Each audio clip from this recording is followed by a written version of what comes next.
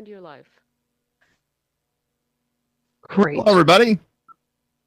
Hello, and welcome to day 3 of Metaverse Safety Week, focused on one of the most important topics and one close to my heart, child safety and children's rights.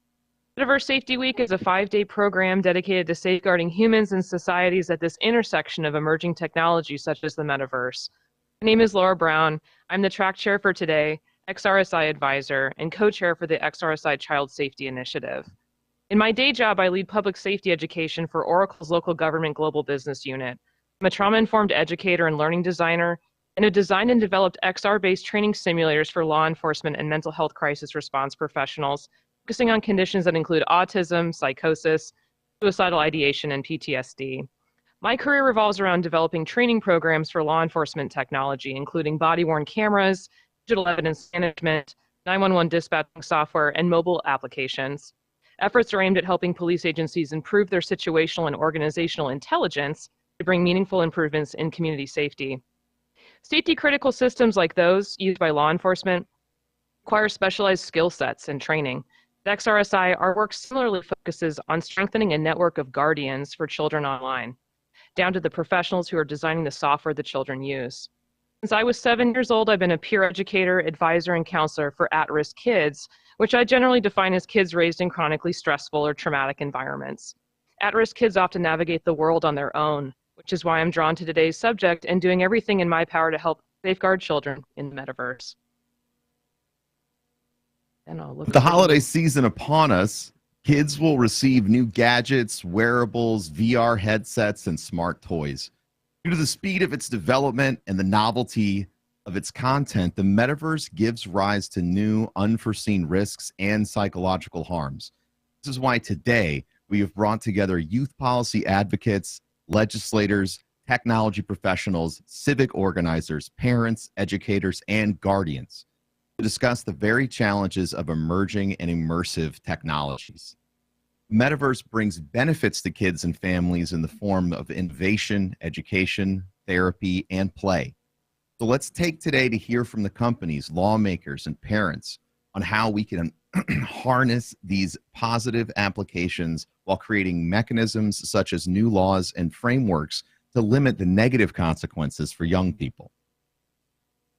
Children are the most excited about emerging technologies. However, at the same time, they're the most vulnerable and need our help to navigate these new realities.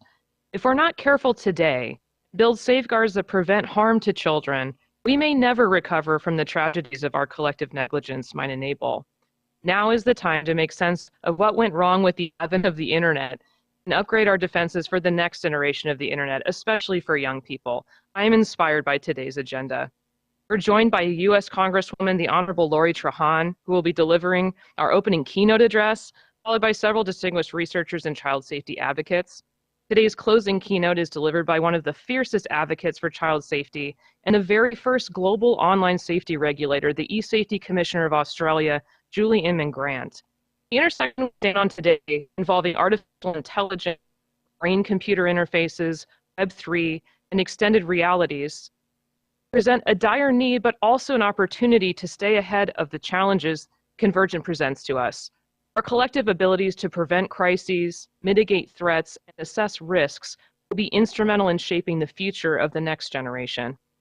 Every half a second, every day, a child goes online for the first time, tapping into all the great opportunities the internet has to offer, also facing grave risks. These risks are only going to be amplified as more and more children step into the immersive domain, using devices with the ability to not only collect extraordinary amounts of data and profile them, but also manipulate and alter their behavior and their developing brains permanently. These very technologies offer extraordinary superpowers that could make it easier for children to connect with their peers on a global scale and become a tool for children's empowerment and engagement with the rest of the world. As thousands and then millions, and over the course of time, billions of children step into immersive realities and engage with Web3 protocols, it is up to all of us, governments, the private sector, academics, and civil society, to formulate safeguards and eliminate the most egregious risks online. One thing's for sure, we can't do this alone, and we can't do this without proper research, which is why today is so important. Year after year, we need to issue guidance, especially right before the holidays. Each holiday season, we will take the time to not only reflect upon these risks, but issue guidance to parents and families who will invest in these technologies and bring them home as presents without fully understanding the harm these technologies could potentially cause.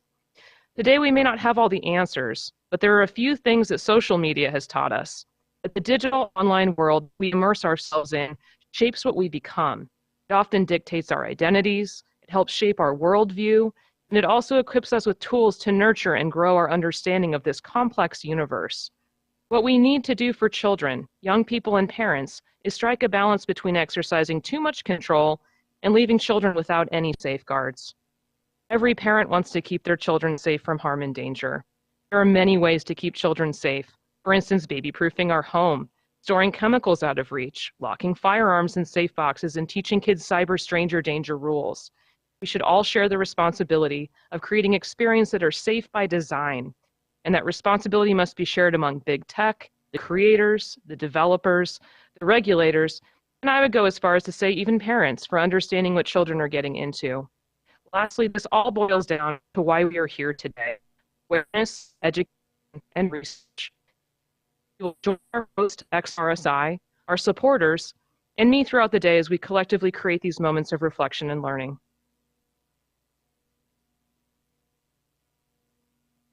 Looks like we have some extra time. Benner, what are you most excited about the metaverse? Oh, well, what makes me the most excited about conversations like this is, and you brought it up when you were sort of setting the stage for the day so well, with Web 1 and Web 2, we didn't have anybody putting up these safeguards, and I am a product of that generation of the internet. And, a lot of people my age ended up getting exposed to things that they, rightfully never should have. And so it makes me incredibly excited to be a part of Metaverse Safety Week, particularly today, because these conversations are so important for us to have. Without them, we end up with another big unregulated mess that can end up doing a lot or as much harm as it does good. And my hope, especially with our lineup of incredible speakers and fireside chats that we have today, is that we're going to be able to forge the future here alongside, as a coalition of people to make the internet and to make the metaverse a more safe place. I'm very excited about that. What about you, Laura? Yeah, that's really interesting, bringing back sort of the nostalgia of experiences we had growing up. I know growing up online for me, it started with chat rooms in the late 90s and really no guardrails. It was kind of an open season in terms of the things that kids were exposed to, including myself. And it's very much guided my career in terms of pursuing public safety.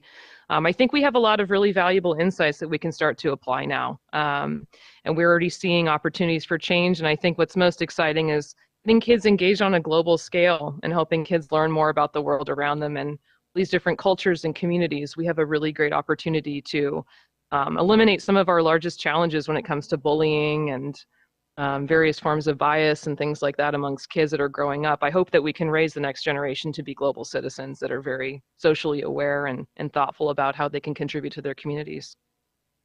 Absolutely. And there's never been a more technologically informed generation of people. Yeah. Yeah. Coming up now, I have the opportunity through my job and my career of making content for so long to really see how ad hoc communities grow online, especially in the gaming space. And it is incredible what happens when you have an informed group of young people that are empowered to make the spaces around them safe.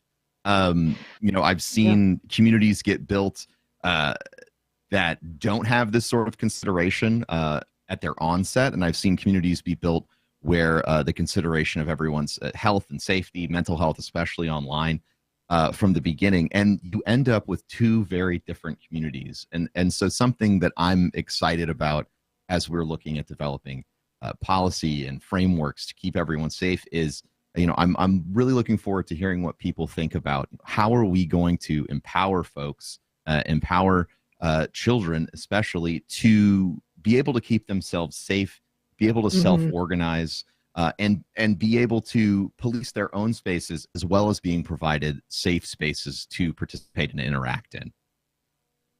Yeah, I think that word empowerment is a critical one, especially when we talk about concepts like identity, and kids are developing throughout their life for up to 25 years. We don't end our development when we're, in our early teens or 18 years old. It continues on. So I think we're going to No, we start to don't. see. We don't. We keep growing and keep learning. So I think we'll really be seeing uniqueness in self-expression that we've never seen before, and how we protect that sovereignty to be yourself is going to be interesting. And it's definitely a worthy conversation that we're having here today with our experts that are joining us in these panels and presentations. Looking forward to that. Yeah, I'm definitely, the expression of online identity and identity in general is so incredibly important. Um, coming from gaming, seeing the identities that people develop, whether that is as a content creator, whether that is a consistent player of an MMO, these Hmm. uh, these hobbies that people participate in become fully formed parts of their identity. I've had the joy of hosting a convention where gamers gather together from all over the world, and that you're seeing people meet for the first time in 10 years. They've made deep, meaningful relationships online in spaces that were safe. So when they got a chance to meet in person, everyone's who they said they were, and Hmm. there's no surprises. And I think that that just emphasizes the value of all of the potential of this technology. That all of that and all of those communities were built on older architecture of the internet, and now we have this full immersion that's coming at us at light speed. Introductions Hmm. of new technologies almost every week at this point that seem to just shatter our expectations. Things like Chat GTP or GPT, Hmm. Hmm. and as this acceleration happens, if we aren't having these conversations now, it could be too late. So Hmm. I'm definitely excited to hear what our experts have to say, not just about where we are now, but where can we be in the future? What are the big questions that we need to be asking now, even if they might feel a little outlandish, because technology always moves faster than we expect. Absolutely. I think that's a great segue into safety by design as well, which is what we're talking about broadly at this conference. The objectives as to why children are online is completely different than when we were kids. For folks who were kind of the first generation on the internet, you're maybe going to play a game or listen to music or, just check out little HTML dolls or something online. Whereas kids now are learning after we've seen COVID. They're spending a lot of time online, and they're forming their senses of self online. And that's something that we need to treat with the respect and responsibility that it deserves. Um, these are great Truly, insights. yeah. It's always and I mentioned it a little bit earlier, but safety by design is so important. When you create a space that is safe first, the type of communities and the type of people that gravitate towards using that space um, tend Hmm. to have you get more positive results. From my experience online, you get places where people can experiment and grow in very organic way. They are mental somewhere that's going to allow them to fully express themselves. But people don't do that unless they're in a safe space. So it's very, very exciting to look into the future and think, how might we help people establish and grow their own identities, children especially online, since it is such a key part of how they interact, not just with each other, but with the world at large. That's great. We're about to head into a 5-minute break, and on Ben's last note there, I hope that you'll all participate and interact with us throughout the day. Please take the time to figure out how to raise your hand or clap or send emojis to us. We really appreciate the feedback. Feel free to message us as well. And we'll be back in about 5 minutes to get our program started for the day. Thank you all for coming.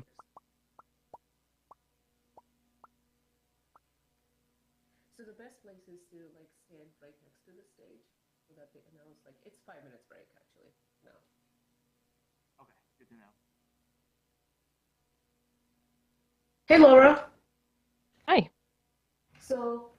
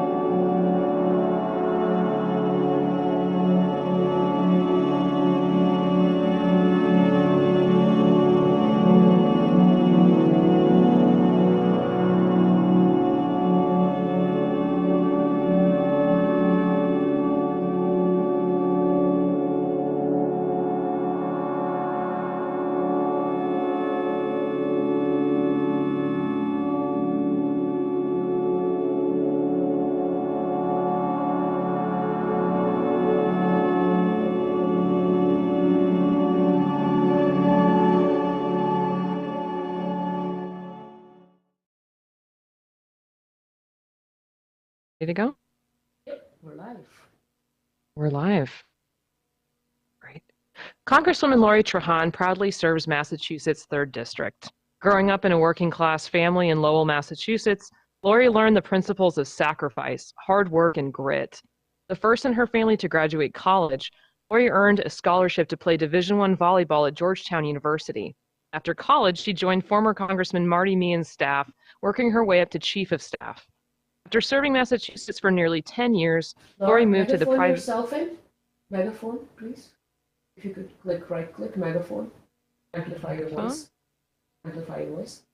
Oh, I'm seeing this. Sorry. You're not able to hear me?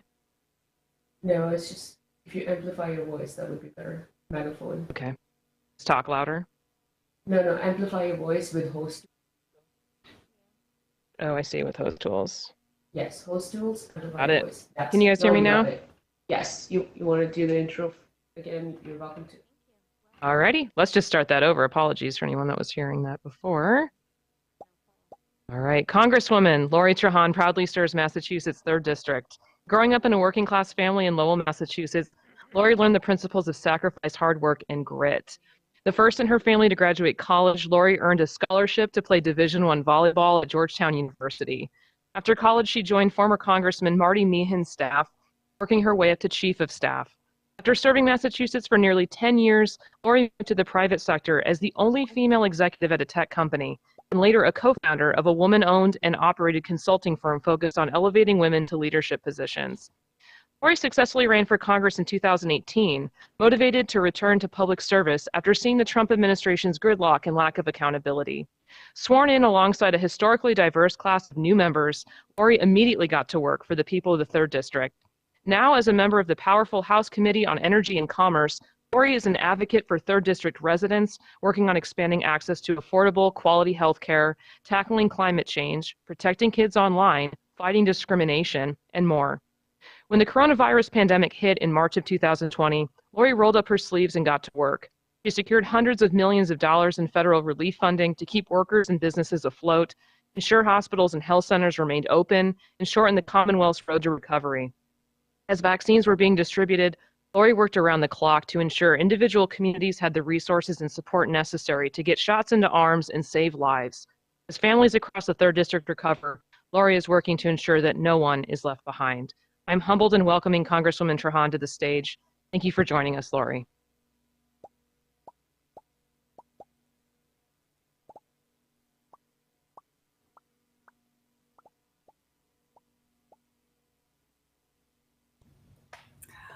Good afternoon, and thank you for inviting me to speak with you all today.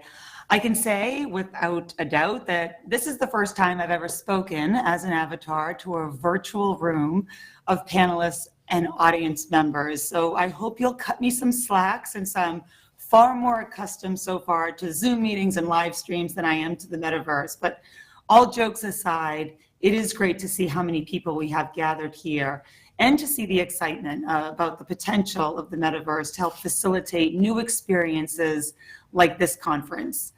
Even in its infancy, metaverse apps have shown the potential to unlock unique experiences, and they've done so for people of all ages. Immersive educational experiences can transform standard field trips into excursions all around the world. Students can travel through history, interacting with recreations of historical places and events to enhance their curiosity. And teachers can reimagine the classic planetarium field trip as an immersive journey floating through galaxies, all from the convenience of a classroom. In other words, it sounds like Miss Frizzle's magic school bus field trips could soon be a thing of the past. And I realize I probably just dated myself with that reference, but the data we've seen so far backs up what I'm saying. A recent study showed promising results from students who rated higher levels of presence, enjoyment, and retention when content was taught through a VR device as opposed to an old school video. Even entire nations, such as Tuvalu, are leveraging the metaverse to preserve their culture and history for future generations to experience and learn from. But the benefits of the metaverse haven't and won't stop at the classroom or at the museum. Another promising application is its use in healthcare. Doctors and surgeons in training can leverage VR devices to safely practice procedures where instructors give real-time feedback. And researchers have already begun using extended reality devices to treat a range of mental health illnesses, from depression to post-traumatic stress disorder to Alzheimer's. Each of these potential uses are exciting and rightfully so, but cannot afford to ignore the risks of AR/VR spaces. We've seen what happens when we go down that road. We've watched Washington become enamored by new and emerging technologies. I had a front row to that trend, first as a congressional staffer in the late 90s and early 2000s.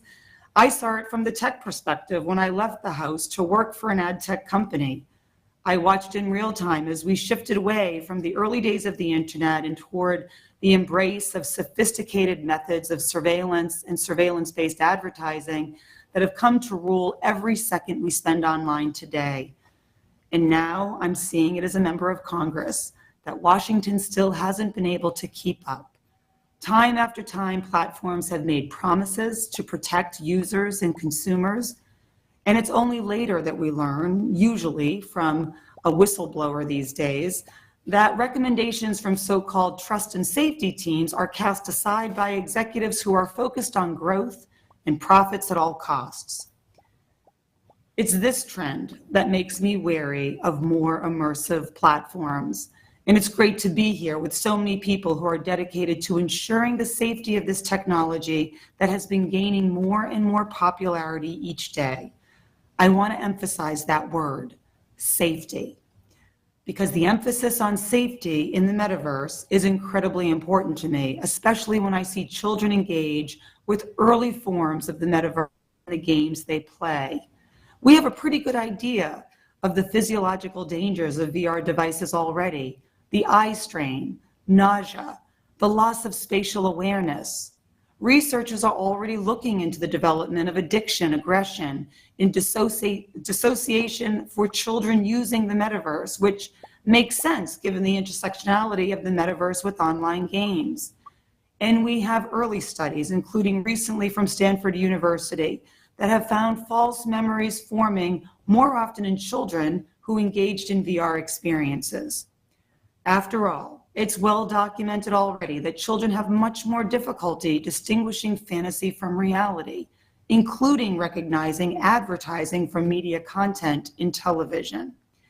So in a metaverse designed to be fully immersive and adaptive to users' reactions, it's reasonable to expect that it'll be even harder for young users to distinguish ads from genuine experiences.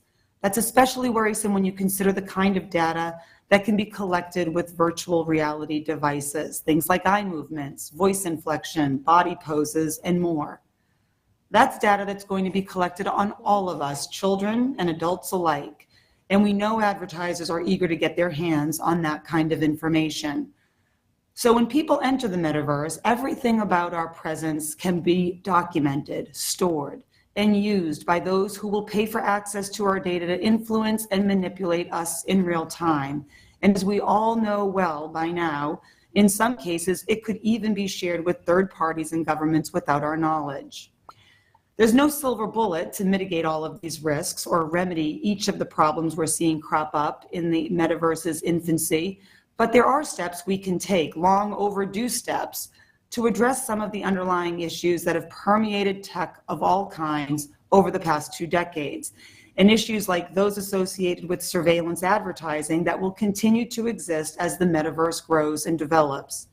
That's why we must pass comprehensive privacy legislation like the American Data Privacy and Protection Act to ensure companies are engaging in consumer-friendly data practices, and so users have more control over their data. Data minimization and loyalty principles will be even more important in the metaverse, given the volume of sensitive data generated every second we're online. But we also can't afford to stop at privacy. The high levels of harassment and abuse on social media and in video games have already become prevalent in the metaverse. In fact, the harms we know all too well from platforms like Instagram, TikTok, and Snap can often be worse in the metaverse, where and a sense of physical presence can make these negative experiences even more visceral. According to the Center for Countering Digital Hate, a violating incident occurs about once every 7 minutes in VR chat, where minors can easily bypass age verification checks. Making matters worse, children and teens can easily stumble on adult-themed worlds where they can be exposed to harassment by strangers, soliciting virtual sex and making unwanted sexual advances, even when parental guards and content policies are present.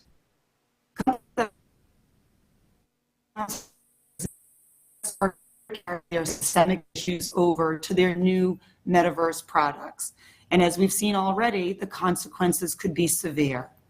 Allowing the well-documented harms of our current widely used online platforms to continue into the metaverse shouldn't be an option. And although companies developing metaverse platforms have codes of conduct and acceptable use policies, it's unclear how well they're sticking to their promises and how they're being enforced. We need to change that. So the question that I'm sure many of you have, and the one that I'll answer before you even get to ask it, is what lawmakers should be doing about the harms that already exist in the metaverse and the risks that have the potential to get much worse. Beyond privacy, we should be looking to implement comprehensive transparency laws.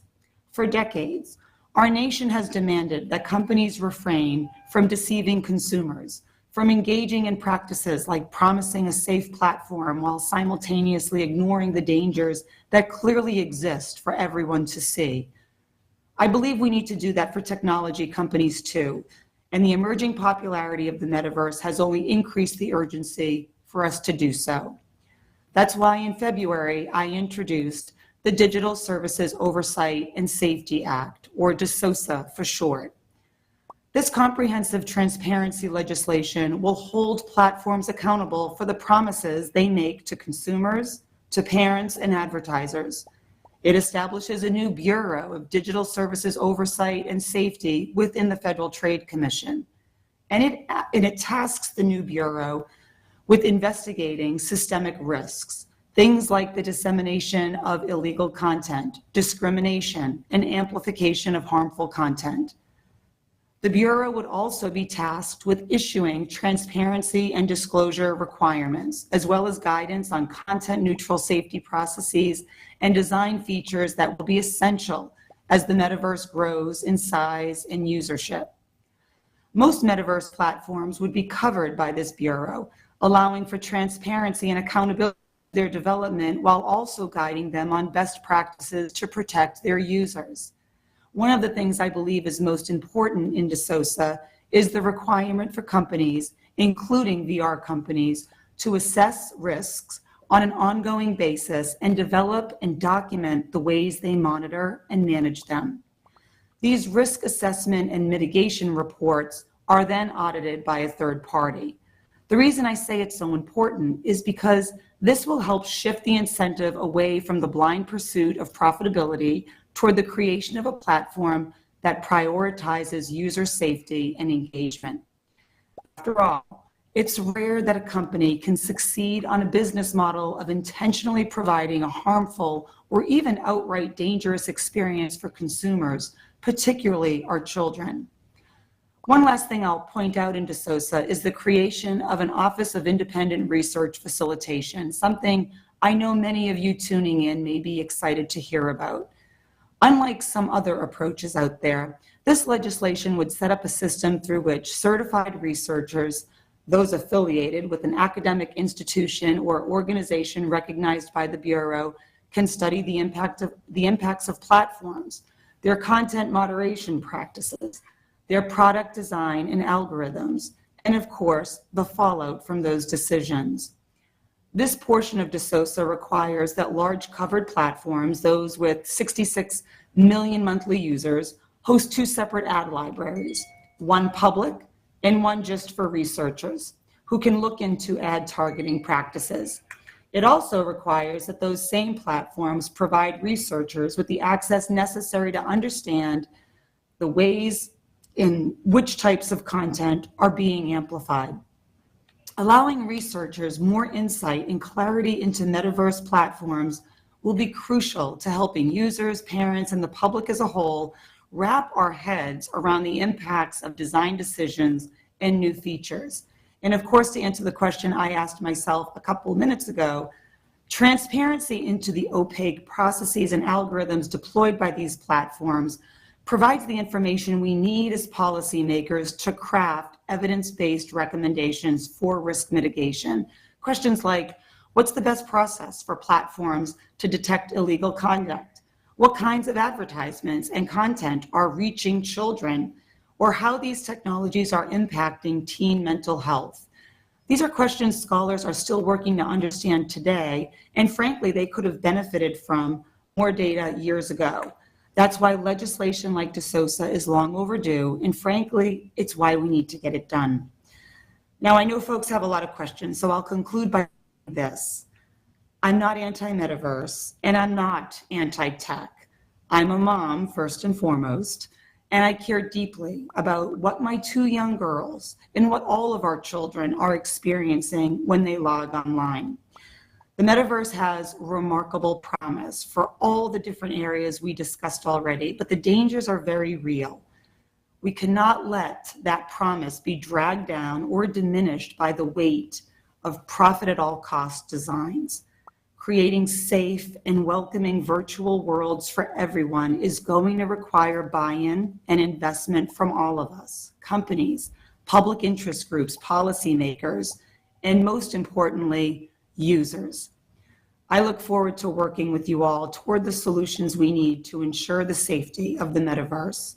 So thank you all again for inviting me to speak with you all today, and I look forward to answering your questions.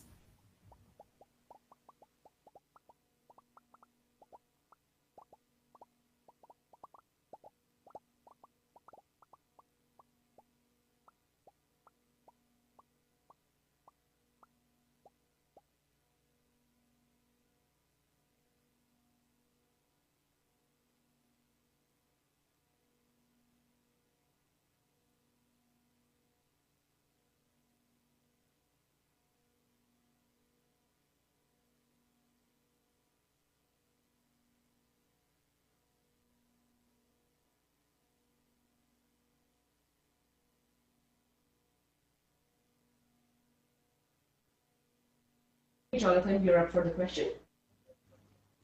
Yes, please. I would like to know what you think about adding a biometric system to them to safeguard children from thefts.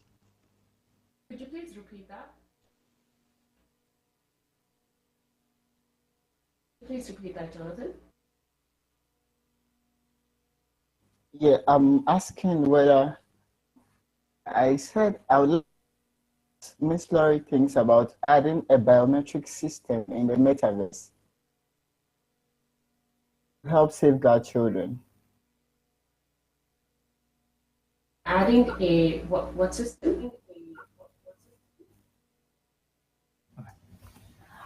I think I understand the question, so let me take a stab and then you tell me if I answered it. I think age verification is just one piece of the larger problem of online safety. We need to start with comprehensive online safety and privacy measures for all, regardless of age. All the measures in legislation like ADPPA and DeSosa apply to and benefit children and adults alike. At a baseline, safety features such as personal bubbles and block lists that benefit adults will benefit children too. On top of this, metaverse companies need to build additional features addressing minors' safety. Now, what's important here is that companies need to understand how likely their products will be accessed by kids, even if it's not their target audience. There are many ways to know when kids are spending time online that don't include blatant program surveillance and facial recognition. Right now, the majority of metaverse users are minors. Building in safety features and turning the most protective versions on by default is absolutely necessary. And Emily, you're up next for a question.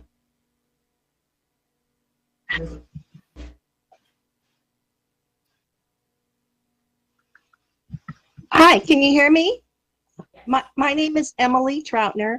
I'm a clinical researcher and regulatory affairs in Silicon Valley. I was a pioneer in the internet, being an ISP provider back in 1992. And I worked for initiatives for children, but some were accepted, some were not. So I'm in a status of deja vu right now. The companies I work with create humanistic, human-like, very human-like avatars for businesses, but we also have ways of creating your grandmother. We also have ways of using voice. My current research with children with depression has been that they prefer the voice interface, but in many of the regulations and the topics that are being discussed, voice and interactive chats with voice and synthetic voices aren't even mentioned in the laws. So what I'm hoping to do is to share with you, Lori, and others here in California, the best practices and the research that I'm working on to incorporate that also. So I feel that we're really heading in the right direction, but we have to look at all facets of this. And children are voice first. I teach 2 years old how to look at diabetes and when the family has cancer and things like that. And just sitting there giving them pictures and color books doesn't cut it. They create little stories and interact with voice. And that is a powerful tool, but I don't want them to fall into the issues that you talked about and not have the guardrails, the privacy, and the intimacy protected in their lives. Thank you for all you're doing. I would like to know how to contact you or how to work, what you think I should raise the issues here. Thank you. Well, thank you so much. I mean, certainly we're going to benefit not just from your most recent body of research, but also how long you have been a leader in this space. So thank you for your comments. We will find you. I'm assured by my team that we will be able to get your contact information so that we can, if normally there would be a chat that I could drop our information in, but we will make that available to audience members because this is a really important point, right? We know the risks to our young people in terms of mental health. And we want to make sure that we're creating a space that by design and by default actually lifts their mental health wellness. And so I think we could definitely benefit from the research that you already have and all research ongoing. So thank you. And Congressman, this Javier Perlman from XRSI, the host of Metaverse Safety Week. I just wanted to take a moment to thank you officially and personally, and also thank you for launching this initiative to provide guidance and include Metaverse technologies. I'm really also encouraged by your work together with Australia's Safety Commissioner, Leigh-Mann Grant, who also graciously accepted a keynote address tonight. And I just, I already am in contact with your team, sharing information on extended reality. So all I can say is a lot of the people are thinking, oh, the regulators don't get it. When I look at you and when I speak to the team, along with a few other regulators, in fact, I have Turkey, and Professor Kathy Castor, like they are all actually very much on hands. And I know that the big tech companies, policy folks are watching, some of the CEOs are watching, and I think you get it. And I'm so thankful for you for extending that and investing, gathering that knowledge, bringing it to Washington, helping everybody understand what we need together. Thank you so very much. Well, thank you for that. I do work with some pretty amazing partners, not just in the Congress, but I think most importantly, our outside groups. We have been able to benefit and frankly, just write some responsible, forward-looking legislation with the help of our researchers, our outside groups, our advocates. So I learned long ago, you do not do this job alone. And so I appreciate the contact, the expertise, and the urgency, frankly. We have a lot to do. We know we're operating from behind, and I'm motivated every day, not just by my children at home, but also by the dedication of the members on our committee. And also the amazing, folks that we have in our teams, our staff that are, just continually moving the ball forward and looking at new ways for us to provide safe environments. So please continue working with our team, and we'll get there together. Thank you. Thank you. And Jackie, you're next. Hi there. I'm Dr. Jackie Taylor. I'm here with you from the UK. Delighted to hear all you had to say, Laurie. Thank you for all you do. I can only echo what Kava says. From my perspective, I work in the counterterrorism domain, and so bringing some of the skills from that domain into the metaverse is a very short leap. In the sense that what we work with every day is technology that's been weaponized against our society. Now, I've been doing the research in this arena for over 22 years, and it's been very interesting for me to see that generations that are under 30s tend to take a different view to some of what you've expressed. Certainly that my natural instincts to on the risks. And I think we need to find a way to navigate this with their voices included. They're largely not included in this debate. And if what we try to do is use the same accountability structures that we've used before, do know we'll fail. So we need to be a little bit more lateral in our thinking. I'd be very interested to know how we might work together sort of across the pond, so to speak, because I think that there's many things to learn in the current war, first ever cyber war that we're currently defending with the Russian invasion of Ukraine.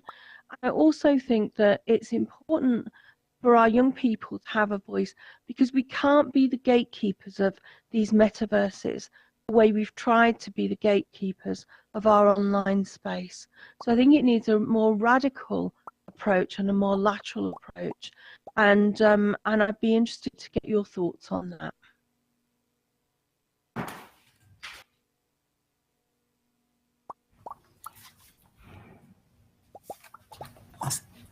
Well, thank you. First, thank you for your work. I don't think I could overstate how the EU has really served as a model and a place for the United States to really follow in terms of updating our laws. And so I've really enjoyed speaking to regulators and policymakers in the EU to inform how we can not just catch up, but also further collaborate. One of the things that we introduced is an international Center for Research, Information, and Environment for that, so that we can have that kind of collaboration, so that we can wring out the lessons that you're already seeing in your implementation, so that we get it right, the first time, and we're able to iterate on that work. And that is going to require data access and collaboration across our borders.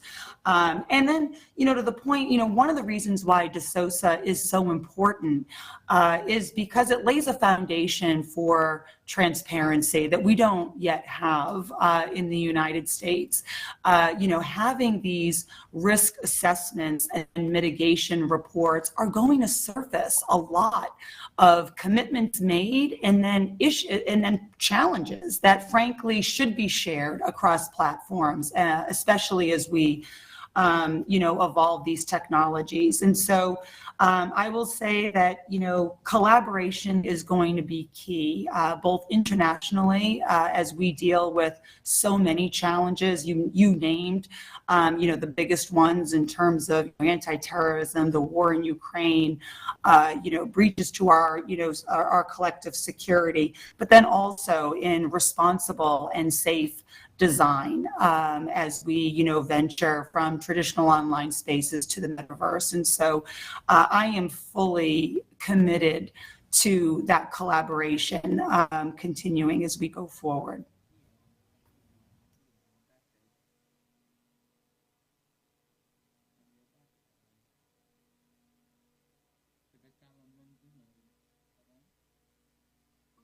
Laura, the next. Wonderful. Thank you, Congresswoman Trahan. I think we're moving through to the next phase of our programming this morning. And thank you so much for showing up here and inspiring us. Is it in front? Thank you so much for having me. This is, I feel as though it was a successful, first debut in the Metaverse. Absolutely. Let's have some stars, hearts, and claps for the Congresswoman, please. I mean, well, y'all set me up for success, so thank you. We often complain, the regulators don't get it. I mean, you won't get anyone better than this. The Congresswoman stepping into all space VR to confront the realities of our times. What a amazing beginning of safety. Thank you so much. Thank you. Until next time, take care, everyone. Thank you.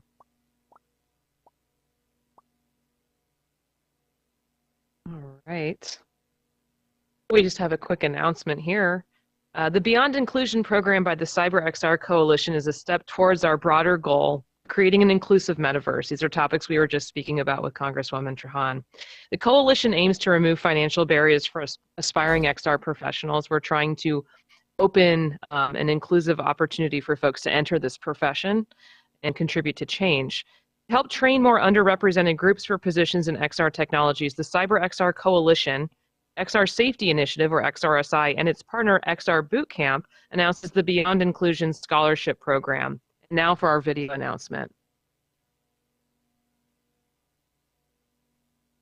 Hello, everyone. I'm Noble Atkinson, President of the CyberXR Coalition. This is a program by the XR Safety Initiative, which was formed to address the global necessity of diversity, equity, and inclusion in cybersecurity and the XR domain.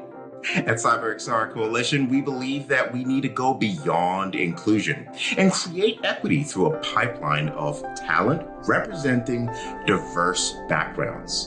To do this, CyberXR has collaborated with XR Bootcamp, a global online academy offering cutting-edge extended reality development courses to provide high-quality skill-to-job, that is bootcamp-style training, along with career development services to underrepresented and marginalized minorities. We wish to prepare at least 100 diverse XR creators each year by eliminating any financial barriers to entry. We started our first cohort in August this year, and we will hear from some of the students on why they chose the program and what they've learned and how they've benefited from it so far. we will also see some incredible prototypes that they have created during this entire journey. And so with that, let's jump in. So I have already some experience for a few years with Unity development and augmented reality. It has been very helpful and to get very quickly hands-on practice in VR. So I can recommend everybody to take a course at XR Bootcamp. Just a sense of community and all the support and mentors, the connections, the talks that XR Bootcamp provides. It's not like anywhere else. Like as you go through the journey, your abilities build on top of each other, and at the end you get very comfortable in developing for VR. Very eagerly following to see if there's any opportunities to jump on board. That's where I came across the Beyond Inclusion Scholarship, and that coincided with me graduating from my final year. So I took a gap year, and in this gap year I've been diving in to try and build this expertise in XR as well. That was just a really cool experience, being able to pitch ideas and then like get feedback and then implement and iterate. You know, it's awesome. Very true to what I guess the real life, experience of working with the company is, but just with the supportive net that we have as, of course. What a fantastic group. And every time I interact with this team, these group of people, I'm always more and more impressed. So now I would like to take this moment to thank our first corporate sponsor, Meta, and everyone else who has supported in launching this scholarship. Now that you've seen firsthand the work and abilities of some of our students from first cohort, I would love to ask we go beyond inclusion and create an equitable future for all. The cost of this bootcamp is often not affordable by underrepresented talent, already struggling to meet other obligation, nor having the time needed to build these valuable networks. Therefore, our program seeks corporate funding and recruitment partners to sponsor these underrepresented talent to take high quality and proven education, making sure that the time invested also turns into well-paid job opportunities. So today, I would like to make a request to all the corporations, institutions, government bodies to help us achieve this goal of graduating 100 XR engineers every year. The moment to create the change is now, and together we can make it happen. Thank you very much.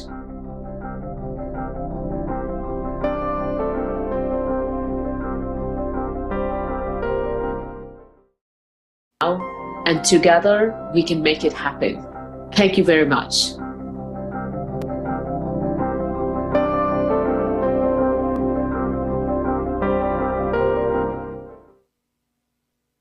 Hello, everyone.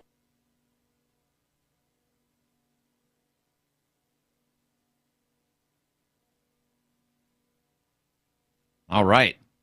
That was a wonderful video. Everyone can hear me okay? Just double checking. All right, excellent. I see some hearts. That's good.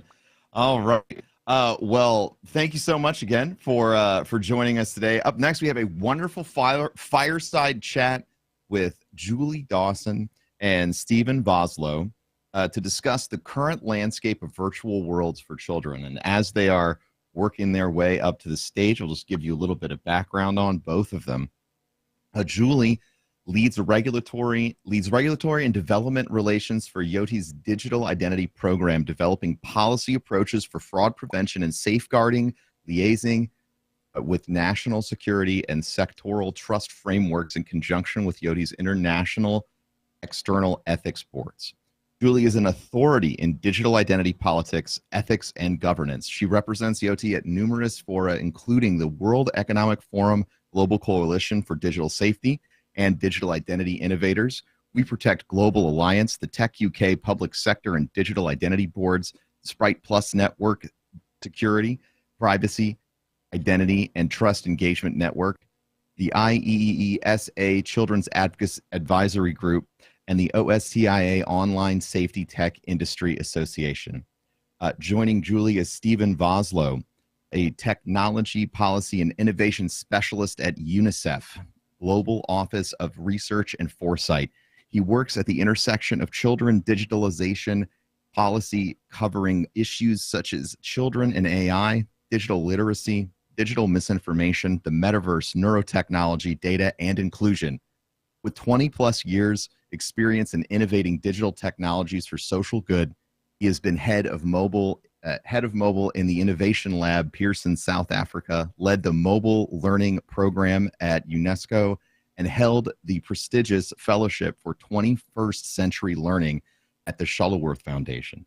I am incredibly excited to hear this fireside chat, and I'm looking forward to learning from our wonderful hosts with all of you.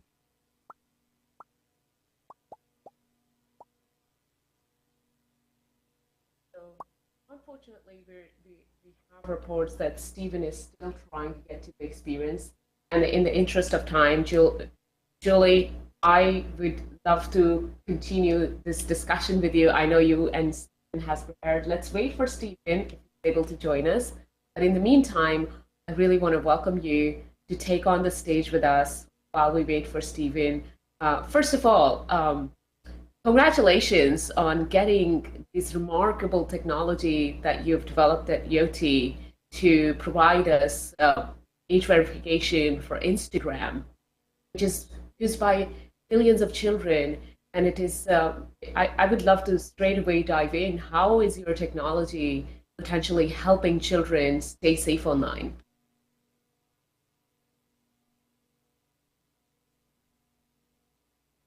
And if you could unmute yourself, Julie.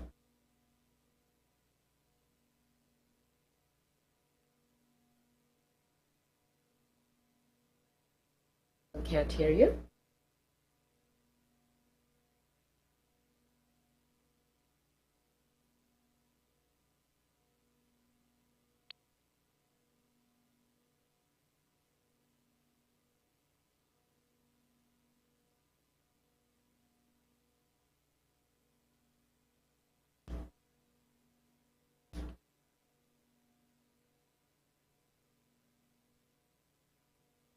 Julie, if you could unmute yourself somehow. No?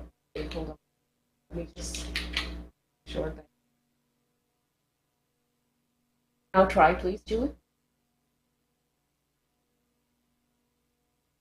Yourself.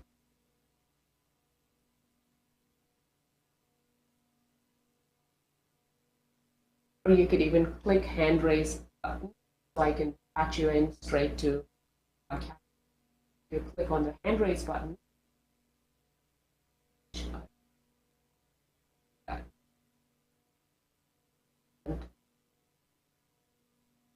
You should be able to talk now.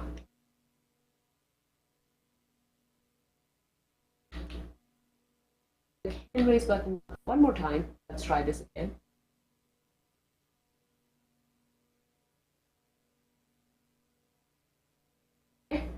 Are you able to talk now? Unmute. Yes? Still can't hear you. I think there is an issue at your end about the audio.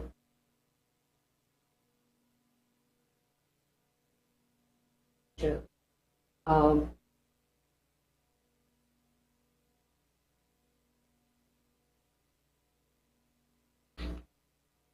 Sorry, everyone, while we try to resolve these issues, very technically dependent, so these things happen sometimes.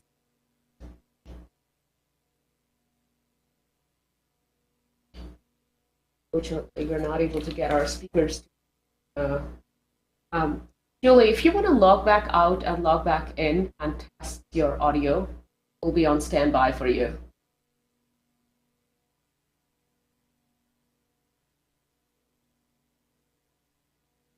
But I would love for Ben and Laura potentially take on this stage. I know you understand the topic. You are one of the experts, the current landscape of virtual world for children. Potentially maybe enlighten us with your knowledge while we wait for Julie. Is that okay? Absolutely. Then you're okay to join Laura? I am here.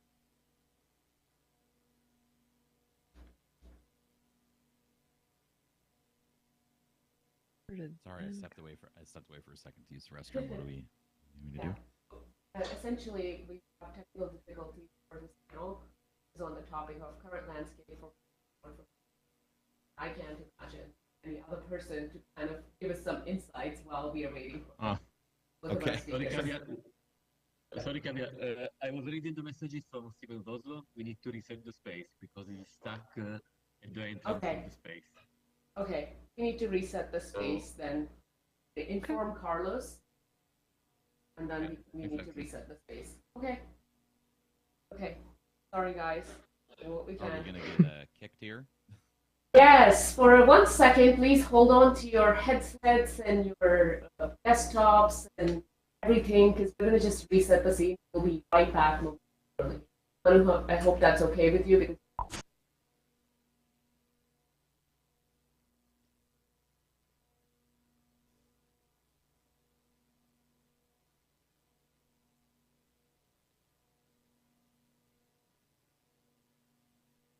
and we're back while we wait for our speakers. Ben and Laura, please. Okay.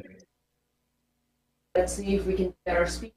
Otherwise, I'm going to rely on you to potentially help us with the current landscape of virtual world for children. Should arrive in minutes, in seconds. Okay. Sure.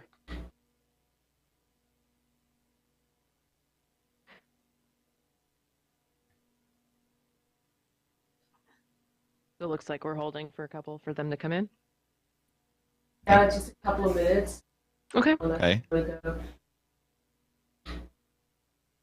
Well, I think a great place to start for if we're going to just have a general discussion about where is, the virtual world landscape right now for children. I think that there's from my experience in gaming, there's always three places my mind goes immediately. We have Minecraft, we have Roblox, and we have Fortnite, right?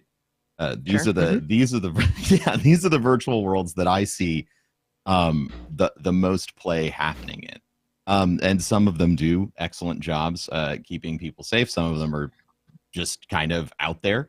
But these places that are sort of built for play have become areas where I would argue that more regulation is needed in order to protect these kids. Sure. There are so many studies, so many conversations about how people use these online spaces to get into kids' lives in ways that their parents wouldn't want. So when we're looking at the current landscape, I think that we're looking at a space where we've seen a consumer-driven growth of an entire industry, and in that pursuit of profit, unfortunately, we haven't seen really strong guide rails put in at the beginning. Fortnite just announced, I believe, a few days ago that they're launching essentially, child-friendly servers for people to play on, which is an excellent step forward, in my opinion, for keeping people safe, getting age verification, and allowing kids to play with each other inside of environments with only other kids, which is, it's an essential part of our development process as people. Yeah, that's really interesting. I mean, coming from a background working with at-risk populations, these are kids that we're just kind of raising ourselves. We're very curious. We're going to try to get through age verifications and things like that. I'm focused a lot on social media in terms of influencers and what's sort of who are our children's role models today, and who are they choosing to kind of spend their time emulating.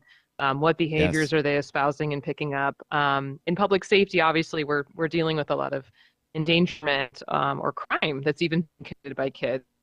We're seeing trends showing up on social media like TikTok that's driving behaviors that we wouldn't have seen maybe 15 years ago in terms of car theft and all sorts of other things that are not great behaviors that we want to parent out of a child. Or have an institution, an educational institution or something help guide that child with. So we're really especially with these at-risk kids who we're most likely to see in the criminal justice system, we're really kind of leaving them out there to dry a little bit. Yeah. We need to be more mindful in thinking about what kind of social pipelines are we creating and facilitating and enabling with this at the cost of, advertising to young users and building their dependency or, their loyalty to a brand. They're also building loyalties to other brands that are not regulated or moderated, and that's something that we need to be mindful of. I saw a hand raised out here. No? Yeah. Yes. One of the things that I notice as a clinician working with kids is that using digital technology in the therapeutic setting is that working with the generational age gap of using the technology.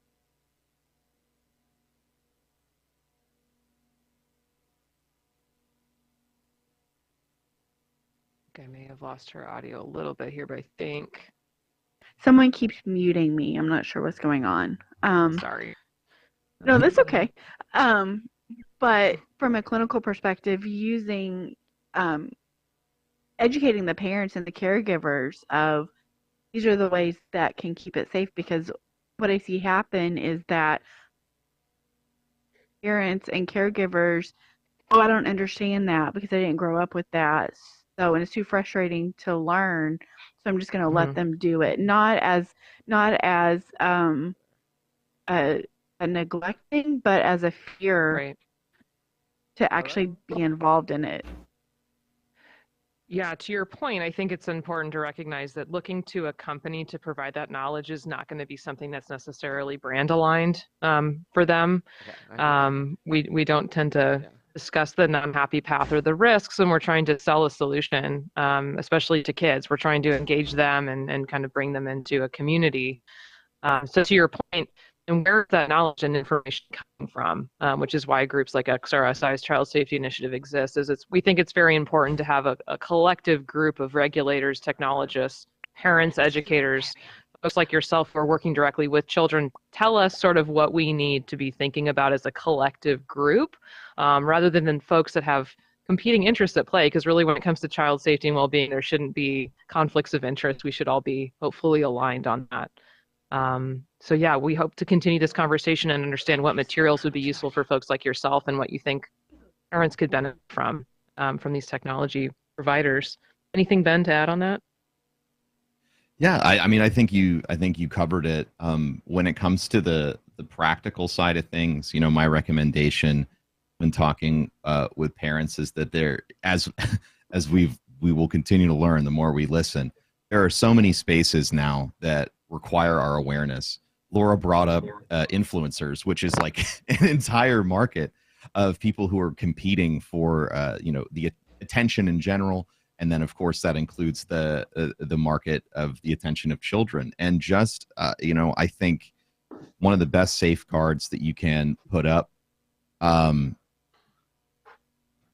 of the basics that you can kind of put up as a parent is your level of knowledge about the space. A little bit goes a long way. A simple search of like, who are the top 10 Minecraft YouTubers, who are the top 10 Fortnite YouTubers, that sort of information will give you a lot more knowledge about what the experiences your child's having online and who they're watching, and it'll allow you to sort of intercede and parent in a way that's informed, without sort of coming in surprised, like, I can't believe that this person said this thing online. If you're aware of an influencer's past history, things that they've said, you can be prepared for those discussions instead of sort of being caught flat-footed. Hey, Ben and Laura.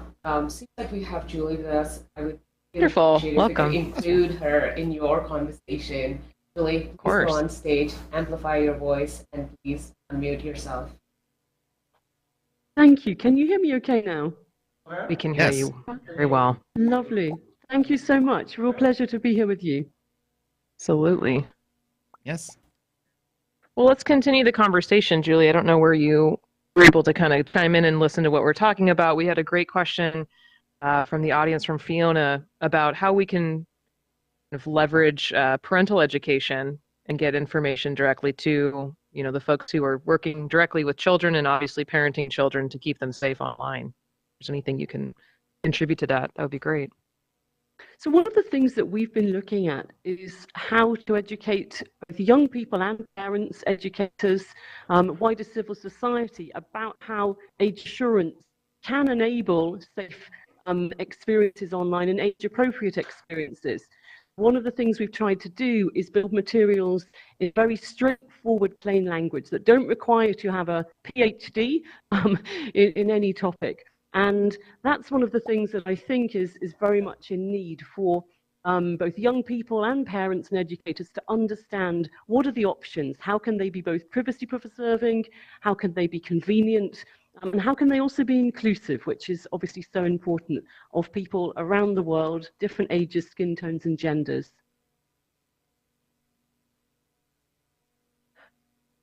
I would be very curious if you could provide an example of what that would look like for a child's experience online. Certainly. So if you look at the moment on sites like Yubo, for instance, they're looking to see how can they enable people to have an age-appropriate experience in a teen zone, 13 to 17, or in an adult zone, 18 plus. Take the instance with Instagram. They're looking to see if somebody is changing their age from under 18 to over 18. Is this actually an adult? So we have a range of different ways that people can prove age.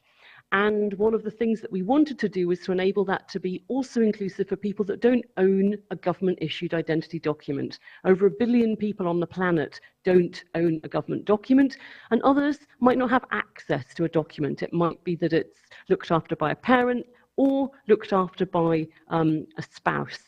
And in that instance, how can they prove age? So we devised an AI approach, a facial age estimation that isn't recognizing anyone. So it's just detecting a face, assessing that face, giving an estimate and deleting the image. And we were able to build that through the identity part of Yoti, through the reusable digital identity app, of which we've set up over 13 million with 190 countries around the world. And that was how we accessed this really unique data set, to be able to have a ground truth of images with month and year of birth, so that when the AI sees a new image, it does a pixel level analysis, assesses the age, and can delete that image. So that's the approach that we've rolled out with, for instance, Yubo. We've rolled out similar approaches through Instagram and now with Facebook dating. And one of the exciting things I think in the future will be, how do you enable people maybe in a gaming environment where you have different skill levels, but to have different age-appropriate experiences playing the same game? And that's where I think we're going to get to in the coming years. That's wonderful. Thank you for that. For folks who are listening in who may not be familiar with what differentiates the metaverse from more traditional online experiences, could you help us understand that a bit in terms of what additional risks children might be facing in the metaverse? So I think obviously there's going to be very many additional benefits and possibilities. So I don't think we should overlook those. So, classically, if you look at people with disabilities, there's some incredible work being done with people with spinal injuries. There's incredible educational, edtech and STEM learning opportunities.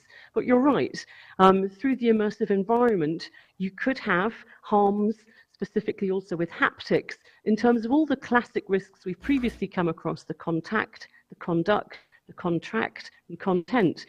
But those can be magnified. And I think one of the things that we're cognizant of is learning the lessons we've had of how, in the past years, companies have started to look at their risk assessments, started to look at the positive, the negative, the intended and the unintended consequences of the environments they create.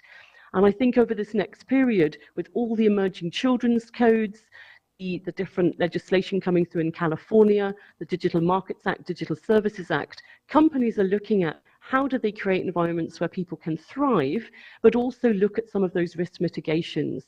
So looking at how do you turn off advertising late at night, turn off geolocation, turn off notifications, if you know that that is age inappropriate. If that's a 5-year-old, should that 5-year-old be streaming live to adults? What should be the support that you provide if you know this is a 5-year-old, and how do you differentiate that than support you might provide to an adult? So there's a lot of different things you can do once you know it's a child that makes that environment age appropriate. And I think we need to move away from the thought of age gating and blocking people out of experiences to more thinking, how do you create rich experiences which are age appropriate? I like that. That's truly, I feel like that is something that's always been sought after in online experiences, is being able to take that playground experience, right? When you go to a playground as a kid, you're playing with other kids your age, and it's so hard to set things up in a way where that is facilitated online. What are some things that are happening right now in the space that are leading towards that sort of facilitation? So I think there's some very good work happening with the World Economic Forum's Global Coalition on Digital Safety, bringing together academics, policymakers, companies, practitioners, child safety, inclusion, all manner of different experts. And in quite a few different parts of the world, you're seeing collaborative groups. I'm part of one called Sprite Plus, which has 300 different academics of all different disciplines in the UK. There's another body that I'm part of that's across law enforcement, working together with child safety and also with platforms. And I think we'll see more of these collaborations. Similarly, we've seen the Australian e-safety commissioner, Julie Imran Grant, working with the Irish, the UK, and wider data protection bodies. And what would be great would be to see more of those cross-country collaborations. I think the work obviously being done in California will be hugely important here in the US. And what we need to see is how across civil society, as well as across the regulatory and various bodies, we're joining up to learn the lessons, as you've said, from 2.0, 3.0, and ensure that we're looking at each different level in the stack. What are the elements we can provide to enable people to thrive? And, you mentioned the playground experience. Often it was playing with people that might be a little older, a little out of comfort zone that were introduced, but in a facilitated environment. And I think that's some of the things that we don't want to lose the richness of. And yet we do want to provide the safeguards. So we have to look also at the anonymity, pseudonymity verification levels. If you look in metaverse experiences, we have to look also at how tokenization and currencies could become liquid. So some of the different game elements that have been happening in today's world, how do those evolve? And how do we enable people with assets and ownership? How do we enable those structures and the laws from today's world to evolve going forwards with extraterritoriality? So many different angles to cover in a short range period. Truly. Well, thank you so much for joining us. We apologize for the technical difficulties, but everything that you've said has been so incredibly insightful. And we'd encourage anyone who's watching, please make sure to connect with any of the speakers who are here today. If you have further questions we didn't get to during this period of time, we're going to take a quick break, and then we'll be back with our next panel. Thank you so much. Thank you, Julie. Appreciate your time. Thank you, everyone. We're going to take a quick break. In fact, we're going to take a 7-minute break. We will be back at 10:40 p.m. We'll just reset the scene, and we'll hopefully back in action and starting on. Marco, you're good to reset.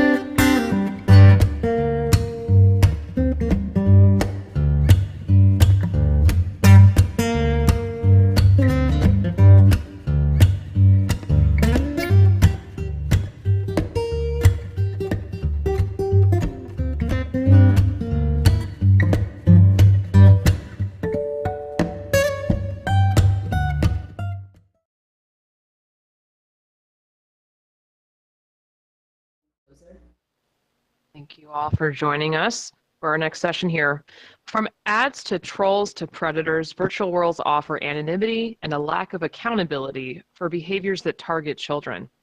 As the metaverse aims to bring us closer together through fully immersive experiences, children's long-term cognitive, emotional, physical, and social risks must be better understood. Today's panel brings together multidisciplinary expertise to expose the underbelly of the metaverse. Moderating this panel is my friend Kavya Perlman, the visionary behind the Metaverse Safety Week, also known as the Cyber Guardian. She's the founder of CEO of XRSI.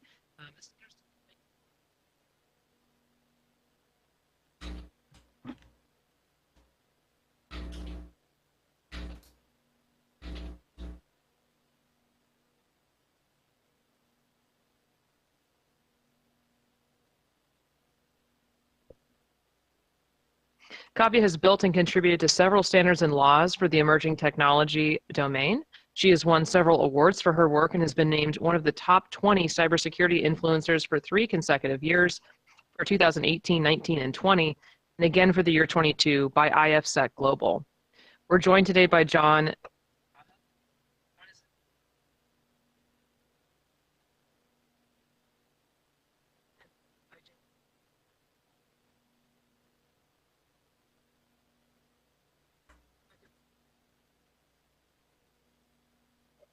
Of subject matter experts partnering with global stakeholders to support 1, effective justice systems responses in source and demand side countries, and 2, technology and financial sector improvements to detect and report live stream child sexual exploitation, all resulting in sustainable protection for children and accountability for perpetrators. In 2022, John published a blog, Lessons from Lockdown, Protecting Children from Live Stream Sexual Exploitation in a Post-Pandemic World, in Slave Free Today by the Journal of Modern Slavery.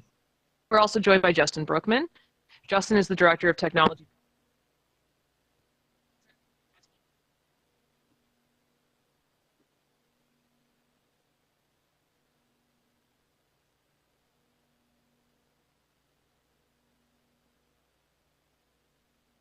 Privacy, data security, and technology law and policy. Before joining CR, Brookman was Policy Director of the Federal Trade Commission's Office of Technology Research and Investigation. At the FTC, Brookman conducted and published original research on consumer protection concerns raised by emerging technologies such as cross-device tracking, smartphone security, and the Internet of Things. Dan leads Public's privacy, security, and online safety domain. 8+ years in digital transformation and strategy consulting, Dan's subject matter expertise is focused on tech policy interventions to prepare for online safety regulation and grow a responsible digital economy. We'll be speaking with Dan about all things child safety and the metaverse on this panel. We look forward to hearing what you all have to say. Kavya, please take it away. Thank you, Laura, for this amazing introduction. And I am so sorry that we are still trying to get Dan on the stage, but in the meantime, I'm going to start the discussion. First of all, thank you, John and Justin, for making the effort to making this thing possible, stepping into AltSpace VR with your avatars and taking on the stage to share your amazing insights with us. Thanks everyone who is here in board with us and who is watching via either AWE.live or our YouTube channel. So I really appreciate you sticking around because we have lots to share with you. As the metaverse arms to bring us closer together through fully immersive experiences, children's long-term cognitive, emotional, physical, and social risks must be better understood. We're digging deeper into these issues and exposing the underbelly of the metaverse. I'm honored to have these amazing experts with me today, and these experts they have been in the industry for quite some time. So I don't want to waste any more time. Let me go over to you, John. If you want to highlight some of the work and how that potentially relates to the metaverse and why is this? Thank you, Kavya, for that introduction, and thank you for this invitation to Metaverse Safety Week. My name is John Sonego, and I work with International Justice Mission. We're a global nonprofit organization working to protect people from different forms of violence and abuse by strengthening justice systems. a lot of what we do it in partnership and collaboration with the private sector, such as technology companies and financial sector companies. So I lived in the Philippines for my first 7 years with IJM, and I worked alongside our team in the Philippines and the Philippine government to protect children from online sexual exploitation and abuse. In particular, the live streaming of child sexual abuse that happens in video calls around the world. And so I think as I approach this question of safety in the metaverse, I'm really approaching it from the perspective of safety by design. What we have seen in the Philippines is that the platforms that are being used to abuse children, to create new child sexual abuse materials, are very popular, common, everyday video chat platforms that all of us use to communicate with family or to do work communications and video calls. And yet, this very popular and common technology is being weaponized and exploited to harm children.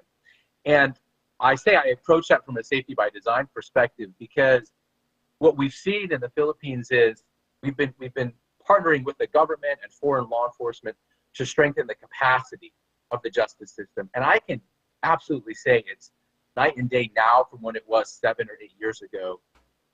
Philippine law enforcement actually recently reached a milestone where they rescued or safeguarded over 1,000 victims of online sexual exploitation of children. But what we're seeing is that on the online platform side, the abuse is still happening and it's not being detected, it's not being reported, it's not being disrupted. And so that's where I get to safety by design, because even if you strengthen law enforcement capacity around the world, if the abuse is happening in hidden spaces, in places where it's actually difficult to detect the abuse, then you really need a safety by design approach where that harm is being prevented in the first place by good technology, by good moderation, by smart rules and tools by these platforms. And so I think as you look at the metaverse, you really have to think about safety by design at the start to protect children from all different kinds of online exploitation and abuse. Thank you, Kavya. Absolutely, and I couldn't agree more. Safety by design, John, and thank you so much for doing the work that you do. One of the reasons why I'm shying away from children's safety every time I into it, it has such a deeper impact on my own psyche. So, salute to you, and lots to you for just doing remarkable work that is difficult times. So let me see if you're able to unmute and same question for you. If anything that you want to highlight from your work, and why is this important to you? Yeah, thanks, Kavian, and thanks so much for having me. My name's Dan Fitter. I lead Public's work in privacy, security, and online safety. Public are a government technology company focused on the public sector and digital transformation. My team have been working extensively on issues around online safety and the safety technology sector, as well as sort of age assurance and safety by design across a range of different platform types, dating, gaming, social media, and otherwise. We're based in London, but work across Europe. And so I come at this really from a public sector perspective, thinking about sort of policy and regulatory interventions, how they work, and obviously in the context of changing legislation, particularly sort of the Online Safety Bill in the UK, the Digital Services Act in the EU, and a range of other kind of work around age-appropriate design. I think I'd probably kind of flag a few key points. I think firstly, just building on what John said, obviously child safety in the metaverse is a particular kind of focus of this kind of discussion because children are most likely to engage on metaversal platforms. We know that something like 83% of monthly active users in the metaverse are under 18, and the majority of them are actually even under 13. That's based on some research done recently from Metaversal, I believe. In any case, there are a few kind of challenges for interactions in the metaverse, and particularly for children and their experiences, that make it different from engaging on traditional platforms. Firstly, obviously, everything's real time, it's ephemeral. That means everything is live streamed, and so it's much harder to do post hoc moderation. Secondly, it's lifelike. Some recent research from Kennedy School studied how the brain reacts in the metaverse in a very similar way to in real life. And obviously that leads to greater risk of trauma and a psychological impact. It's immersive, so obviously stimulating the sense of being there, and then risks around anonymity as well. So kind of children's interaction with strangers may be harder to monitor. Obviously that is also the case in some traditional social media and other platforms. So that's kind of coming at this, and really excited to have this conversation, looking at sort of privacy and safety by design. So I'll pause there for a moment and hand over back to Tavia. Sure. Thank you, Dan, and it's really helpful that you're joining us to help us out understand these rights. Let me go over to Justin. Justin, when you're not talking, stay mute, but for now, please unmute yourself, and if you want to highlight any of the aspects of your work, as well as why is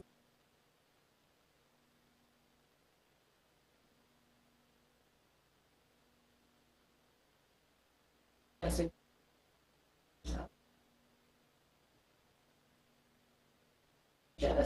You're just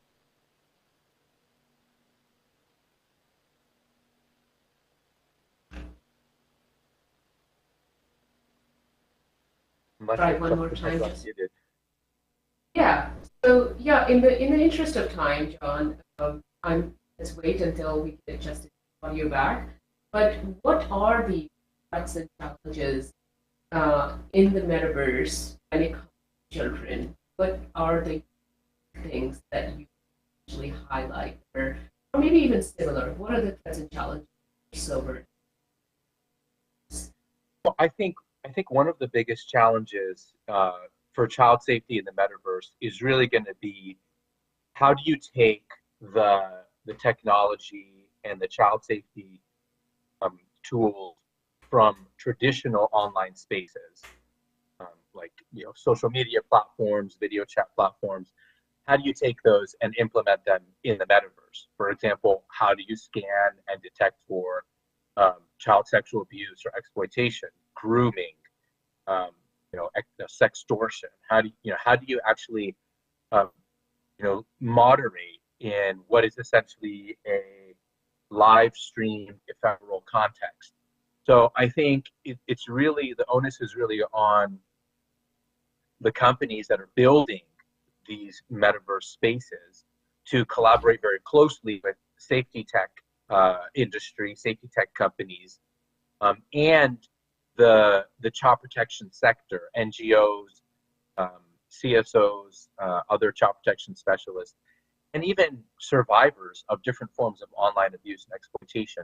Sit down and have the conversations about what are the risks in these spaces, and what's working, what's not working. So I'm aware of a report that was published by, I believe it was the Bracket Foundation, I think maybe in collaboration with We Protect Global Alliance, that looked at some of the harm that's happening within the metaverse as it relates to gaming. So I think clearly, you have to ask the question about how can you anticipate how offenders and criminals will exploit the metaverse to harm children. But you have to expect that will happen, and then build in safety into the design of it.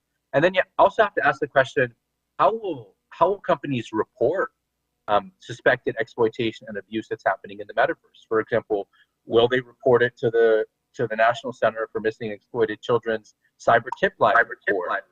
I think it's important for companies to register with NCMEC if they're operating in the metaverse in anticipation that they may come across child exploitation or child abuse, and that they should actually have a reporting hotline that they're going to report that to. So I think it's really just kind of anticipating and getting in the right conversations with people. I think companies that are forming spaces in the metaverse might consider joining the Technology Coalition, which is a group of some of the leading multinational companies, including, of course, Meta, who are working together to eradicate online sexual exploitation and abuse of children. I think the Technology Coalition is doing a lot of good work. So I would say, it's really incumbent on these companies to get ahead of it, part of the right coalitions, and start to have these conversations. And John, before I ask Dan to jump in, let me quickly check Justin. Let's see if we are able to hear you. And you're welcome to come right next to you. Unmute yourself. We're able to hear you. Good.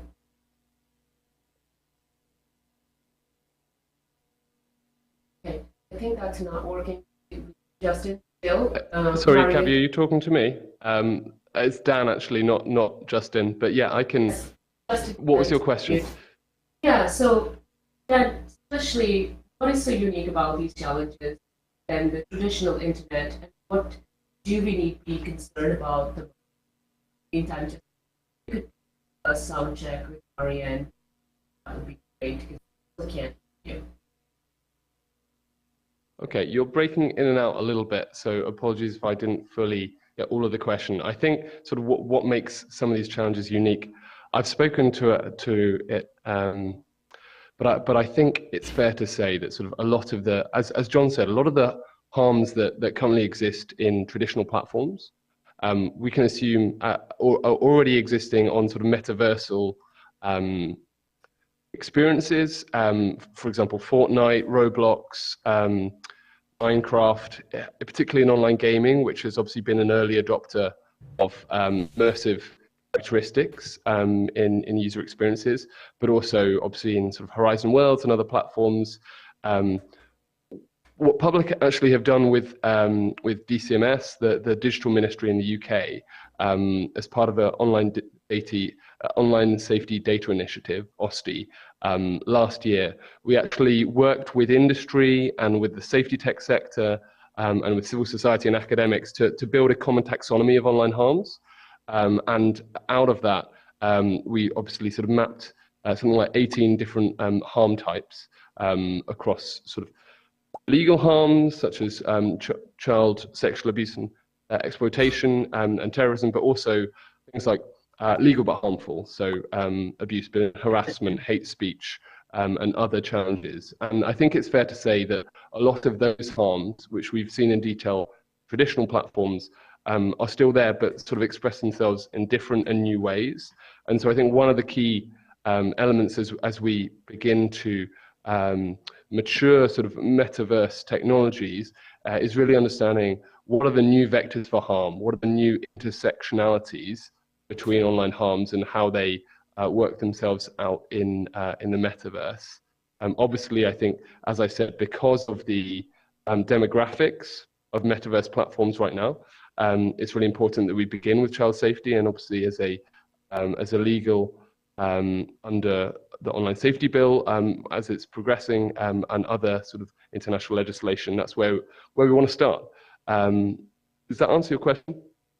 For sure. And so, yeah, certainly. And it actually dives a little bit deeper into what I was going to ask you next. So what are the potential solutions? So it's certainly, we need more regulation. John, in your view, do you have any potential solution? Talked about all these online child sexual exploitation being live streamed. In fact, I can tell you with my personal experience back at Linden Lab when I was the head of security for Second Life, these things are far too common, and there is more to it actually if you peel sort of a layer of onion.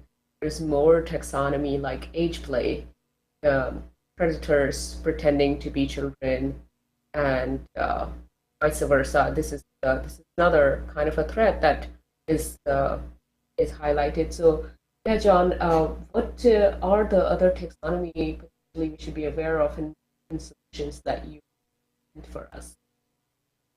Yeah, that's a very good question. I think in terms of solutions, look, when you're talking about these harms, the majority of them are going to be some type of illegal, crime, child sexual abuse or exploitation, harassment, whatever it might be, grooming. And so I think, you look at the way we organize our societies, and governments have the primary responsibility to protect people from violence and abuse. And so what you need to see is government stepping up and passing laws, passing legislation that sets standards for what happens online, that sets standards for child safety and protection. And that standard should be across the board, whether you're going into a video call, or you're on social media, or you're live streaming on a platform, or you're going into the metaverse. There should be a common standard across the board that companies, private companies, who are creating these spaces and opening them up to billions of people around the world, that they need to make these spaces safe. They need to have prevention technology built in. They need to have things like age verification built in, because we know that that's how we keep children safe in the real physical world. Nobody would drop off their kids at a playground that was, where you had adults and people of all ages just running around playing. You drop your kids off at a playground and they're playing with other kids. And so I think really at the end of the day, you need governments to step up and create a level playing field across industry. Because you could say, oh, let's leave it up to industry, but then what you'll have technology companies and maybe some who are creating metaverse spaces do the right thing and make their platform safe by design and detect and report harm. But then you'll have others who don't, and those will become more dangerous spaces. And so I think we don't need to make the same mistakes again that we've already made with the current technology landscape of just basic social media platforms and live streaming applications. We really need to see government step up and create online safety regulation that applies across the board, because ultimately government has the primary responsibility to keep citizens and people safe. Certainly companies have an ethical responsibility to do that, and they should do that. I would say they also have an economic responsibility, because platforms that are not safe, eventually, nobody's going to want to go and use that platform. But ultimately, it's got to be government that steps up and I think leads the way in setting those safety standards. And anything on that solution? Thank you, John. Yeah, I think I'm not necessarily sure that it's necessarily government that has to drive the standards, but I think clear legislation is obviously the starting point that looks at kind of system level impact, ideally isn't sort of too tied to a single sort of technology or set of technologies, so that sort of legislation is scalable and it's clear for as sort of Web3 develops and as metaverse platforms mature. What we're seeing is that sort of there are a number of, in age assurance, for example, there are a number of different bodies that are developing standards somewhat in parallel. You've got the ICO, you've got sort of in the UK, the AVPA, the Age Verification Providers Association, and sort of other organizations that are to some extent collaborating, but also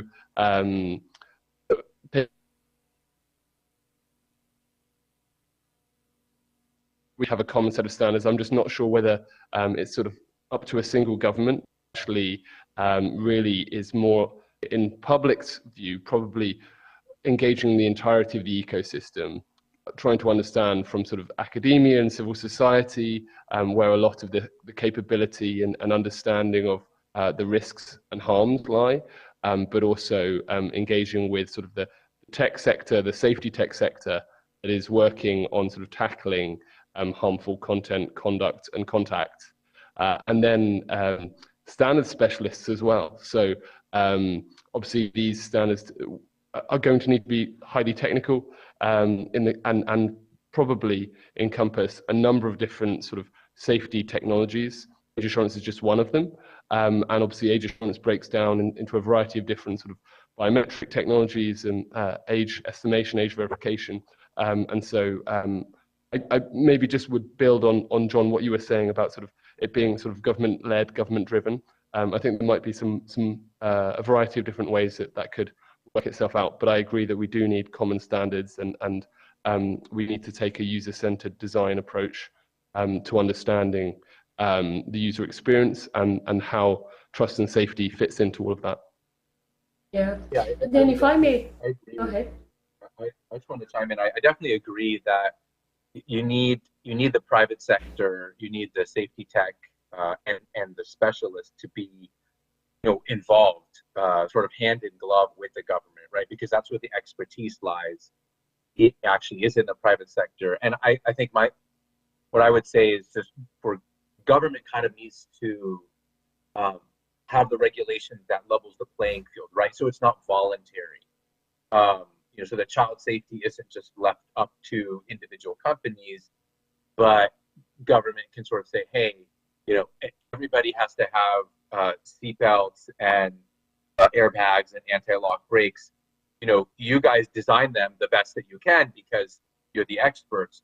But at the end of the day, to use that analogy with the auto industry, end of the day, government sort of has to, create the accountability mechanisms across industry. But absolutely, you have to do it with the specialists and the companies themselves who are creating these spaces.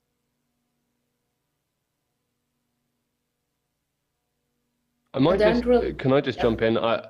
Looking at the sort of data privacy and what that means from a metaverse context, I think is a really interesting adjacency and perhaps an area where we've seen a lot of progress over the last year or so. So Public, we've been working over the summer with one of the companies in our accelerator, a company called Privately. They do sort of private on-device age assurance and are sort of one of the leaders in that space. We've been working with them to really understand sort of how the age-appropriate design code in the UK, which is a pioneering piece of guidance, which essentially looks at how a variety of different online services embed age-appropriate design from a data protection point of view into their platforms.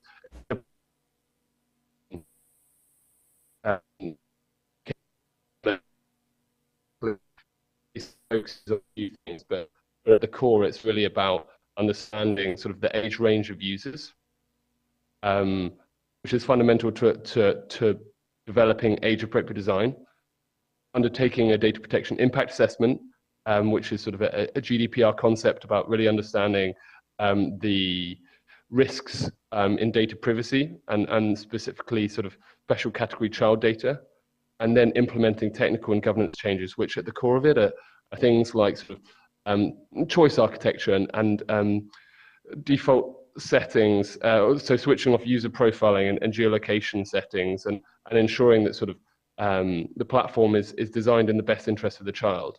And it's really exciting to see that in the US, the California Age Appropriate Design Code Act has taken some of those best practices from the UK and embedding them in Silicon Valley. I think what we've seen there is that actually this is sort of a complex area of design where sort of data privacy interacts with online safety.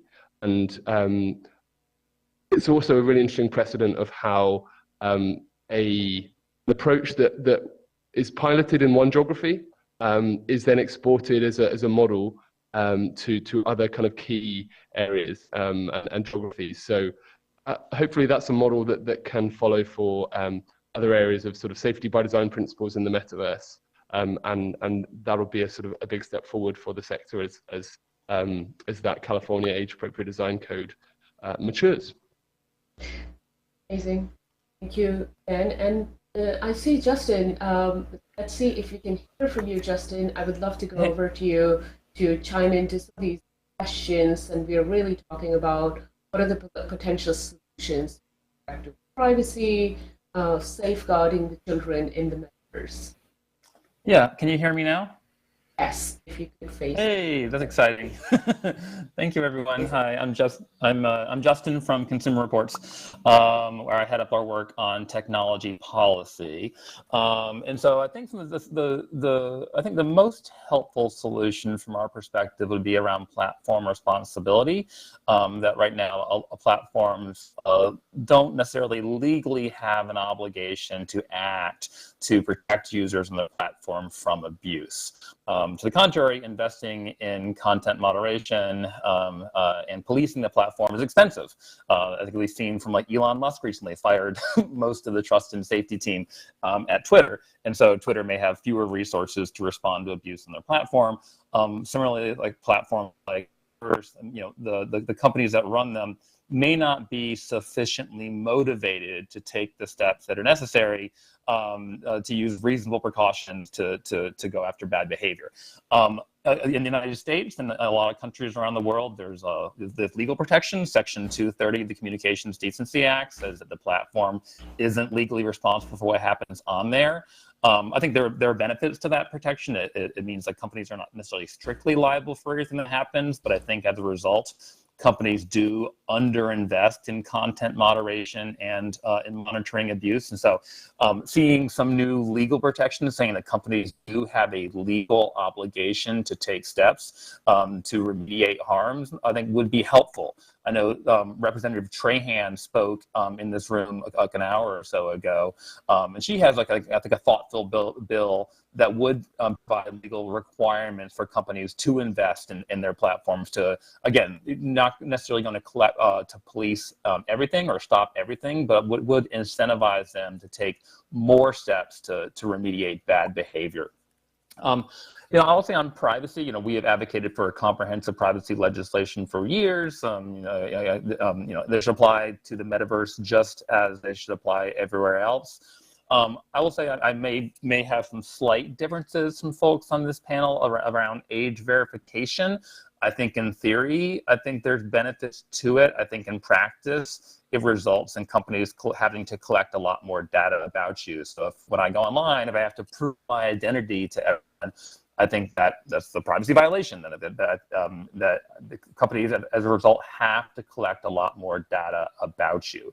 I think there are innovations and ways that companies are trying to do it in more privacy-preserving ways. But it is a concern that we have. I think there is value to anonymous speech in the metaverse just as everywhere else. There should be a chance to experiment and be different and be a little bit weird without necessarily having everything tied to your real name.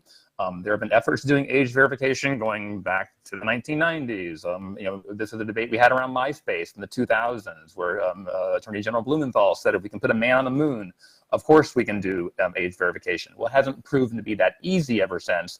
And so I think, while I think there are certainly some environments where authentication would make sense, I would worry about that as a comprehensive solution to everything. So sorry again for my my delay in being able to participate.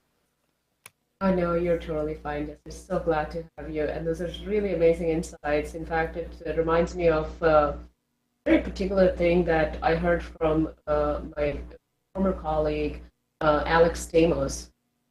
At one of these conferences, he talked about the trade-offs.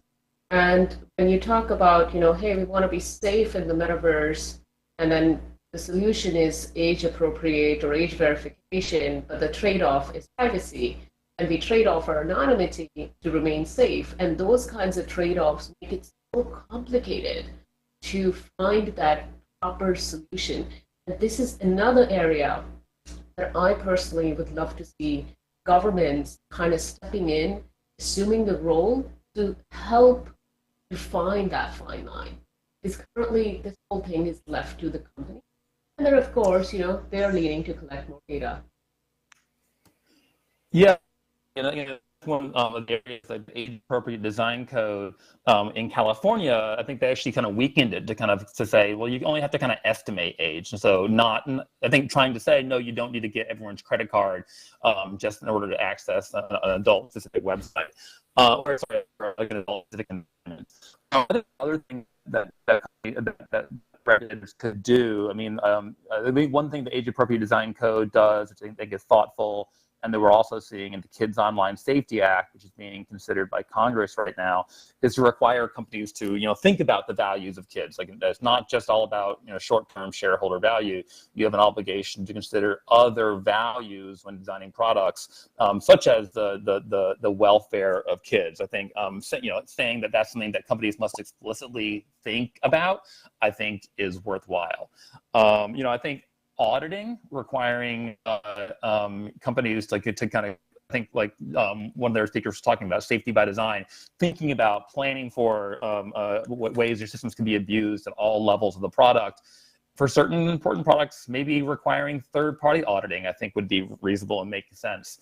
And then I think there also needs to be external testing, like public interest researchers, like Consumer Reports and other folks, need to have the ability to create fake accounts and to kick the tires on the platform, to see what's going on and to research stuff.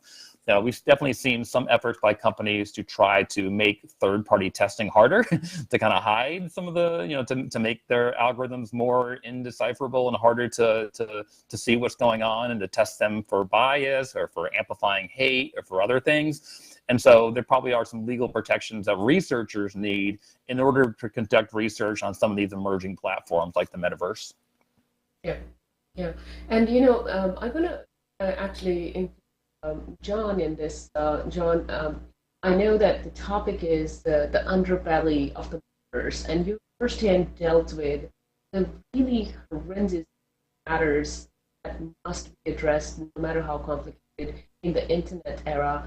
So you would maybe even share a couple of personal or any stories that could shed light on the impact that it has on the human being, the child behind, or any survivors that you interacted in.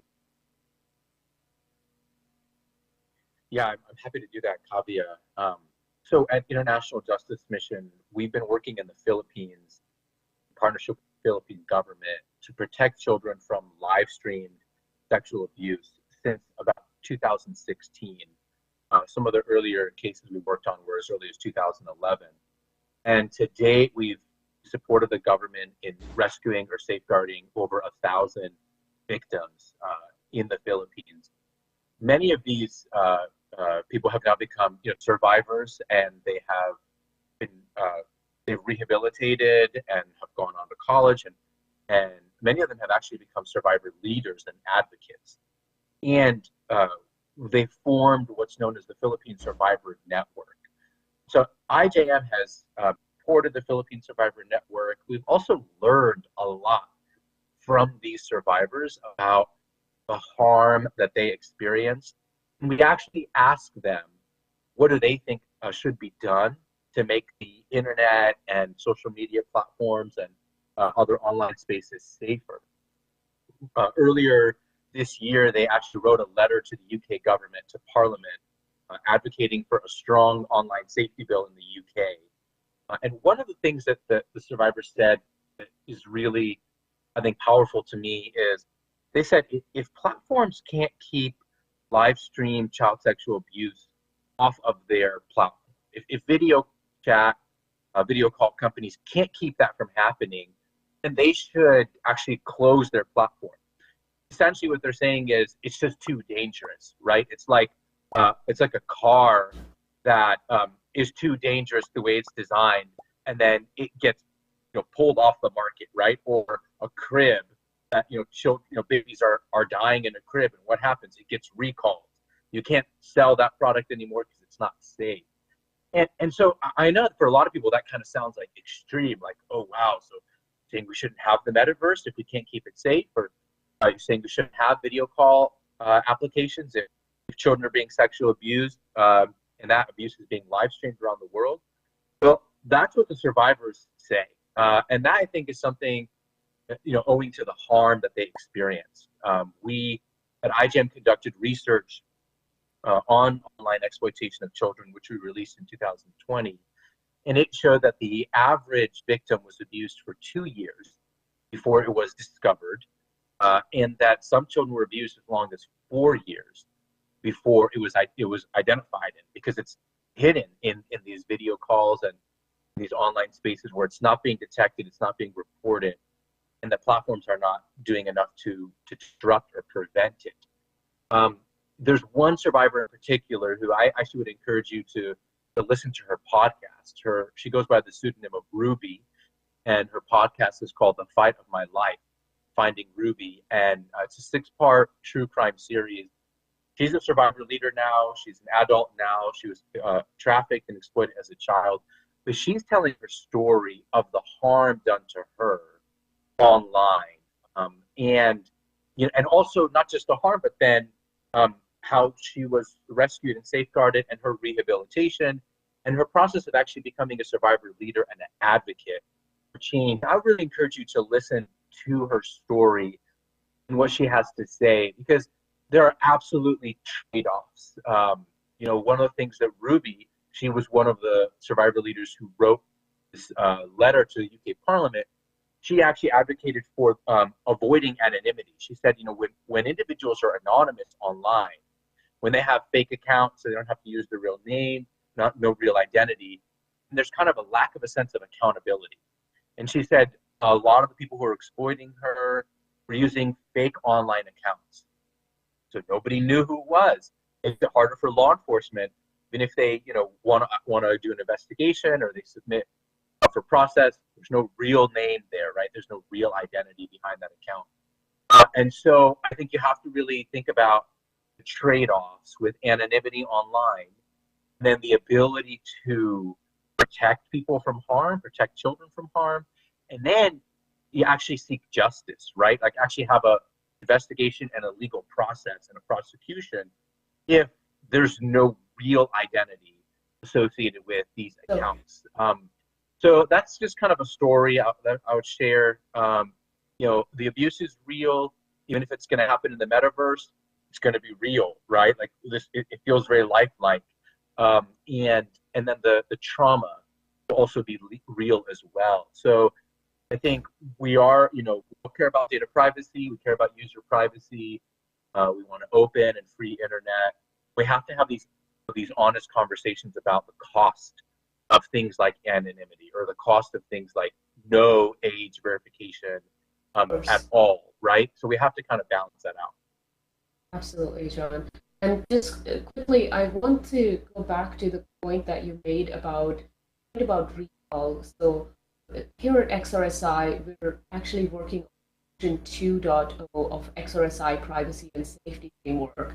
And as we were doing these community calls, we actually arrived at that point where, in dangerous technology such as autonomous cars or just car in general, you have the recall set up. But there has never been, we have humans in the loop, society in the loop. This recall aspect has never been considered within the context of regulating or safeguarding humans in technological context. And I really want Justin and Dan, I want your opinion on this. This is something that we're considering at the XRSI privacy and safety framework for these immersive technologies.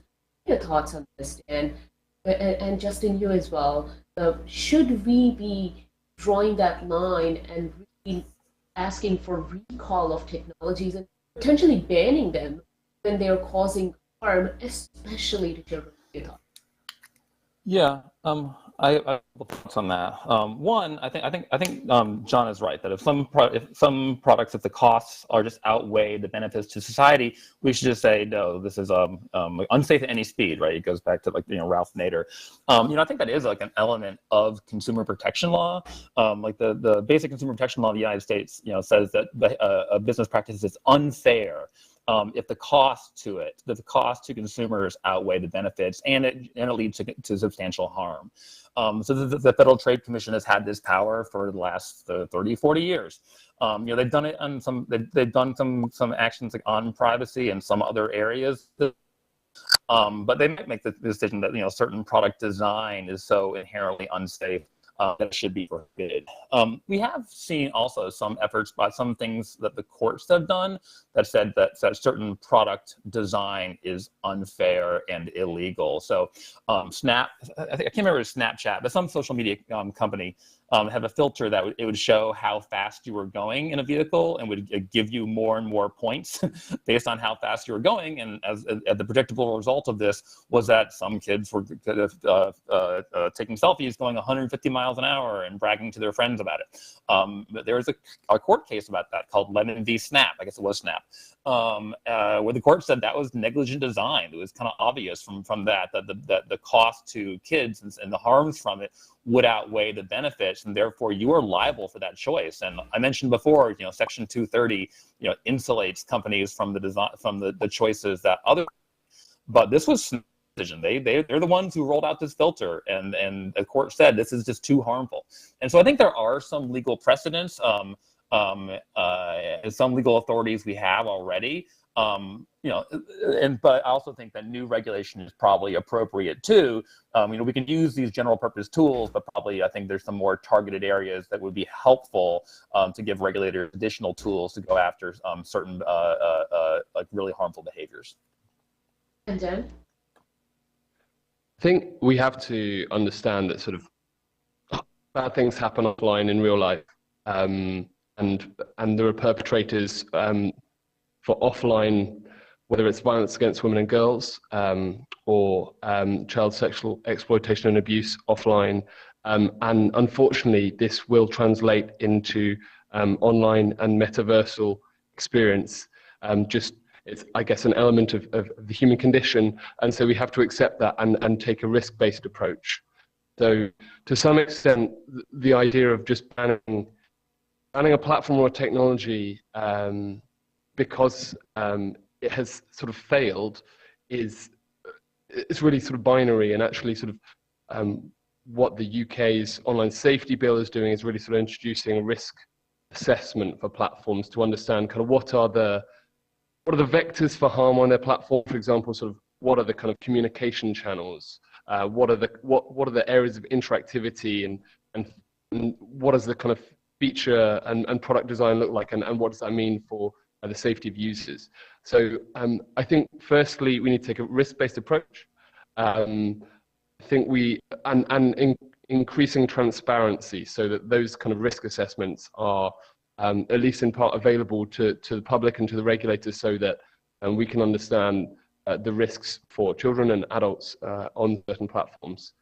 I think it's tricky to take a one-size-fits-all approach, because whether it's sort of a sandbox game like Roblox, it's going to look very different from Horizon Worlds or the Facebook, the old school kind of Facebook app. That each of those user experiences look different, the risk profiles look different, and actually really need to understand kind of end to end, from all the way from kind of access and sign on through to kind of the participation in the service, all the way through to kind of compliance, reporting, and sort of enforcement of trust and safety, sort of taking a holistic approach to it.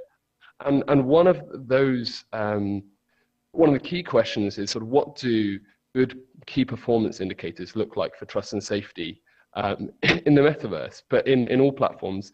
And actually, I would suggest that it's not just about sort of the volume of content that's taken down. It's obviously in any sort of metric to monitor, but actually looking at the kind of community, sort of community-based metrics, understanding not just kind of the effectiveness of a moderator or moderation team, but actually some broader metrics to really understand kind of whether those platforms are succeeding in making their experience safer for users.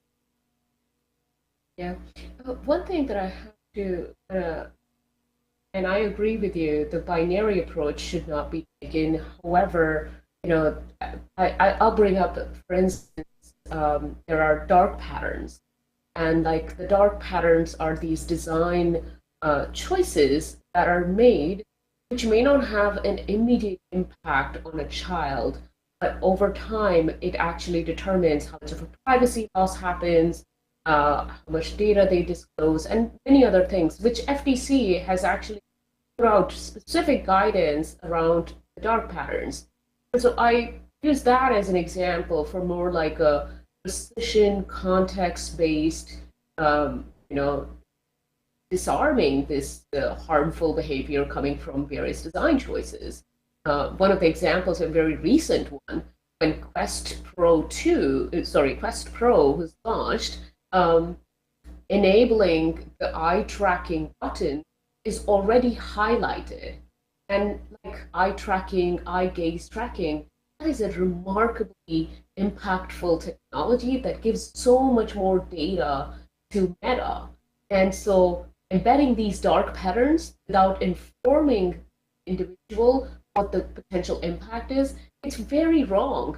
Specifically when FTC has literally laid out the guidance, don't do that, but they're waiting until the harm happens. So going back to what I'm getting to is, how about this metaverse specifically? I think we need to think about prevention of harm more than just, somebody finds an organization, let's say $1 billion, that is not going to bring back Ruby in the form where she was before the harm. And I think that's the underbelly here is metaverse. I don't know. What are your thoughts, Justin, in terms of like this prevention, as well as I want John to jump in to talk about the impact on. Yeah, so I mean, I'm definitely sympathetic in principle to what Dan's saying, that yes, the platforms are all different. There's need for flexibility. One size cannot fit all. But on the other side, think about how understaffed regulators are. They don't have the ability to police 8 million different kinds of dark patterns out there. And a company, and again, like any given company can just do constant A/B testing with all the data they have to see what's going to put their thumb on the scale and get folks to agree to something that they didn't necessarily understand they could go after. And again, think about the Federal Trade Commission or state attorneys general or the ICO in the United Kingdom. Just don't have the ability to police all that. And so I think while in principle, yes, flexibility makes sense, I think ultimately the law is going to need to be a little bit more prescriptive and just say, here's how you have to present this option to folks. Like if something can't be pre-checked, the option for the more privacy invasive things shouldn't be much bigger. It shouldn't, all friend requests shouldn't be automatically done. There is a cost to innovation from doing that, but at the same side, again, asking regulators to consider every single interface one by one is unworkable. I think there's an analogy to competition law in the United States. There's this idea of the rule of reason. If this merger meets the rule of reason, then it's okay. But that means that any particular anti-competitive practice has to be litigated for 10 years with armies of economists and lawyers and experts on both sides trying to prove what is reasonable and not.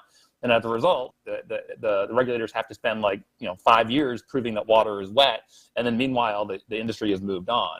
And so ultimately, I think there need to be brighter lines and clearer rules for the road, even if that does to have some understandable on innovation. But I think some innovation is bad. And I think the regulators are going to have to go after it. Yeah, and we have 5 minutes. John, quickly, if you want to moment on that point. Yeah, I would agree with that. And I think, it's all about priorities as a society. And so it really comes down to what do we tolerate? And right now, society tolerates child sexual abuse online.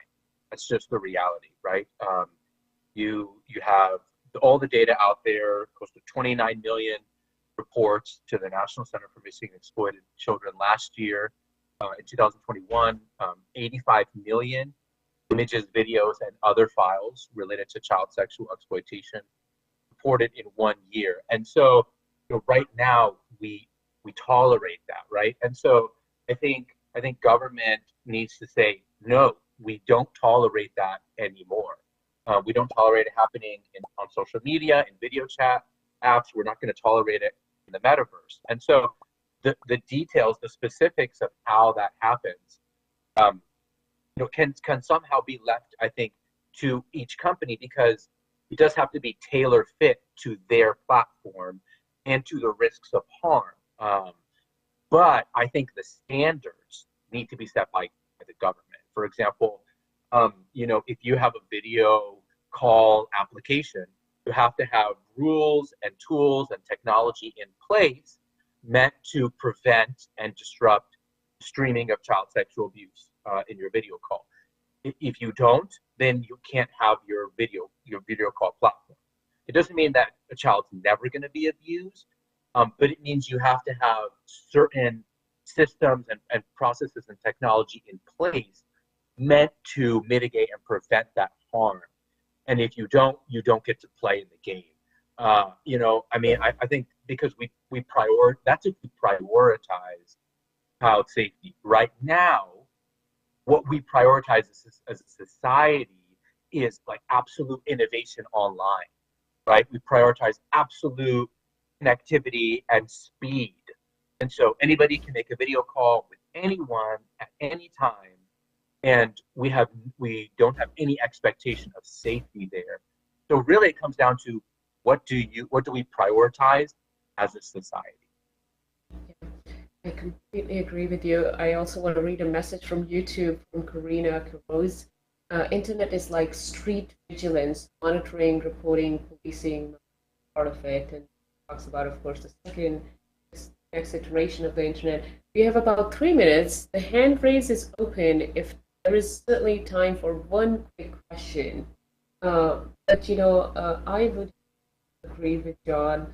Is ultimately it comes down to all of us, what kind of society, what kind of metaverse do we want to create, what kind of a extended reality we want to live in, and those are the choices that matter. It can be pro-innovation, but it doesn't have to be at the cost of harming children.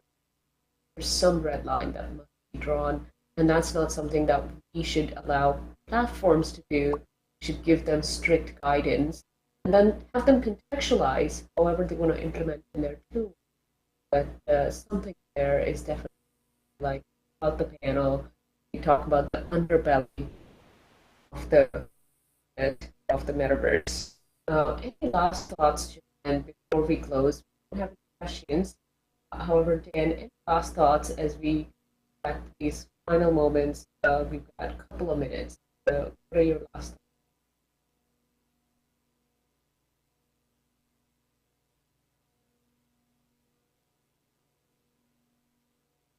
Dan?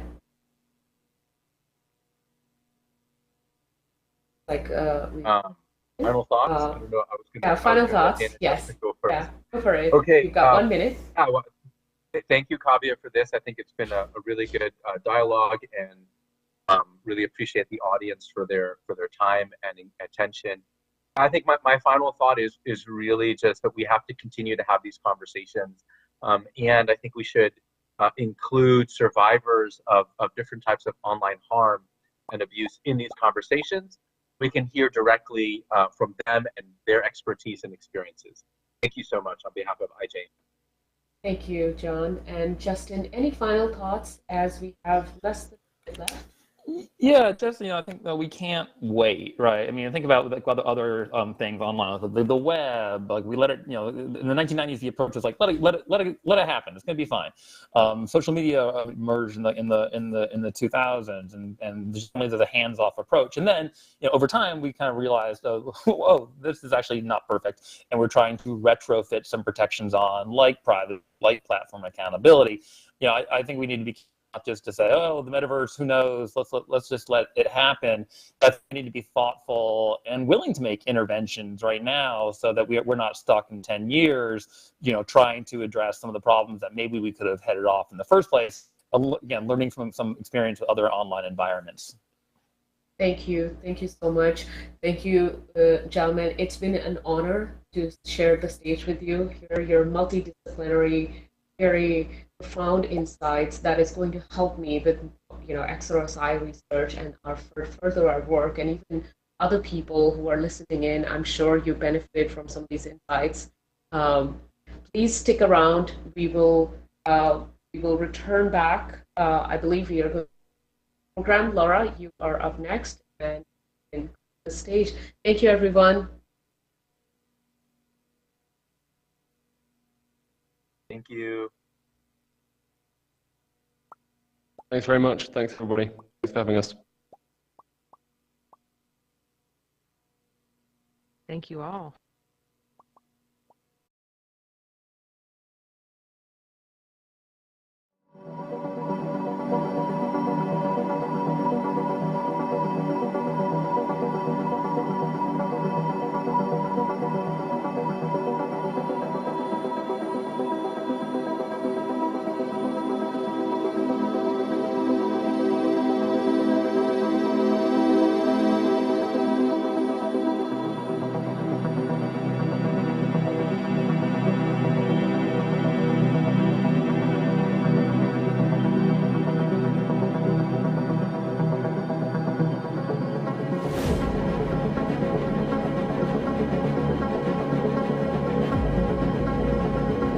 For many, the metaverse is a buzzword.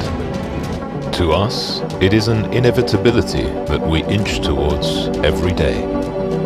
The metaverse will reshape every industry that we know today, including manufacturing, education, healthcare, entertainment, retail, tourism, remote work, and beyond. We will see massive improvements that will impact the way we interact, communicate, and work, giving way to the immersive age, leading with technologies like extended reality, augmented reality, and virtual reality. In order to confront these realities, understand the risks, and truly benefit from the opportunities, we must have a common understanding of the challenges of these emerging technologies and their use cases. This is why XR Safety Initiative takes yet another step forward to help build a safe and inclusive metaverse. Created by a world-class assembly of experts, the XR Safety Initiative is proud to announce the Metaverse for All certification program. An informative and enlightening course to shed light on the many unknowns of how the metaverse will change the world. This course is aimed at both educating on the many aspects of the metaverse while leading with privacy, safety, security, ethics, and inclusion. These are critical aspects for any company, government, or hobbyist to stay relevant.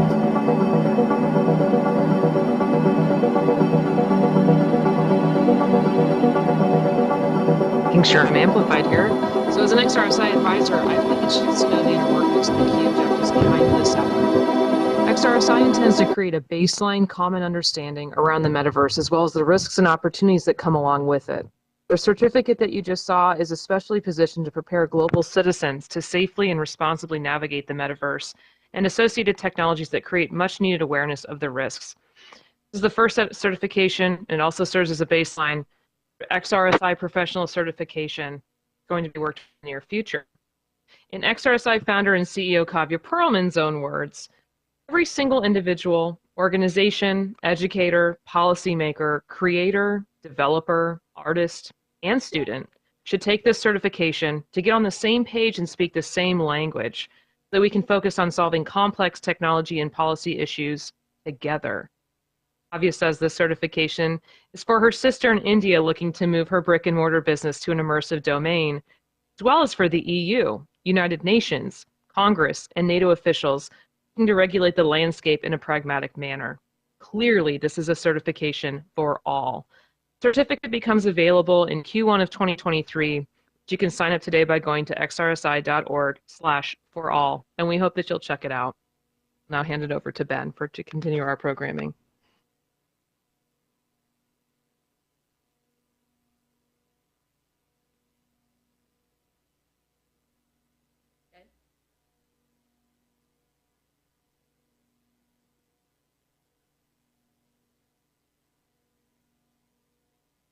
Hello. Apologies for that. Fun technology stuff. It's been an incredible day so far, and the next keynote session is going to be no different. It will be led by one of the most remarkable researchers in the child safety domain, Sonia Livingstone, sharing insights about advocating for children's rights in the era of constant reality capture. Sonia is a professor of social psychology at the Department of Media and Communications at the London School of Economics and Political Science. She has published 20 books, including Parenting for a Digital Future, How Hopes and Fears About Technology Shapes Children's Lives. She directs the Digital Futures Commission with the Five Rights Foundation and the Global Kids Online with UNICEF. She also works on a series of European Commission and UKRI-funded projects concerned with children's opportunities, risks, and rights in a digital world.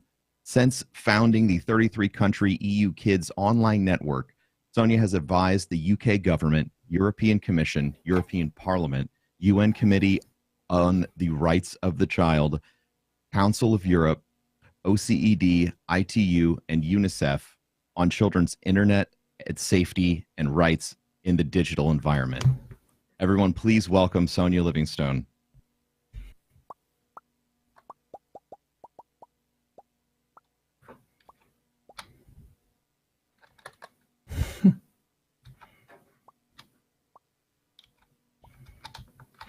Hello, and I think I'm in the right place, if not quite managing to get there. Sonia, you can follow me. I'm upstairs. Follow me. Oh, shall I follow you? Yeah. Okay. Yes. And then go onto the stage now. Oh, okay. Yes. And then the video game. Got it. Go to the center. We're good. Good. Is that good? That's pretty Not good. quite. Back up just a bit. We're good. Yes. Turn to the crowd, Sonia. How does that look now? Oh, this is also a first for me, so. If you can face to me, then you are absolutely. Yeah, it would be good, wouldn't it? Yes. I keep falling off the stage when I try to face you. Okay. Come towards me. Okay. Mm-hmm. Okay. Right. Okay, and then I can turn around. Yes, No, that's that it. was too You've far. got it. Thank you. Is that good? No, it doesn't seem quite right, but if that's okay. Use your E key. Turn around. Turn. One more. And you're good. And you're good. Okay, good. Except I can't quite see my screen, but yeah, no, I can't. It's great to see the audience, but I don't think I can see my screen. Let me just go back a bit and then maybe. Can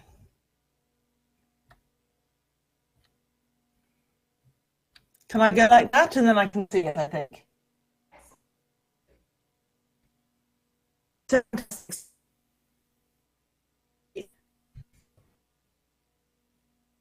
Okay, so fantastic. So thank you so much for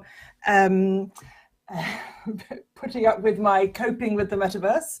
And it's a pleasure to have a chance to talk to you today. Thank you. I'm going to talk about children's rights and build on, I think, what has been said just now in the session just now. I love the idea of certification. I love the consideration that I was hearing for child safety in the metaverse, and the headlines that I've put up here I think are typical of many that capture the anxiety that has perhaps brought us here today. And you don't need to be told, because you're already here, that both the opportunities and the risks for children are intense. So next slide, please.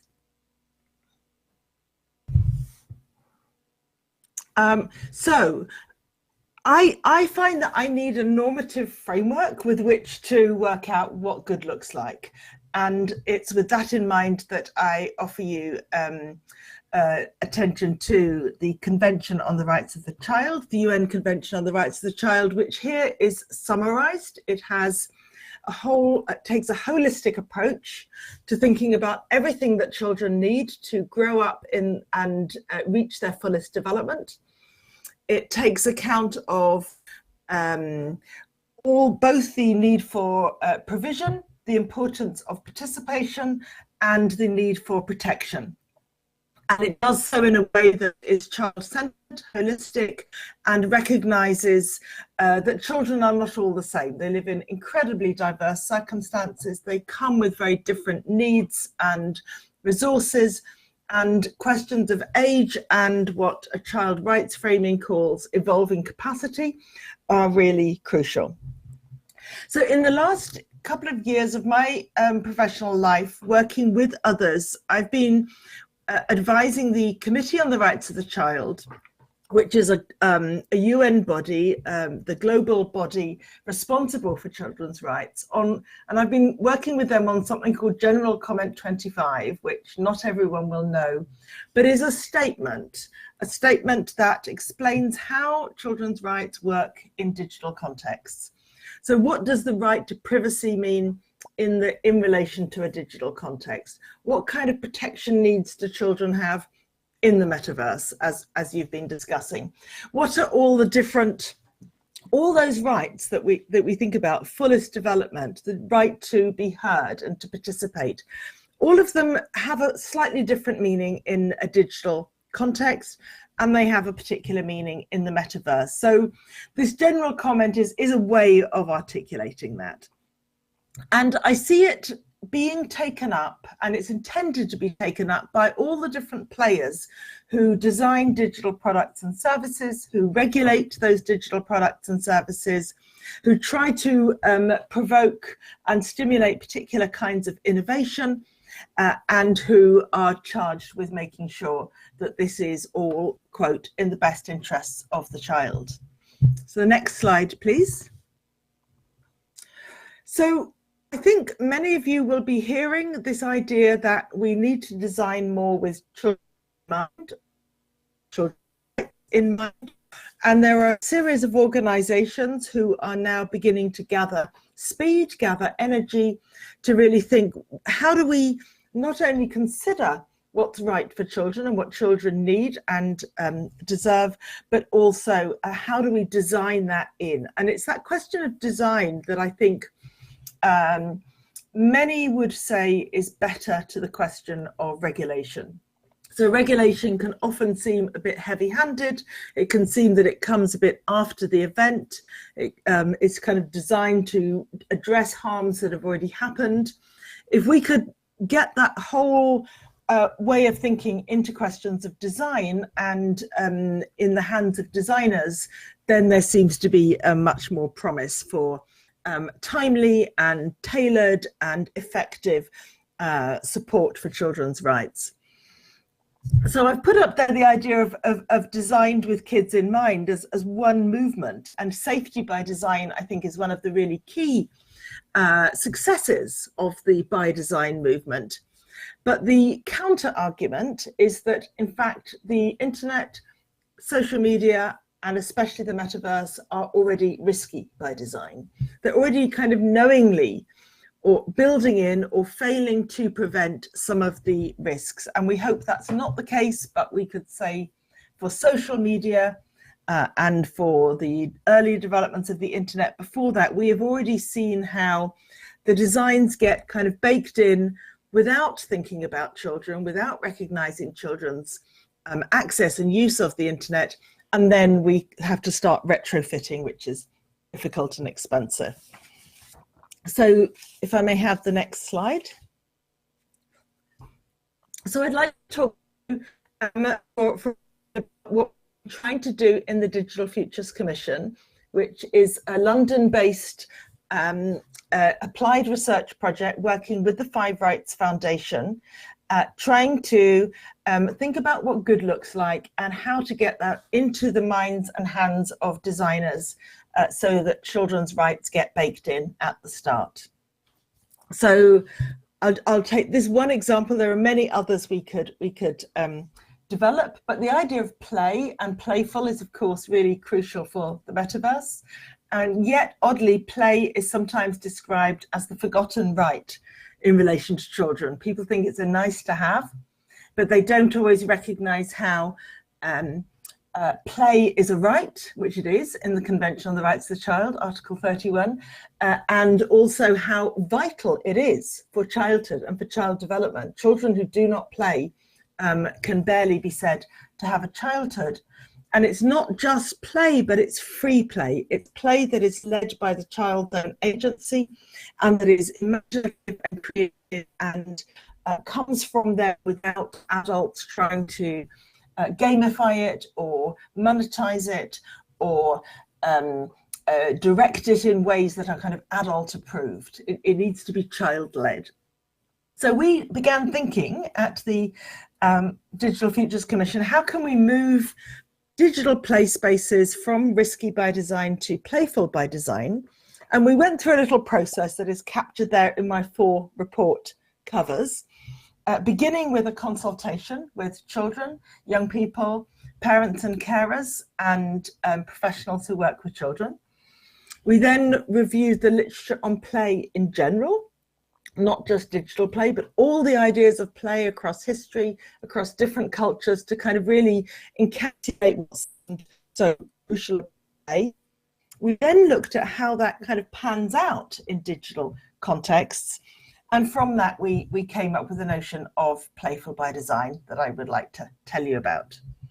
So it was quite a kind of research journey, and it was consultative, and it did kind of take note of all the work that's been done by many other people so far. And if I can have the next slide.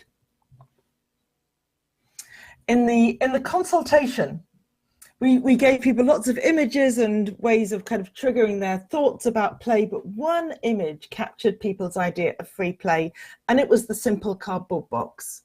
And we had children, parents, adults, designers, theatre professionals, teachers, that are all fascinated by how the cardboard box, if you give a child a present, they might like the present, but they really play with the box it comes in. Because the box is full of possibilities that are fed by the child's imagination, and it can be anything. And I think that is what the metaverse perhaps could be, and what some are trying to think of the metaverse as, but also, of course, people are tempted to define that box and put certain things in it and shape how it can be used. Whereas what the child likes is the empty box, and they will turn it into the spaceship or the theatre or the den or whatever. So on the next slide, please. So on the next slide, I'm going to cut a long story short because you're not here to hear the research details and we don't have time. But from all that literature and the talking to people, we distilled what we consider to be 12 ideas of what free play is and should be, and I suggest to you should be in the metaverse. Children's free play in digital contexts and everywhere else should be intrinsically motivated, voluntary, open-ended, imaginative, stimulating, and so forth. You can see emotionally resonant. This was an interesting one during COVID. It should be of emotional significance. It should be sociable. It should be diverse. Children want some opportunities for risk-taking. I think we don't want to make things too safe for them, but the risk-taking needs to be kind of on their own terms.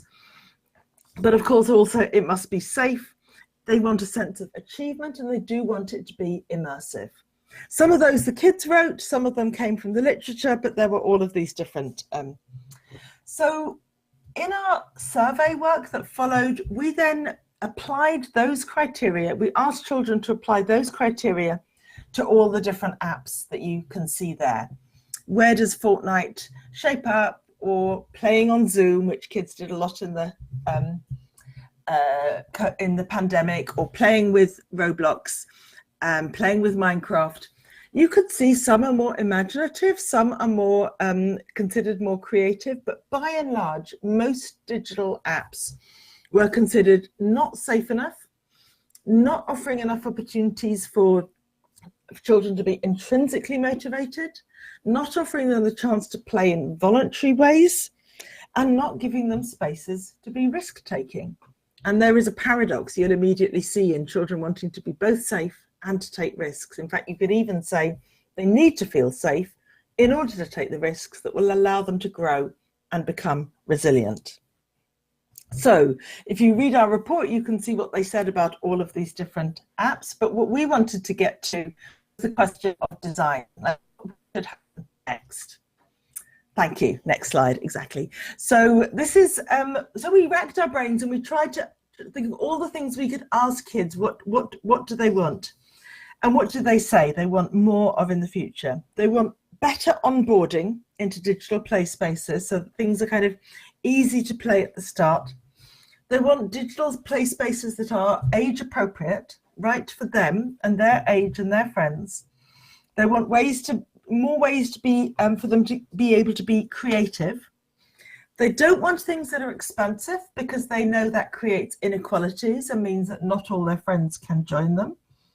They want control over who can contact them.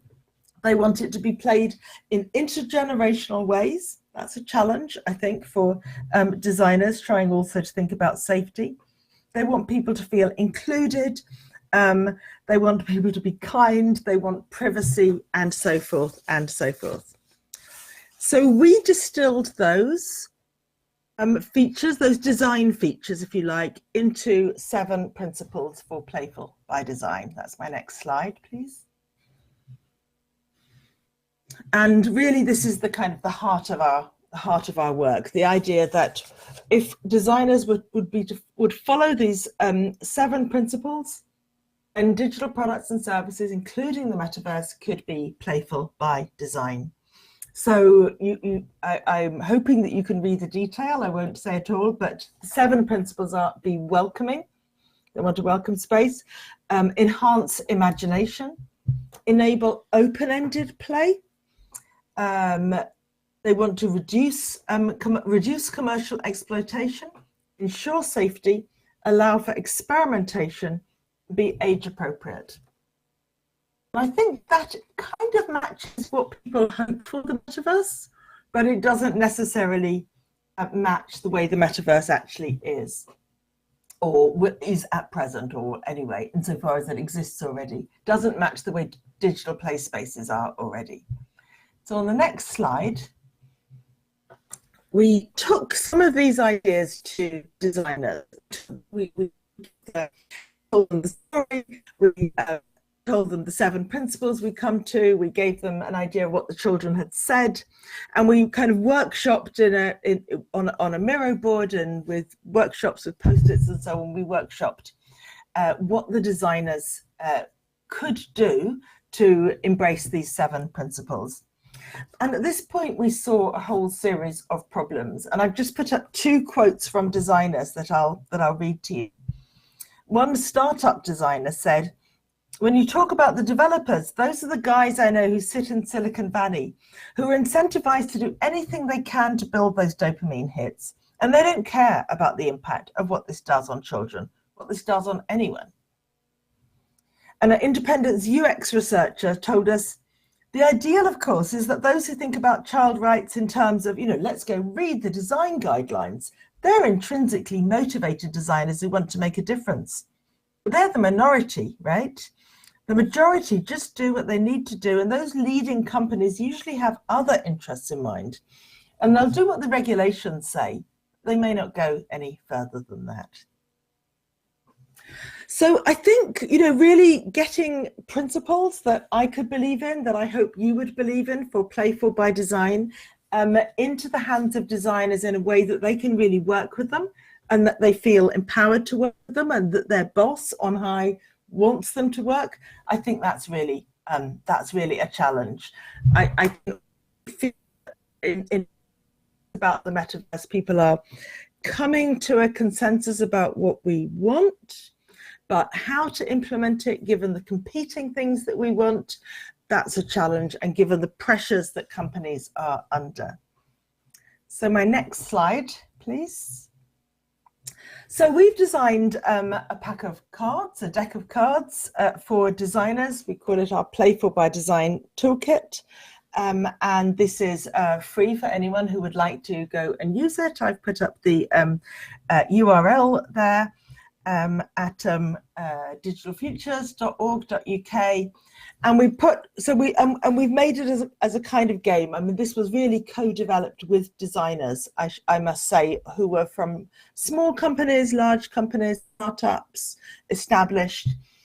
So we have our 7 principles of Playful by Design, and then we have cards which provoke the designer to think, what if, or why might I do this, or how can I implement this? And I've put them up, a photograph of them as the card deck, but they're also on a Miro board, which anyone can clone and download. And we have a series of play boards to work with for designers in teams or individually, or just to kind of have the cards on your desk and flip through them for a bit of inspiration, and they are available. So anyone who wants them, we would really love feedback at this point. We'd love to know if it is useful, if they provoke new questions and ways of thinking about children's rights and tackling some of those challenges. And my last slide, please, is my thank you with our URL and report. I would love to know questions. Thank you so much.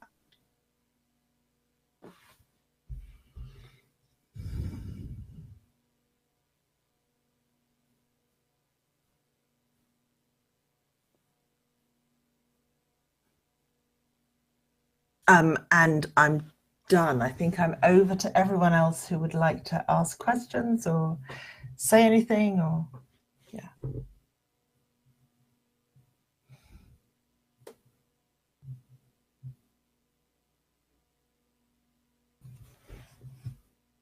Sonia, so we do have ability to ask questions, and seems like the hand raise has been hand raise function. I'm going to toggle unmute, so you're able to now unmute the hand raise. And if you want to ask questions from Sonia, now is your chance to ask questions. And while we wait for anyone to ask questions, Sonia, I am so thankful to you for making your way into the metaverse, into this virtual world in the avatar form, and giving the opportunity to talk to us.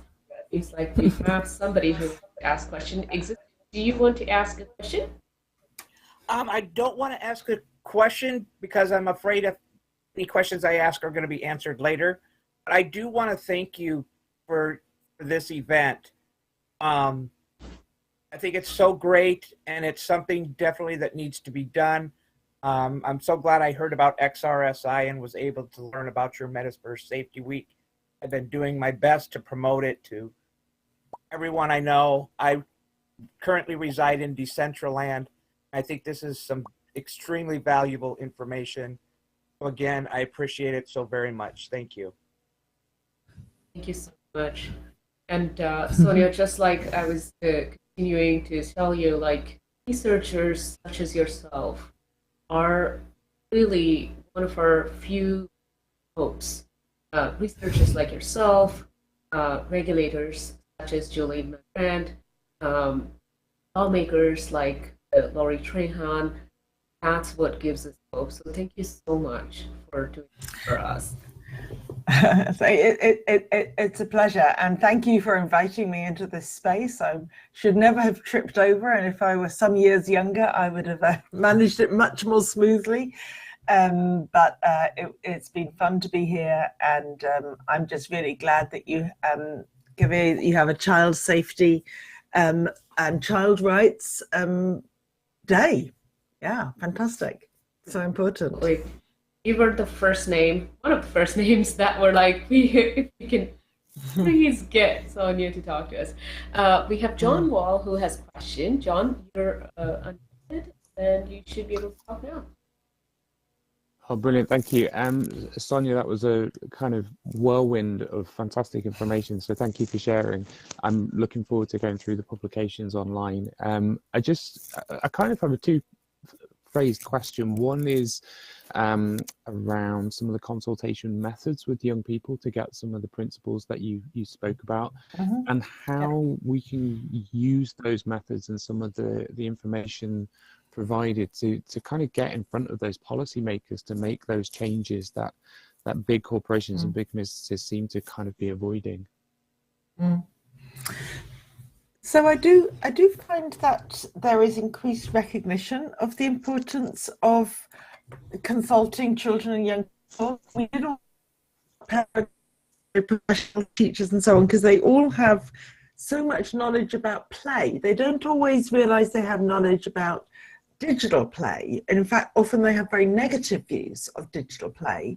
But we wanted to kind of really take, what is it about the magic of playing in the garden or with a cardboard box or under the stairs or, kind of out in the street? What is that magic and how can we kind of bring it in? But children, of course, were the most eloquent and persuasive. And we did lots of fun activities. It was mainly during the pandemic, because normally I would consult children by, having lots of sheets of paper on the wall and lots of Post-its, and they would draw and enact, but we had to do everything on Zoom, and I learned how you can play in Zoom, and you can appear in the screen, one way up or the other way up, or you can bring in your toys and your pets and your baby sister, and there was a lot of kind of playfulness with the screen that almost made the point of how kids can like to do things like that. But the insights about what made them really motivated to talk and excited about play, and the way they communicated such a strong desire for agency. So this is something I take to those policymakers, because there's a lot of talk about children wanting to be, needing to be safe, and policymakers kind of wanting to restrict their activities or kind of lock down their possibilities. But children want to be in the world, and they want to be in the world in a playful way with others, and to feel so safe that they can explore and be a little crazy and build something that might not work and try something out and recover from any mistakes. And it's that's the sense that I can try to bring to the policymakers. Designers, I think, already know that. They already have lots of creative and imaginative ideas about what could be done, but they often work in contexts where there are some real commercial pressures or some real brand pressures or trade-offs. So the designers kept telling us about trade-offs. How can we allow kids to have intergenerational play if they've all got to be in a space that is just for their age group, and we keep out adults, for example, but they want to play with their grandparents or with dad, or so these are some real design challenges, and somehow the design side and the policy side and the public, what children and families want, this is what I think we're trying to negotiate and inch forward. And it is inching forward, but I hope we're getting somewhere. So thank you for your question. Sorry, bit of a long-winded answer.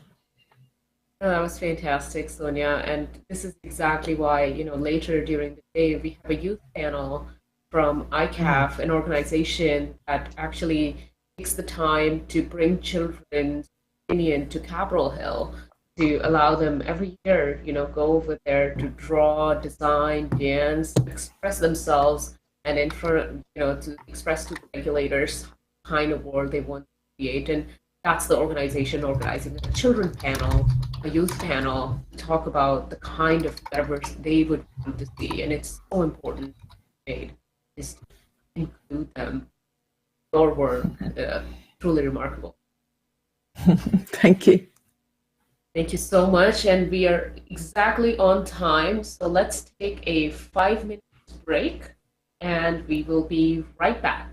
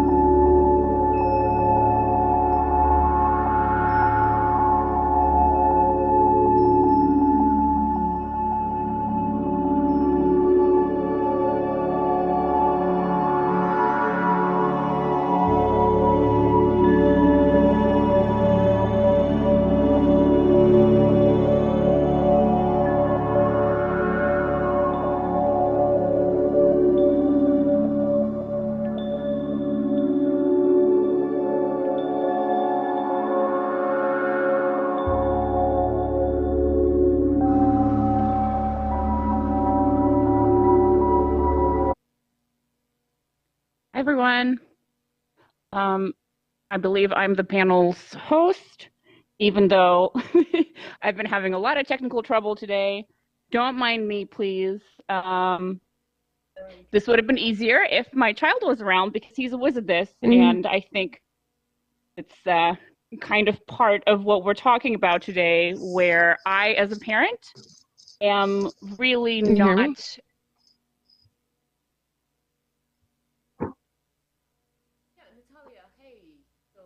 Hey. Yeah. Okay, great.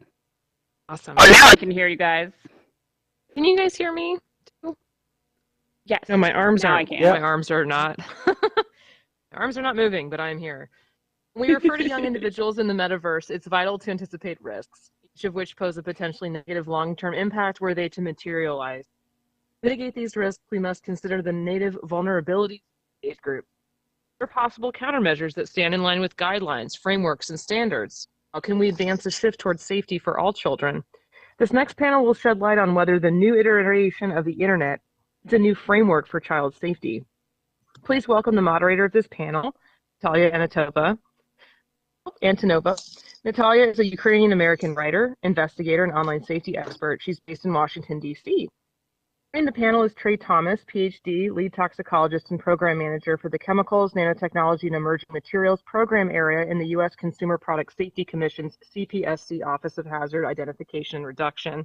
His duties include establishing priorities and projects to identify and mitigate potential health risks to consumers from chemical exposure during product use. Dr. Thomas has conducted comprehensive exposure assessment studies of chemicals in consumer products, quantified the potential health risks to consumers exposed to various chemicals, including flame retardants, nanomaterials, food preservatives, perfluorinated compounds, and heavy metals.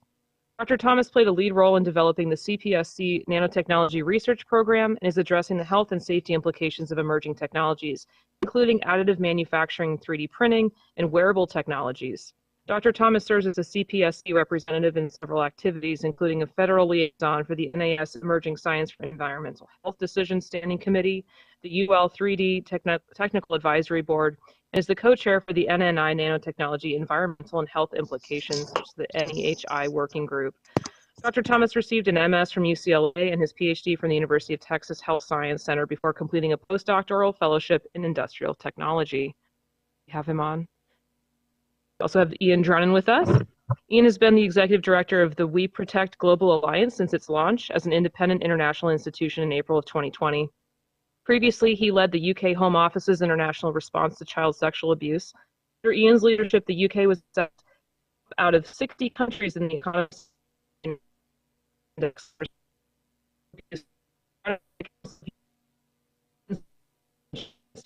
Abuse. Prior to this, Ian worked in national security, foreign policy, and counterterrorism roles in the UK civil service and diplomatic service. He is currently also co-chair of the executive committee of the Global Partnership to End Violence Against Children, vice chair of the BRAVE movement, a survivor-centered global movement fighting to end childhood sexual violence. And finally, we have Dave Wright joining us, CEO of the Southwest Grid for Learning Trust and director of UK Safer Internet Center, the National Awareness Center and part of the European InSafe Network. David has worked extensively in online safety for 20 years with children, schools, and wider agencies. He advises several governments, organizations, and industry partners on online safety strategy and policy. Has been appointed as an expert child online protection advisor to the UN ITU. David has presented at conferences nationally and internationally. He's a member of the UK CIS, the Twitter Trust and Safety Council. David has recently been invited to be a member of the World Economic Forum's Global Coalition for Digital Safety. Thank you all for joining us, and Natalia, I'm going to hand it off to you. Okay, thank you. Can everybody hear me? Yep. Great. Okay, awesome. Well, as the panel moderator, I already have questions for you guys because here I am having a bunch of technical difficulties, as you all might have noticed. Just moderating my first ever panel in VR, and I literally couldn't do it. Well, I ended up doing it somehow, but I would have done much better if I had my child with me, right? So I, as the adult, am frequently unable to navigate my own experience in VR, and I am frequently relying on a sixth grader to basically help me out and help his old mom out. And I'm only like, I'm 38, but I feel ancient when I do VR, I have to say. So because we're talking about children and because we're talking about current safety frameworks, I would, start off potentially with this topic. Does the rest of the panel, have you guys had similar experiences? Do you find yourselves often relying on children or younger people when thinking about VR, and especially thinking about safety of VR? And is there like already a gap between our knowledge and their knowledge that is potentially, in my opinion, it is potentially ripe for exploitation by exactly the kind of people that we want to keep kids safe from? And anybody, if you guys want to just kick it off, I'm not gonna step in unless there's a brawl, but I would love to hear your thoughts about this. Perhaps I'll offer a response to that, Natalia. I think if you can firstly hear me, okay. I can hear you just great. Excellent. Always has it been the case, hasn't it? I think that the description or the sort of situation that you describe. If we go back to 2001, when Mark Prensky coined that expression, digital natives and digital immigrants, I think all he was trying to do in that particular context was to describe exactly the same thing. So the world that children inhabit is entirely natural and normal to them, whereas adults, I think the concept was trying to articulate, adults had to learn to adapt to it, essentially. The challenge that we have, and quite quickly indeed, we see all sorts of problems with that analogy. I think there's digital natives and digital immigrants, predominantly because we see so many adults using that as an excuse around why they shouldn't engage. And this is just their world. It's a natural thing for them to do, and so hence disengage. And so the thing that we are really concerned with that, and we see all the time, is that all that does is it confuses children's confidence with their capability. Yes, children are massively fearless when it comes to technology. I don't think they necessarily have the fear that many adults do in terms of navigating and trying different things out. But like I say, it confuses confidence with capability. They are still children. They still don't have the cerebral apparatus in order to understand and to assimilate necessarily risk. And so by essentially disengaging, presents children with the opportunities to go and do and encounter all sorts of different issues and harms that they inevitably will do. So, this is just the latest reincarnation of new technologies that children will inevitably explore in a fearless manner. But I would encourage all adults to please don't confuse don't confuse confidence with capability. I think that is excellent. That is an excellent point. And does anybody have anything to add to that? Yeah, I mean, I just so this is Ian, and I'm just to add to David's point, which I completely agree with. I think what you're seeing with virtual reality, extended reality, augmented reality is you are looking at a more immersive environment, and that means that children are going to get more and more involved in the space. And going right back to when someone first realized that you could get more engagement with movies when they darkened the room and you put a big screen up. People get into that world, they become involved in that world, and if something unpleasant is happening in that world, if they are being traumatized or hurt or abused in that world, it feels harder to escape. And we're seeing that now with people having the internet in their pocket in the form of a smartphone. I think as VR technology becomes more ubiquitous, and that is definitely the trend that we are seeing as devices become more more affordable and technologies become more diverse. I think we need to recognize that that extra level of potential trauma in that environment, and ensure children have the right tools and support to be able to navigate that. Yeah, I think that's yes, please. Sorry, did I interrupt somebody? This is Trey. Can you hear me? Yes. Hello. Yes. Hello, and I just want to say one thing coming from the commission. These are mine and not necessarily those of the Consumer Product Safety Commission. But yes, I wanted to support the comments of my fellow panelists that it's critical that we protect children. They tend to be a more vulnerable population. Their bodies are rapidly developing, and I think one interest of an area of interest is using VR for education. And so not only do we anticipate children using it for recreation or gaming and so forth, but also these applications involving education. And so we need to be mindful of these applications and aware of the potential health risks and be able to mitigate them in these particular use scenarios.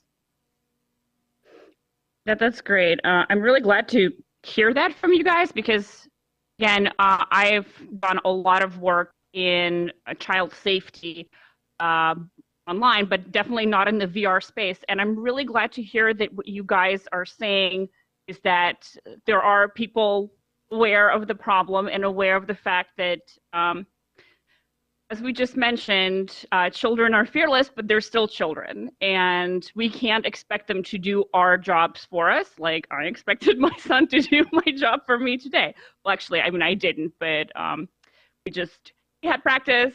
I couldn't get here on time without his help. But yeah, I figured it out. I'm getting into it. I'm getting into it.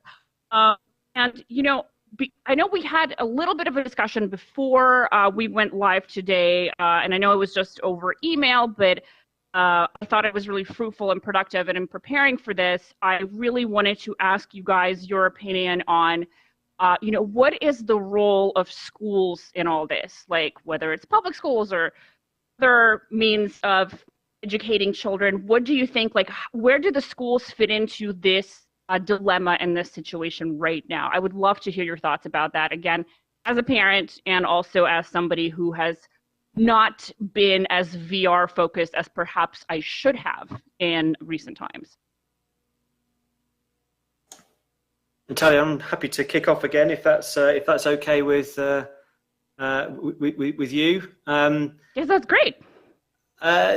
So, gosh, having worked in this space for 20 years, and particularly with schools as well. Now, clearly, schools have got a really important role in all of this. And what I wanted to share some particular thoughts is really just the conclusions from a massive project that we've been involved with. And I think collectively we've invested, and when I say we, I mean as a society, we've invested a lot in protecting children and educating children online for 10, 15 or so years through formative education. But yet children are still evidently encountering harm. And so, despite all that effort, where are we going wrong? Was the questioning, the challenging of ourselves. So the very fact that we're standing here, we're virtually collective here talking about new technologies. We haven't really yet solved the harm that children encounter online generally, and so you can ask this question: well, why is that? And it was actually, there was a UK campaign now some 7-8 years ago called Dare to Care, and the UK sadly had a number of child sexual abuse scandals, and one of them during one of these particular campaigns had one of these victims who at the time was 14, And one of the questions that she was asked was, when she was a victim, when she was 14, did you not do this in terms of exploitation? Did you not do this at school? And the response was, yes, I did, but I didn't think it applied to me. And that was kind of one of these light bulb moments for us, is that if we look at much of the attention and the programs that we have, they really are focused and center around the harms that children encounter online. So if I may kind of describe a sort of a school hall, a little bit like this, but in a physical sense, and you'll have a whole year group of children, 300, 400 children sort of wheeled into a school hall. They're shown a video and then they're wheeled out. It's like a conveyor belt of children, a manufacturing approach to online safety. They're shown a video, and that video often depicts exploitation, often extreme exploitation. And I think on the premise that, well, if we show children what harm looks like, they'll be able to recognize it and avoid it. And that was typically what we've seen. Now, I don't know about you, but if you think about when you learned to drive a car, you merely didn't sit down and watch films of car crashes. So therefore, well, if I can understand what a car crash looks like, I can avoid it. We evidently do not learn like that. And so that brings us back to the comment that this sad, the tragic circumstance of this victim kind of describes is that, well, if they can't see themselves in circumstances, then nothing really more than the whole approach, the focus on the harm is nothing possibly more than education. Now, please don't mistake me. I do think that there is a role for showing children where exploitation and what harm may well look like, so they can have more of an understanding and sensitivity, but it does not and will not work on its own. And we don't take the same approach with any other kind of areas of the curriculum in terms of skills, whether it's maths or literacy. We don't focus on the harms that children will encounter on the premise that they'll be able to recognize it and avoid it. So it's much more, I think, around which we need to turn things on their head. And, again, from VR, from new technologies perspective, the very much the same thing applies as well. So what are the skills that children at each and every age group should have? What should they be able to do, rather than telling them what they shouldn't be able to do? And we will get so much further forwards in terms of understanding what those digital skills and competencies, in the same way we do with maths and through assessments in every other curriculum subject area. We look at the sorts of things that they're capable of doing and then try to teach them those particular skills rather than the opposite way around. So clearly schools, in summary, yes, they clearly have a role in terms of formative education, but it's the sorts of things in terms of what does the curriculum look like around digital skills and competencies. And so I will just name check the project that we've been involved with, we've built, which is projectevolve.co.uk. It's entirely free to use, and it's actually got inbuilt assessment mechanisms into it, and it builds on top of what is a competency framework that the UK government published back in 2018 that starts to describe those digital skills and competencies at every age group that children should have. So, like I say, the whole thing turns education, formative education, on its head, which is where I very much think that we should be going for generally for all children.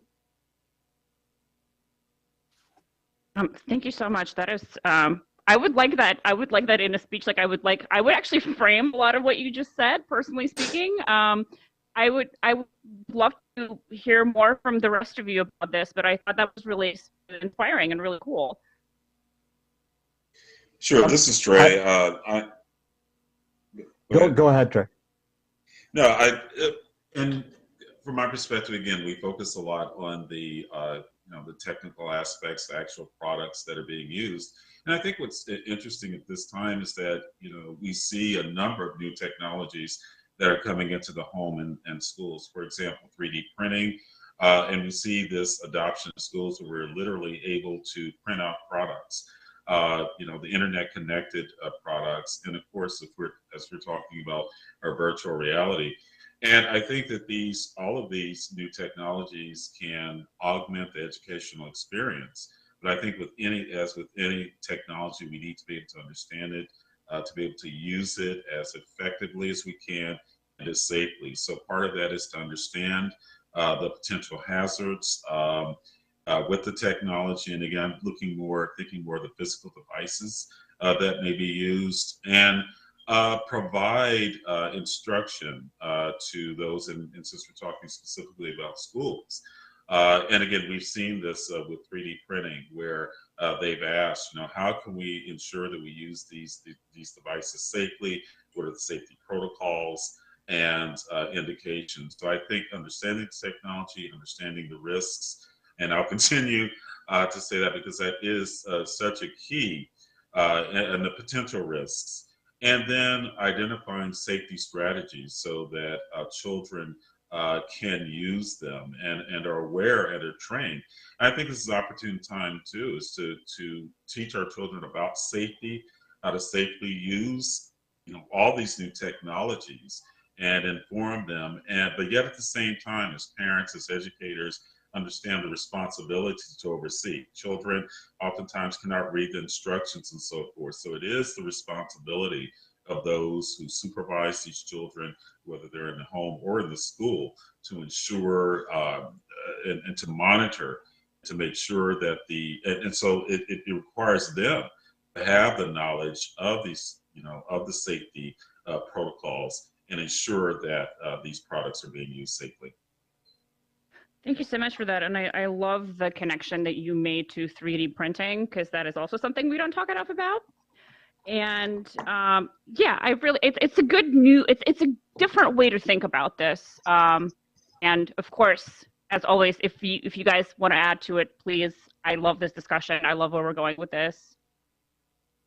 So I just add one more point on that. I mean, I think it shouldn't all be down to the child user or even to their parents or caregivers to take responsibility for ensuring this is a safe environment that they're using. I mean, when I was doing some preparation for this event, I came across a study from Manchester University, which quoted 29% of female users and 21% of males in immersive social XR environments were the targets of harassment. And I think so you've got a sense of the problems you're finding in terms of other forms of online harms already, when the environments aren't even sort of being that widely used. And so I think for me that was a bit of a wake-up call in terms of what needs to be ensured that it is as easy as possible to report when abuse takes place, first of all, so you don't have to log out and fill in a form on a website or anything like that, that it's extremely easy and user-friendly, but also that we're not relying on user reporting, because what we know around child sexual abuse and exploitation of all kinds, whether it's online or offline, is that there tends to be a lag for people to report it or talk about it, if they ever do at all. So the risk is you end up with zones of impunity or safe havens where abusive activity is taking place. So I think designing out those vulnerabilities at the development stage is the most efficient thing that can be done in ensuring that there's the best environment possible for the digital literacy, the digital education that needs to take place to bed in, so children have a safe place to go. And then connected with that, to ensure that if there are environments that are designed for children, that there are reliable ways to ensure that they are being used by children. Because if you have avatar, I could have created an avatar. I'm not sure I could actually on this platform, but I think on others I could create an avatar where I look like a child, and that will be easy to do. You are going to have a lot of pornography happening in the virtual reality space, and there will be all kinds of different avatars and things being played out in that. So it's trying to, at the design stage, put in measures to ensure that it is as safe as it can possibly be, because trying to retrofit it after the effect, or indeed relying on children themselves, is much more challenging. I love that. I love the idea. Sorry. Oh yeah, go ahead. Oh, Go sorry, right ahead. sorry. It makes my job easier when you guys talk. Yeah, I have a follow-up as well.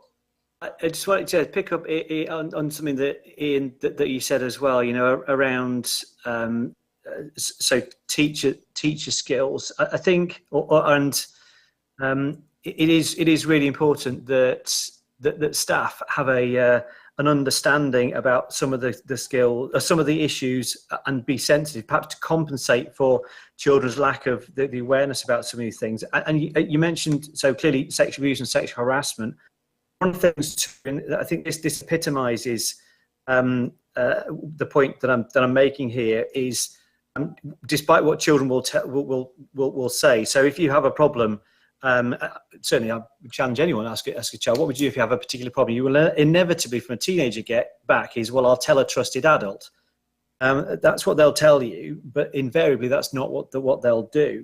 Data, particularly around harmful sexual behaviour, sexual abuse and sexual harassment, certainly, again, this is very much UK specific, but 2 years ago, the release of a website, Everyone's Invited, which invited those who have experienced sexual abuse or sexual harassment to post what they refer to as anonymous testimonies, highlighting and describing the abuse and the harassment that they suffered, citing the school or the university where that abuse and that harassment took place. So today there's some 50,000 testimonies posted on that website. So clearly schools have to provide not just kind of formative education, but a safe environment for those children to be in. I think last year as well, that prompted the government in England to commission the school inspector at Ofsted to undertake a review of sexual abuse in schools and colleges, and so found, quote, endemic levels of sexual abuse and sexual harassment. So it's universal and commonplace. Children find it so normal that they no longer report it. Of a survey of 1,000 children, 90% of girls and 50% of boys routinely receive unwanted sexual images. 74% of girls routinely receive requests for intimate images. It is endemic.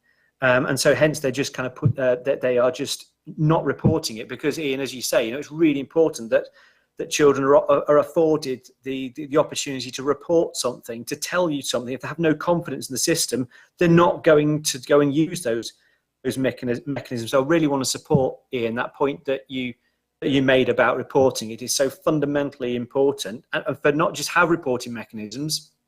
Again, I'm talking about within a school environment here, but to know that they work, and so that children have confidence that that the school is going to be able to respond to those particular reports with compassion, but with trust and with confidence as well. So it's a really, really important thing that we need to challenge, not just around formative education, but making a school a safe haven, a safe place in that you described as well.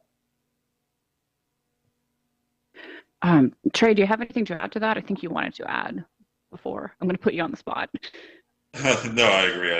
The schools, and clearly I'll just reiterate the point of, providing, and I think, all of the stakeholders, those that manufacture the devices that may be used to contact the internet and the metaverse, as well as it's all the stakeholders, must do their duty, so to speak, in ensuring that, yes, that the responsible development of the technology, developing devices that don't pose a hazard, and then what hazards may be, that again we do understand them, and that we provide information, and in this case the schools, so that as it's just said, that we can provide a safe environment for children.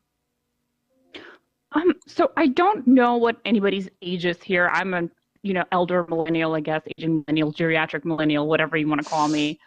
I mostly grew up on the internet, right? And this is just my remarks. You guys don't need to engage them if you don't want to, but I feel like we grew up with this idea that it's just the internet It's how the internet is. If you don't want to receive harassment or threats, or if you don't want your content used in a malicious way, well, don't be online and don't use content. And we grew up with this system, and I feel like right now, well, actually now I do have a question for you guys now that I thought about it, and it's going to be kind of a provocative one, but I feel right now there is a big battle going on over what is and isn't okay.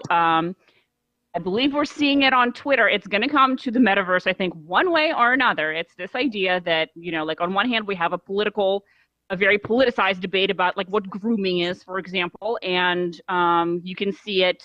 There's a lot of usual suspects, which I will not name right now. I don't want to like go down that road, but I will point it out that we do have this debate. I think after years of saying it's just the internet and you need to like just put up with it, we're beginning to see real harms. We're beginning to, we have the data on this. We can quantify it after years and years of us being online, of our kids being online. We have the data to say that no, like we do need safety frameworks, especially for children.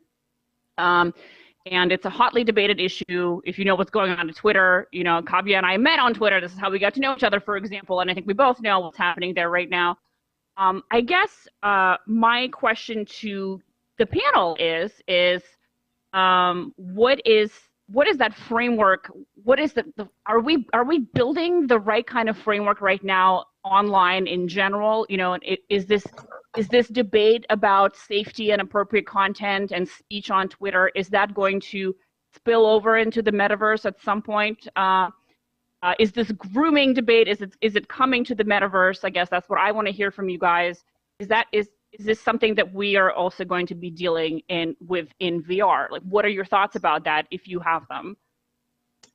I mean, I can kick off on this one. I think, you know, we're looking at the particular form of online harm that we focus on around child sexual abuse. We have developed response frameworks at national level and at transnational level that set out the kind of capabilities that are required to address this issue. And I think it goes way beyond the kind of normal go-tos. You know, you've got absolutely education needs to be in there. Obviously, you've got to have law enforcement, you've got to have legislation, but also there are things like having support and redress for victims and survivors. You've got also addressing some of the underpinning societal issues that are feeding these kinds of harms, because they don't exist uniquely in the online space. And children now, as David said right at the beginning of the panel, you know, are existing kind of seamlessly between the online and offline world. And as a fellow geriatric millennial, you know, we kind of, you know, I remember a world pre-internet. It kind of came in when I was at school, when I was at university, and you know, it was, as you say, it was a device that used it. It was something that was more instrumental. Whereas now, it's more all-consuming, and that can mean when something goes wrong, it's harder to escape. And I think that will be, VR is an enormous intensifier to that, because you're not just looking at a screen, you're in there. And so if something traumatic happens, it will feel much more like, and you know, that's without even looking at haptics and some of the hardware that could mean that's an even more intense level of trauma and experience that you're going to have there. And I think also what you've also got to sort of move this out into sort of away from the sort of North America and Europe. You're looking at country regions like in Africa and Latin America, Southeast Asia, where technology is leapfrogging. So they are going to get to virtual reality much quicker and without these kind of intermediary stages. So you're going to get kids who are thrown in at the deep end without any kind of support or safeguards in place. I think for us as a global community, we really do need to start thinking of the internet as an integral part of our lives. The digital world is an integral part of our lives. That's only going to increase. You look at the huge sums that Meta are investing into this. It is going to happen, and it's up to us at the moment. Now it's being shaped to ensure that it's a positive, beneficial, enriching experience, rather than one which is under-regulated and where vulnerable groups are more at risk. Back to you.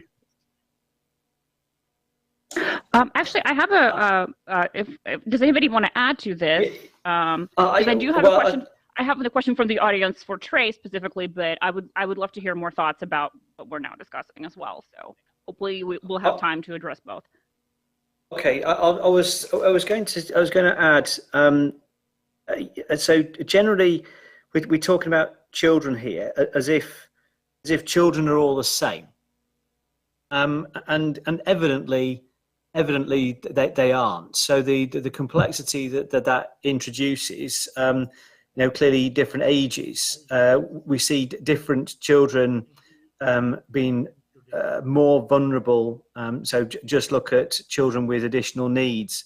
All the research points at those at most risk online and those at most risk offline, in terms of, so children who may be care experience, they may be under some form of care or some form of challenge or indeed disability. All the research just kind of discloses just about the amplification of that vulnerability and encountering harm online.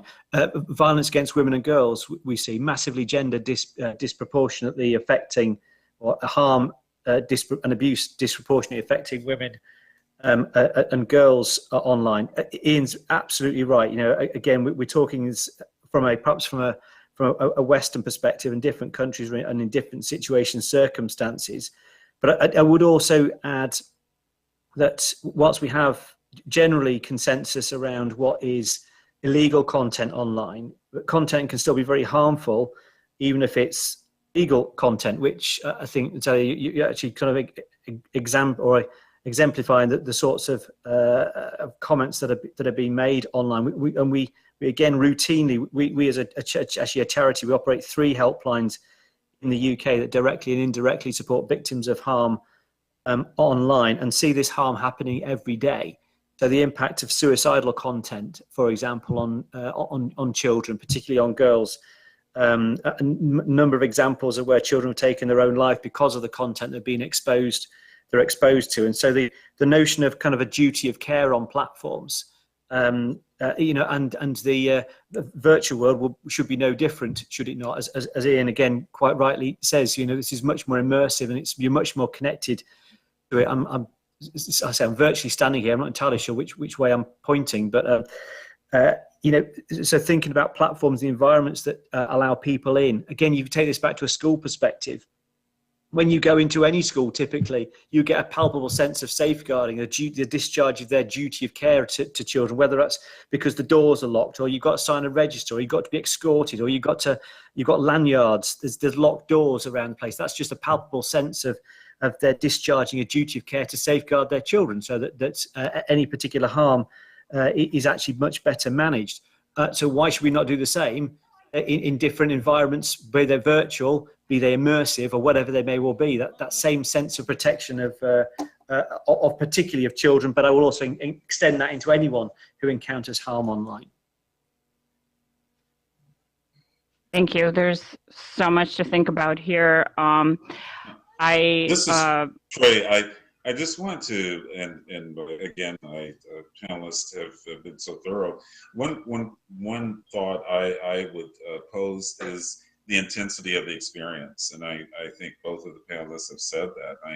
We're still at the nascent stages of the VR technology, but as I've seen, there are technologies that will add olfactory or odor to the experience, where you have suits that will bring more sensation So I think as we move forward, we need that if there are traumas that could be experienced, I think this question of are they intensified versus just a visual and auditory experience that you have from a typical video screen, these are going to be much more intense experiences, which is intended to do, in a positive measure. But again, if we're talking about the dangers and potential hazards, we certainly need to be aware and cognizant and be able to address that in other experiences that are less positive or perhaps are more intensified as well, particularly, again, as this technology progresses and becomes more immersive and involves more of the senses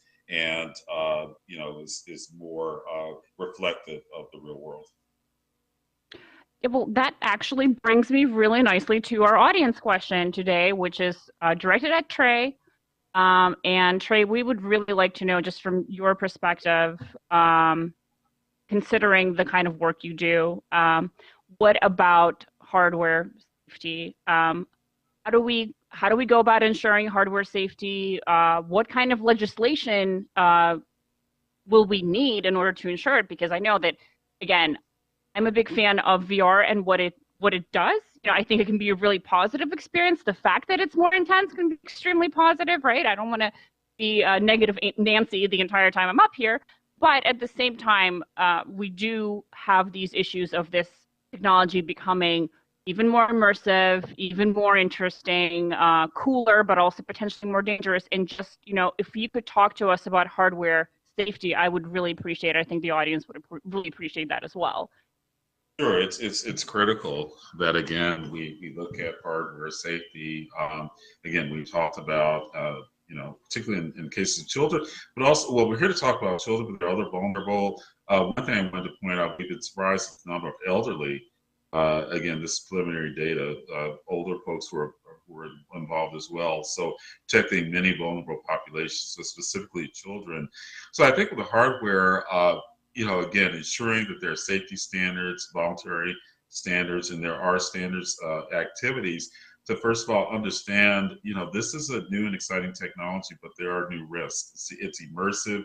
And I heard an earlier panel, they talked about risk-based. So I think of the application. So what type of use scenario are we talking about? Are we talking about a gaming where, there's considerable activity where potentially you may run into objects, or maybe physical hazards? Also, the fact that we have lenses very close to our eyes, so could there be damage to the eyes, to neurological systems? So we need to be aware, again, if you have something that's more active versus potentially something, and there's also heat. If you're sweating, for example, and there have been incidents where chemicals may migrate out of the material matrix. And again, right now we have mostly headsets, but as we see more immersive, where you have full body, equipment, this idea of biocompatibility. We're covering, literally wearing these electronic devices on our bodies. So we want to make sure that the materials are safe, that they don't cause skin irritation, or that they don't cause other effects. Again, I mentioned the potential physical hazards.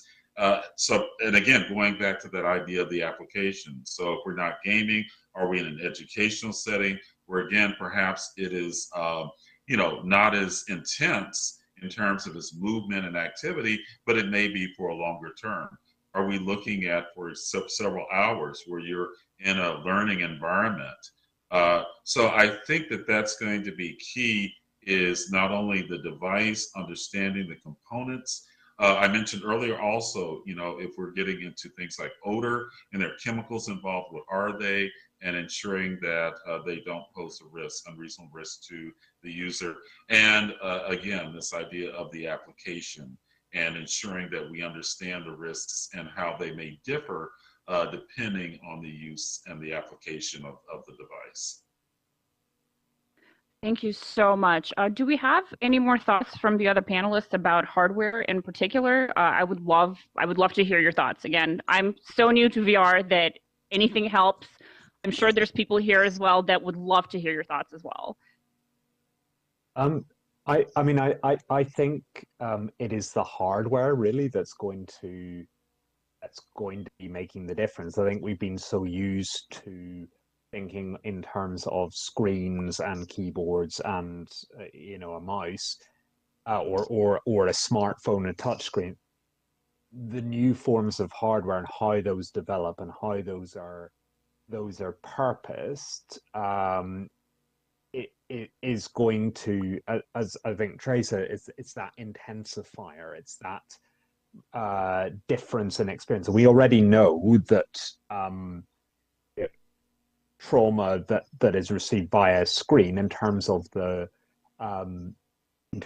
physical effect on the survivor can be as intense as a physical experience. I think if you start bringing in things like haptic suits or some of the other forms of technology that are coming through, and it is likely that pornography, adult pornography, are going to be some of the pioneers in terms of making money out of virtual reality. You also have, in terms of offenders around child sexual abuse, you have very committed and very ingenious people that again will be some of the first to be taking advantage of some of the hardware. So I mean, I think we need to be really alive to it.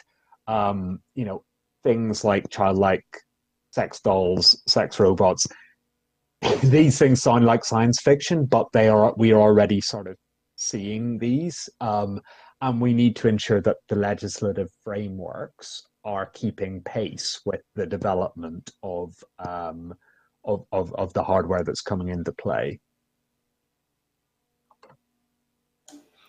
I think I would also.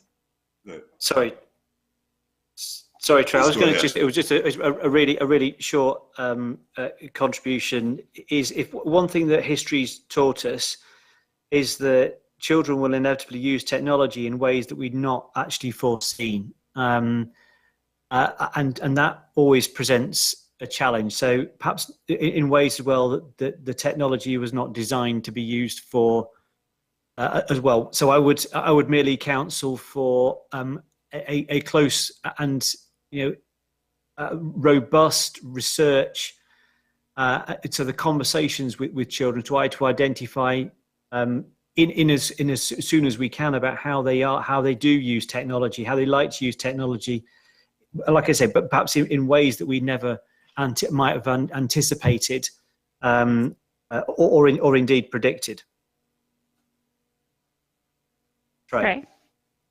Yes, one thing I want to point out, and my colleagues who are also engaged and to them, again, it's a team effort. They talked about too the difference between screen-based, where perhaps a parent, or we talked about in the school, particularly as we related to the use by children, can more easily see what's happening versus now in this virtual world. So I just want to quickly point out too that part of the discussion would be the ease in which parents, caregivers can monitor what children are doing in the virtual world, and the challenges of that. Certainly it's challenges even with our traditional screen-based technologies, but how can we ensure that again, parents and guardians are able to monitor their children if they wish to do so in this new virtual environment. So those are key questions that we have as well as we move forward. Thank you guys so much. This has been so informative. I'm sure for everyone here, and for me as a parent, and also as an investigator, I know we're almost out of time. I would just like to wrap this up by saying that, as a researcher and an investigator, a lot of my time has been spent investigating war crimes, for example. And in war crimes, we often speak of secondary trauma, because even though you're not getting blown up or shot at, you do see images and visuals that are extremely upsetting and horrifying, and you receive secondary trauma. And what I'm getting from this panel today, what I really got from this panel today, is the fact that for a lot of these challenges in terms of how we move forward with VR, we're not going to be dealing with secondary trauma. We are likely to be dealing with just like primary trauma. And that's, I I hate to wrap it up on a negative note. I am still very much excited about the technology and the opportunities it offers. I mean, the fact that we're all gathered here is already, for me, is exciting, and it's a really big step forward. But primary trauma and secondary trauma, hardware safety aspect of it, and the fact that, again, children are brave, but they're still children, and we need to watch out for them and have a really, really robust framework in place, including a robust legal framework in place for how we move forward with this technology.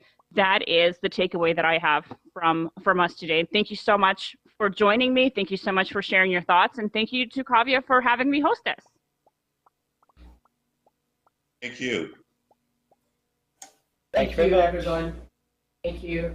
Thank you, Natalia, for making time and persisting through these technical challenges. I really appreciate you experiencing this, your experience, determine all of your experiences and kind of decisions you make for legislation, children, technology, policy. Technology, you for there, and I think we are. So right about now, let's take about 30 minutes lunch break for our team to of us also and we'll be back at sharp 13:50, which is 1:50 ST, and we get back to a shared responsibility for safeguarding young generation. Thank you, everyone. 30 minutes.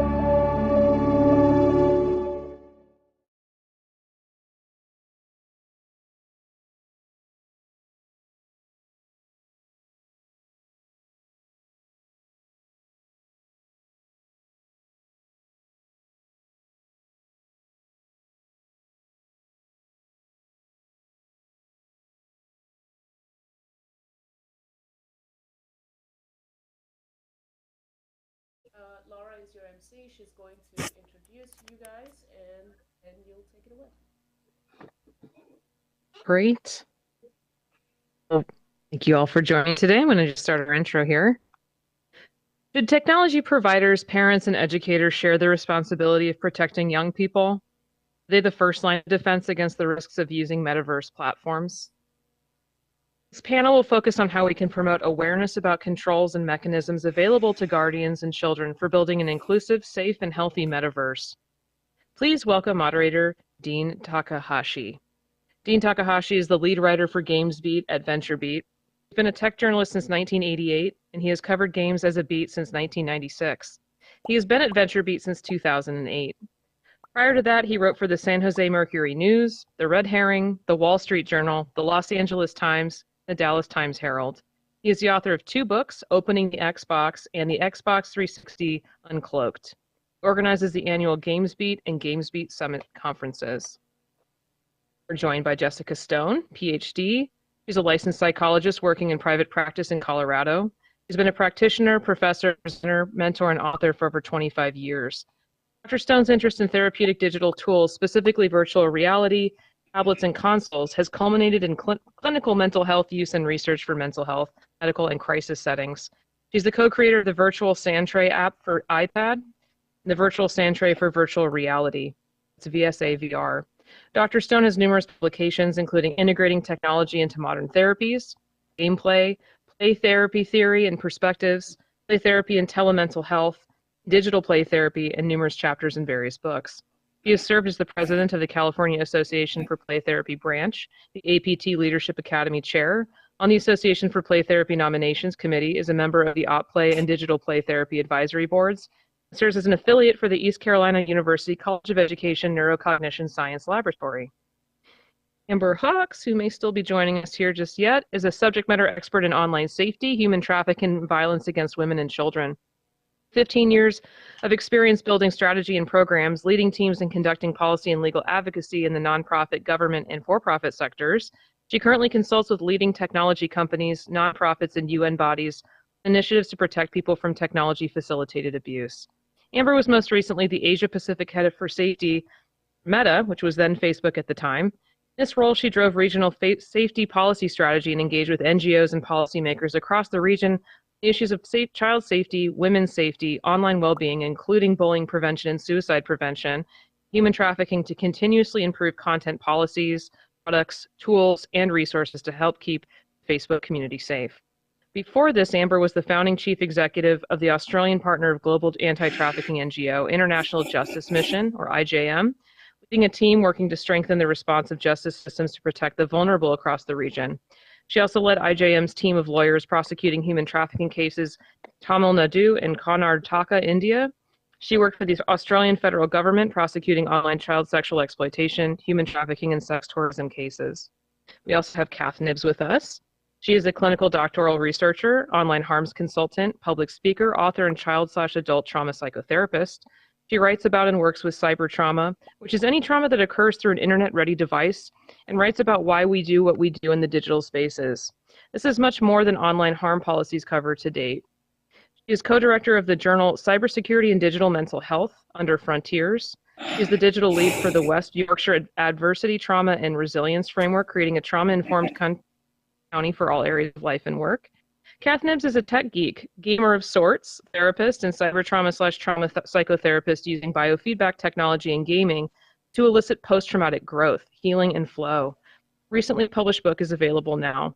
The book focuses on the why we do what we do in cyberspace and how to help children, young people, and adults. She has a further 3 books with outlets due soon for practitioners. She is a disruptor, an advocate for children's rights, privacy, and digital explorations online. She also educates therapists via her company Privacy4 about data protection, privacy, and cybersecurity issues concerning their practice. She's also the mental health advisor and trustee of Gamers Beat Cancer charity and a director for Online Safety UK, alongside specialist consultancy and expertise for Get Safe Online and Internet Matters and Trust and Safety for the International Cybersecurity Forum. She's a panelist at the Vulnerable Users Working Group for UK Safety Internet Center. She's also a TEDx speaker this year on the importance of relationships surrounded by technology. Very Glad to have you all here with us today. I will now hand over and just ask that you please amplify your voice before you start speaking. And you can do that through the host tools on your right-hand side. Choose the megaphone to amplify your voice. Thank you. Looking forward to your chat.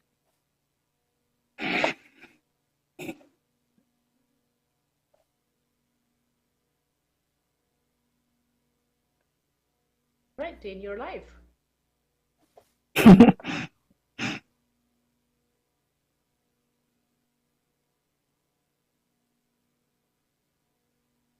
That was certainly a lot of information about all of us. Yeah. Okay. Yes. All right. Now I think I'm ready now. Thanks, everybody. Yeah, I'm Dean Takahashi. I'm the lead writer for GamesBeat AdventureBeat. And I'm going to be hosting a Metaverse conference on February 1st and 2nd online. And so this is a nice little experiment for figuring out how to do an online reception. Okay, I just got appointed to be host. And so I think, can you guys hear me now? Yes, if you could amplify your voice. And Oh, awesome. host Okay. tools, All right. and now Okay. amplify your voice. All right. So yeah, I'm just said a few things. I'm not sure if everybody heard me, but I cut that introduction short. I'm glad to be here, and thank you for joining us. I'm going to start right off with a question on what's the state of safeguarding our young people from online discourse, and I'm going to start on the other end there. Jessica, why don't you tackle that one for us first? Could you repeat the question? So what's the state of safeguarding our young people from online discourse? Where do you think we are right now? Well, I mean, we have had a fantastic day already with the panels and the presentations so far today, and also in the last 2 days, who have really focused on and talked about a lot of those pieces. I think what so much of it boils down to is there's a lot that we think is important. There's a lot that we hope can be baked in and brought to the forefront, which is, you know, why we're all here this whole week.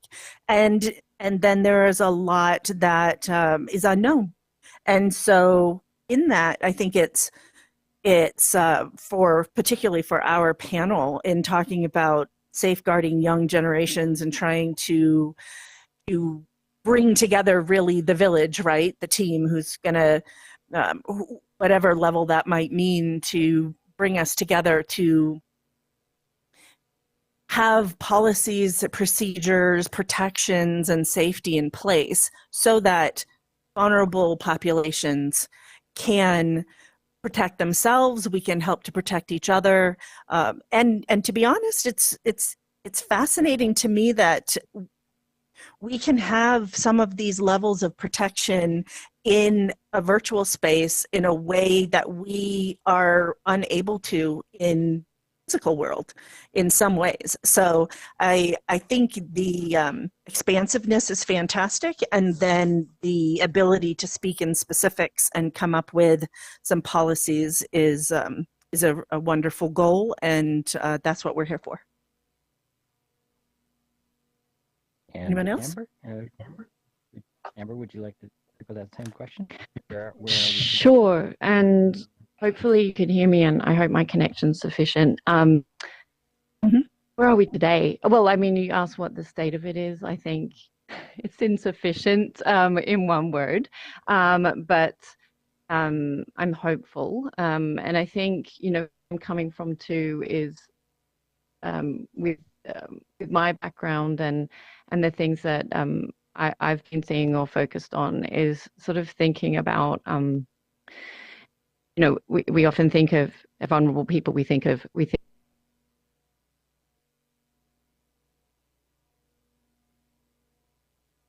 I just lost some volume from Amber.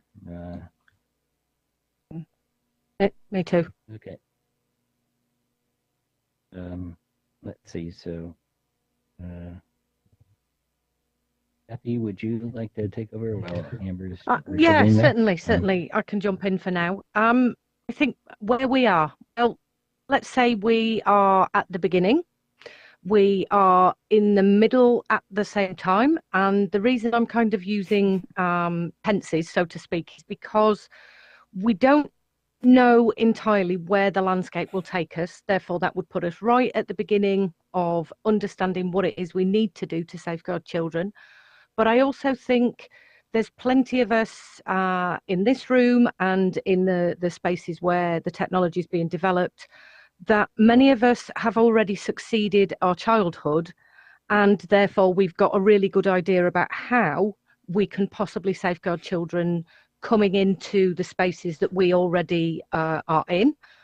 But also we've got that knowledge of being a human being and surviving life. So I would say that we are in the middle of a new concept, as in the metaverse, whatever that may turn out to be.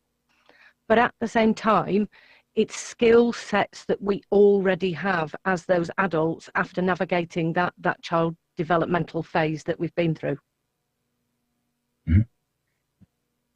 Kathy, I guess when we're starting with you on the second question here, when you think about the future, what would you expect in terms of protections for young people when it comes to metaverse or whatever we're going to be calling the metaverse? Okay. I mean, it is a really, really good question in terms of what do I expect? I have no idea, because each week, and I would say each week in my clinical practice, a child brings in a brand new event every single week over something that's happened that I've never heard before.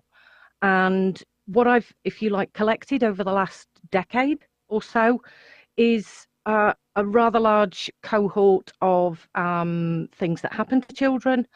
But I think the metaverse is something that I personally want to kind of describe as a blended version of mind, body, and behavior, not just technology. So there is new child developmental spaces and theories that we need to consider. And the way that technology has an impact on us is going to change the way that we behave. And to date, we have lots and lots of theories as to why people do what they do and how we can actually protect children in what I refer to as the corporeal space, the real world. And we're going to have this blended, overarching new space. And as a result, clinicians, researchers, theorists, even the developers of technology are going to be bringing stuff together, and children, as we're talking about today, are going to be navigating that space. And I think Dave Wright mentioned it earlier in his speech that we don't know how children are going to use this technology until they do. So it's like predicting the lottery numbers. I can take a good guess out of 49 of them, but I would have to get the right 6 in the right combination to actually win that question, if that makes sense. If you think we have some kind of maybe analogy to the metaverse today, would you say it's Roblox, or is there something else you would have in mind that maybe is just a little closer to the kind of environment, I guess, that we're going to have to manage? To be honest, I don't think there is an analogy. I think there's a good TV program that we could all look towards in terms of Black Mirror, or maybe even films like Minority Report.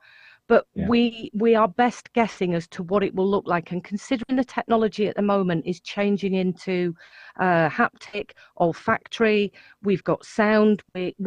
Our bodies are going to be changing in reaction to those spaces. And I think that the technology is becoming so ubiquitous that it's actually going to become, here we are going towards Neuralink and, the cybernetic types of technology. So I don't think that the gaming space is enough to understand it fully and comprehend it, which is why we need these conversations like today.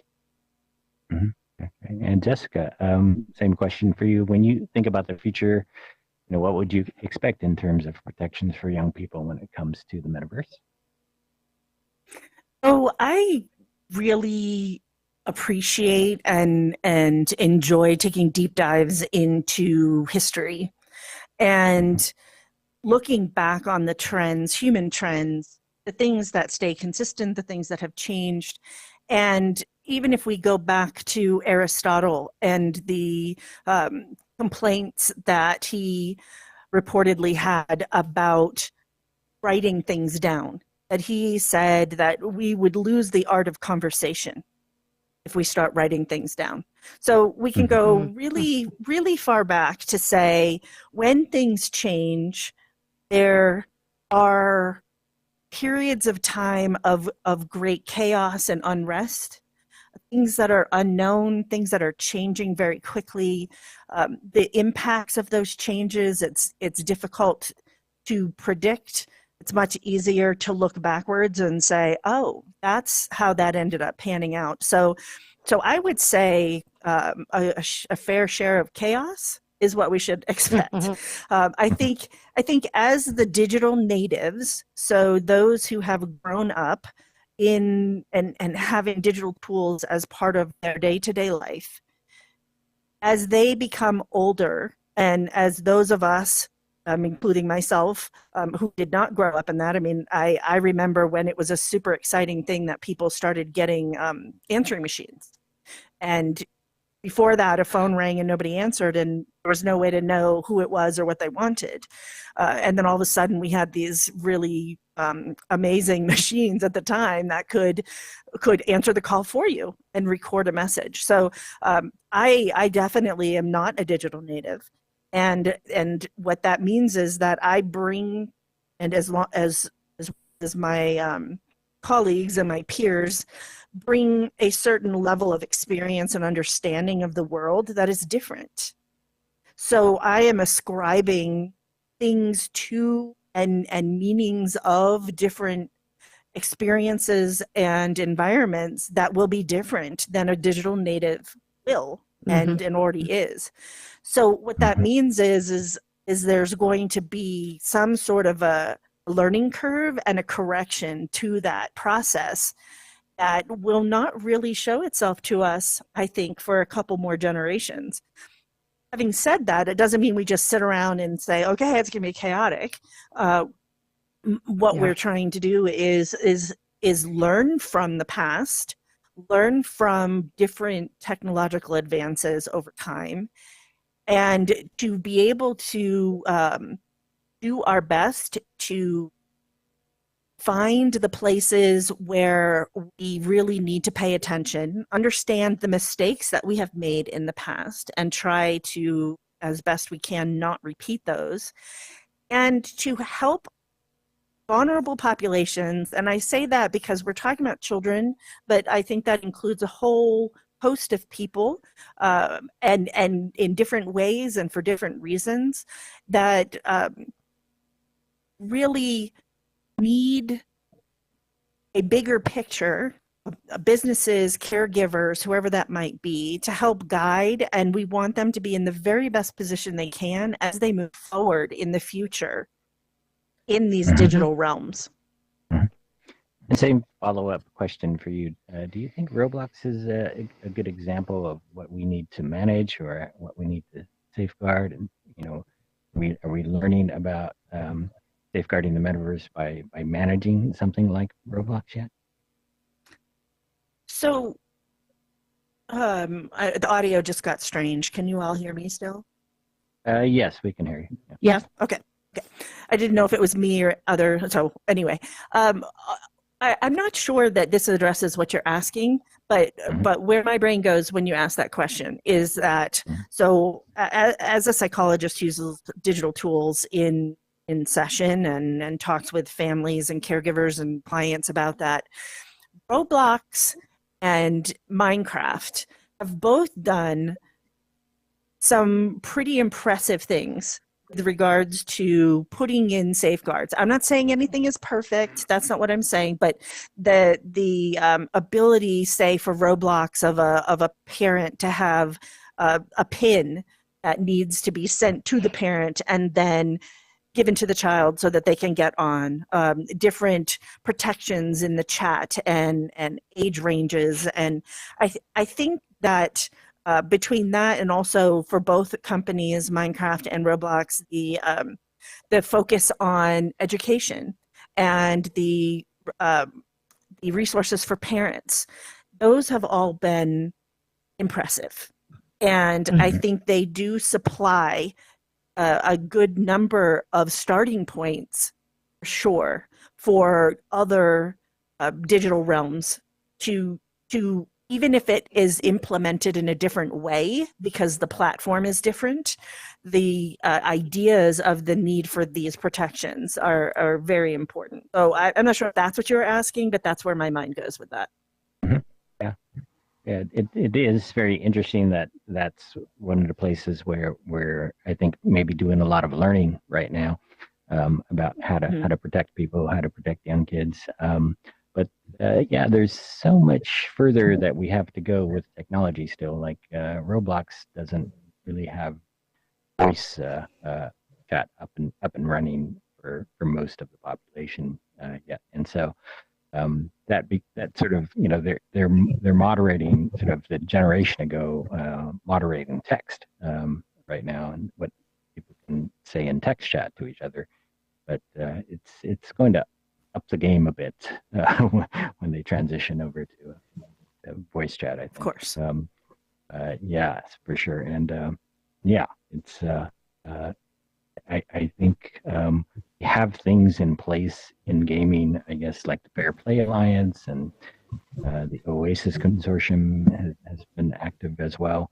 And I do wonder whether, you know, we're getting together the organizations that we need, you know, for the metaverse yet. Do you guys feel like we're making progress on that front?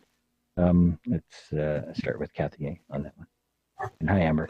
Welcome back. Yeah, I was going to say Amber's back, isn't she? So certainly in the realm of putting together services that are trying to protect children in different ways. So, for example, on the last panel we had We Protect. We've got services that are going into education. We've got services that are looking at other kinds of harms. So we are certainly making a start, and I certainly think it's going to be collaborative. I think we need to certainly bring together parents, education, sector, developers, those that have been in and around the protective spaces for a long time. And that isn't going to happen overnight. And we are in the process of doing that for Web 2.0. And as long as we can put those things in place, get people talking, we'll probably be able to get some of this in time for, you know, the metaverse, but we are already in there. And I go back to that kind of reference that I made earlier at the beginning and the middle. Okay. And Amber, can you talk to see if we've got your audio back as well? Yes. Can you hear me? Yes. Yeah. Yes. Working good. So. Wow. Hopefully this lasts. Thanks.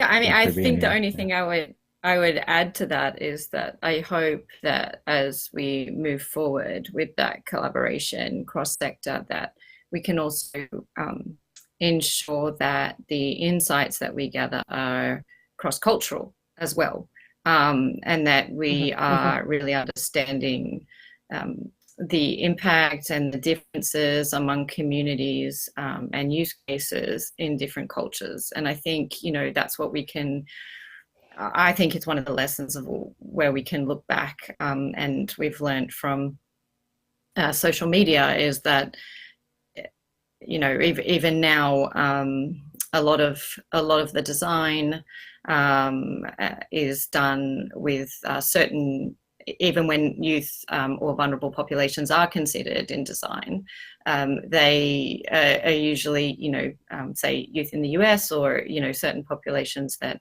are, you know, for various reasons easier to access. However, we know that these products get adopted, and that's the aim.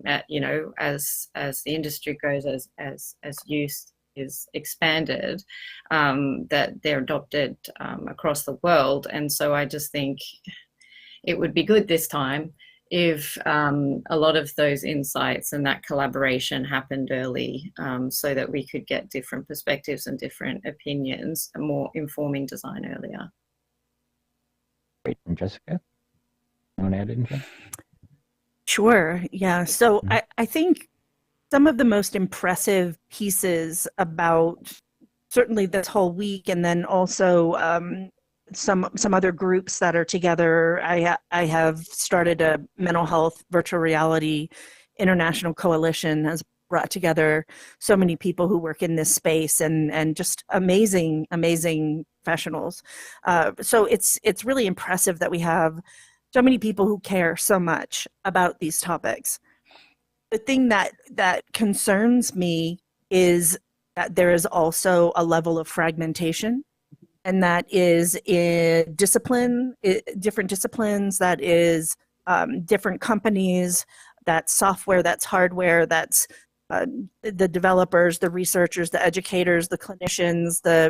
There are so many different groups that I think the more we can do to bring us all together, the more powerful we can be in these concerns and these important pieces of this process. The more fragmented we are, then the more it's going to be difficult to get anything done. Mm-hmm. And so we're going to end up with a whole lot of conversation, not a whole lot of action. And so the more we can come together, the people who are listening to this live, the people who are here in the room with us, the more we can come together and be organized and be clear on what it is that the vulnerable populations need, and the better we can do to set this up in a powerful way for the future. Our next question, I'll give an example myself. What are some good things that we're noticing now on different platforms? And example I have is Spectrum Labs got together with Together Labs in an alliance, and they're sort of applying, artificial intelligence to the process of sorting through communication. And what they're looking for is not all of the, and they are looking for the toxic stuff, but they're also looking for examples of positive play and good behavior that they can call out and then sort of reward the players in Together Labs InView application. And so, it's sort of the opposite approach of what you usually hear about. And so I thought that was very interesting. You guys see some other good things happening on different platforms, and we'll start here with Kathy. I think platform specific. I think we could be here all evening. So what I might do is actually say, in the space that we're currently in, what I am seeing is the services that are dedicated to protecting children. Now, they are as far and wide and have lots and lots of different interventions. So I certainly want to go back to We Protect, In Hope, the Internet Watch Foundation, NECMEC, and how they're working with many of the larger platforms to eradicate, prevent, and remove all forms of child sexual abuse and exploitation material. And for me, there is something about the priority of how we can protect children is by making sure that we do the things that are positive. Now, sadly, we don't see a lot of that in the news compared to the negatives that appear on social media and in the mainstream media. And certainly those positives, I think, need to be communicated more. So I know that they're happening. I happen to see more of the negativity, mainly because of the work I do, I think. So more often than not, I do feel like I work in the world of cyber trauma. I work in the world of virtual abuse, virtual trauma, and I don't get much time to go looking and reading the positives, yet I know that they are there. I know that Roblox have their civility program, and as Jessica was saying earlier, we are in the space of providing these things, but again, I think it's quite specific to certain paradigms and domains as to where we see that. And sadly, because of the work that I do, it is mainly in a negative space. So it does cloud my vision a little. And Amber, good examples from your point of view? Sure, and I agree there in terms of naming platforms. We could be here for a long time going through, but I think the types of things that I think are valuable, again, cross-culture, in different interactions, more of the age verification, the type of age verification that opens up conversations between parents and kids, and encourages that kind of communication in an ongoing way. We probably covered a lot of these product interventions that, kids having their own sort of digital literacy flow as they engage and sign up into the different apps on a deeper level, I think, and pitched at the right level for them, as well as, various features like boundaries, and all of the traditional measures that you would get on social media. What's really interesting is that if I think continually the research with kids finds, and I would say particularly as I've been researching in forums like Japan and Korea, certainly there's a desire for just more tools and more autonomy among youth, and so I just think that is what they're after. And so education flows that set them up with tools to understand, oh, this is a user I'm interacting with who has been, for example, blocked this many times. That kind of transparency actually gives people their own information to decide whether they want to be interacting with a particular avatar or person as well. So, I mean, there are a lot of these. And then the other thing I think is the application increasingly of the identification of behavioral signals in the AI. I think, we discussed this, Dean, and it's, especially as things move to audio, the ability to detect harmful content is just going to be extremely difficult in a decentralized environment. And so, actually, moving towards some of these detection systems that will use signals to detect those who are, misusing the technology.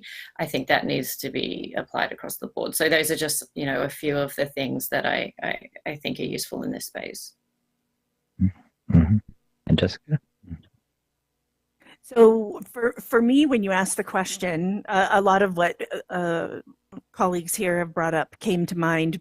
And in addition, I really focused on the word play that you introduced in that question. And so taking it a little different direction, I would like to point out that in terms of positives that I see, particularly with my clients, is that there are a lot of opportunities for exploration and Jessica, for your audio got a little bit garbled there for a second. So can you back up about one sentence? I apologize. Yeah. Is it better now? Yeah. Okay. Is the ability to explore and to present one's identity and representation. And so what I mean by that is if a person is struggling with their personal identification, they can come into a world and they can create an avatar in a way that either they would like to be represented or that they are exploring as a representation and interact with other people in those ways. And there can be a lot of power to that.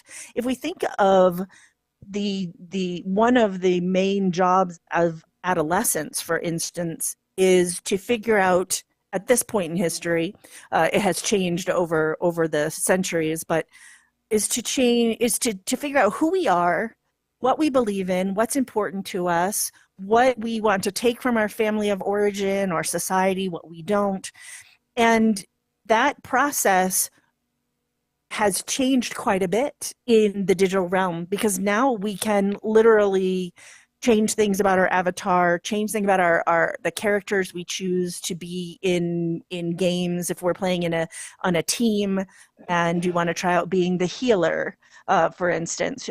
So whatever the roles are, I think it's an amazing time. This is just one tiny example. That's an amazing time for people to be able to explore who they are and how they want to be in the world in a way that we haven't had the opportunity to do in the past. And I think that is a positive that I have seen be really, really powerful for people. Can I throw another line on the top of that, Jessica? In terms of the word play. So Sonia Livingston said in her keynote earlier that for children to take risks in play, they need to be safe. And both Jessica and I obviously work with children and work doing this as a day job, so to speak.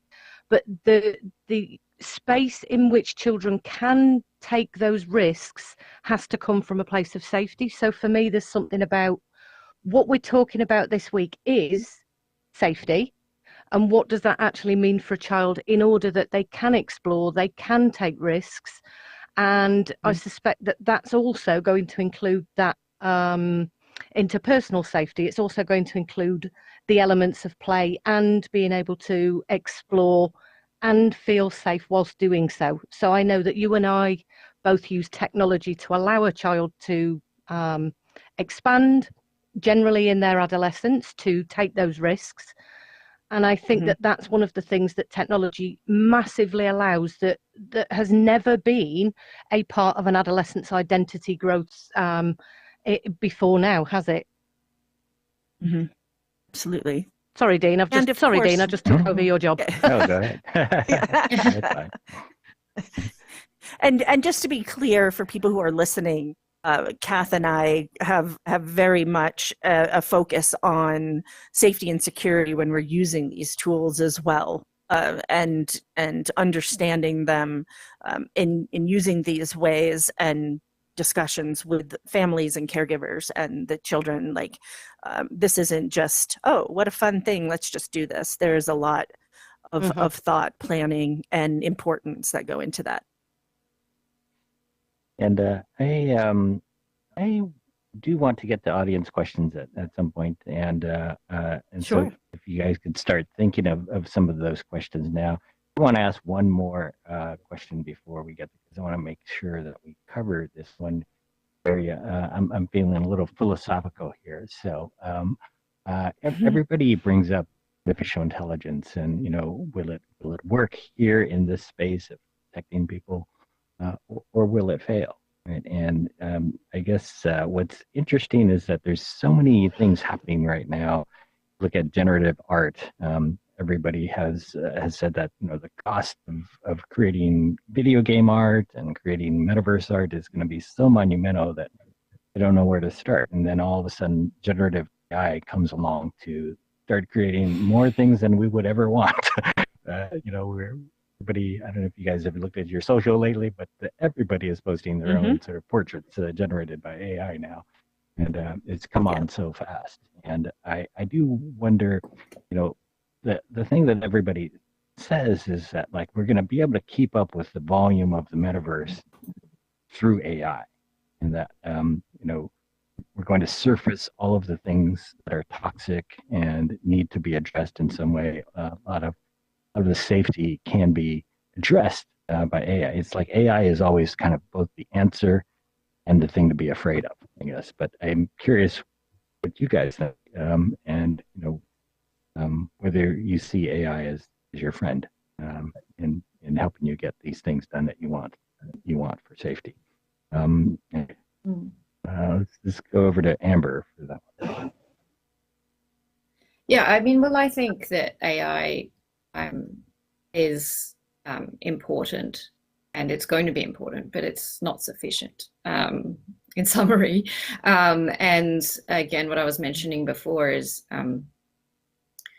we're going to see increasingly decentralized spaces, and as you said, the creation of these spaces and this content. And I just don't think it is realistic to think that AI is going to be, of course, the answer to keep kids safe alone. However, it definitely plays an important part. And, we were mentioning before about NECMEC and the Internet Watch Foundation, and there's certainly going to be necessary use of AI to detect child exploitation, and some of that's going to have to adapt, of course, and the reporting to those bodies is going to need to be updated and really important to keep going. However, yeah, I think the future of it is in really using AI to understand general meta signals and behavior on platforms, and understand the nature of people's interactions, what they've actually been involved in, and whether they've had potentially harmful interactions with children, with minors, and whether they're being blocked and that kind of thing. I think that kind of AI and that kind of detection is going to be really necessary. But as a whole, I don't think that we should ultimately be relying on it for the safety of children moving forward. And Kathy. So I geeked out when you started talking about generative AI and artwork, because actually it's been in the NFT space for quite some time. So I've been watching that side of things for a while develop. But certainly, yes, it can be an assistant, but it will I don't think it will ever take the place of humans, because we often are the outliers. And given that AI is pretty much designed by humans, it's going to have those errors and biases, and navigating the space of safety is I think it's going to require that element of understanding trauma. And one of the things about trauma, so I'll give a quick example. So in this space the other day, I was watching the camera moving around the room, and what I noticed is, even though the bubble exists for in this space, in Alt VR and Meta are putting it into place, it's still possible to have avatars come towards you and go through you very quickly, which for a person with a form of interpersonal trauma, that can actually be quite disconcerting. It can be off-putting. I actually found it a little bit like Ghostbusters, where they talk about the ghost going through you. But then I applied it to how would in this particular question, as you're asking it, how would AI pick up on that? How would AI know that an avatar moving through somebody else's avatar is actually disconcerting to a person with a vulnerability? And how can we identify that for all users of the space? And that's one of the things that in the real world, a person can move away from. And just going back to the questions earlier, what might we be facing? Well, there's an example of one kind of potential issue, and I don't know whether the algorithms would ever be complex enough to understand interpersonal distance and threatening avatar movements, big hand movements that might be off-putting, for example. And I know I've slightly gone a bit bigger with that question, but I don't know that AI can do what humans can do just yet. Yeah, very, very interesting answer there, I think. And Jessica? So I think that humans crave some type of balance. And so back to one of my responses earlier, thinking historically, if we have some powerful tool, then usually it starts out as being very exciting and used a lot, and then there comes to some sense of the pendulum swinging from side to side and then landing somewhere in the center. And so when I think about that, I think about when digital cameras came to be and came to be popular. Is there are a lot of conversations about photographers who would take pictures on an old school manual camera, and that there were going to be things that were going to be lost in that. I think we've arrived at some type of balance in that. There are places and situations in which a digital camera is phenomenal. It is convenient. It's now, on our phones, some of the things that a digital camera can do nowadays are just amazing. The photos that can happen and the different ways they can be edited and whatnot. And yet there is also something very powerful and hits us on a visceral level when we see a picture that has been taken with a manual camera where the aperture has been chosen by the human eye to produce a certain results, and there's importance and value in there too. So I think even when we get further and further into discovering the different things that AI can do, that there will be a sense of balance at some point that will be reached, and then something new will come and disrupt it all, and then we'll do it all over again. Awesome. And let's see, we have some time for Q&A. I wonder if anybody wants to type in a question to us. Let's see if anybody's prepared to do that. And also raise your hand if you have a question.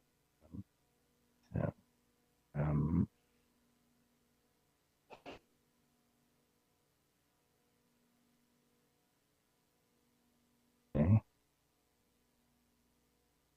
Mystic, you're able to ask a question. Your microphone. Okay.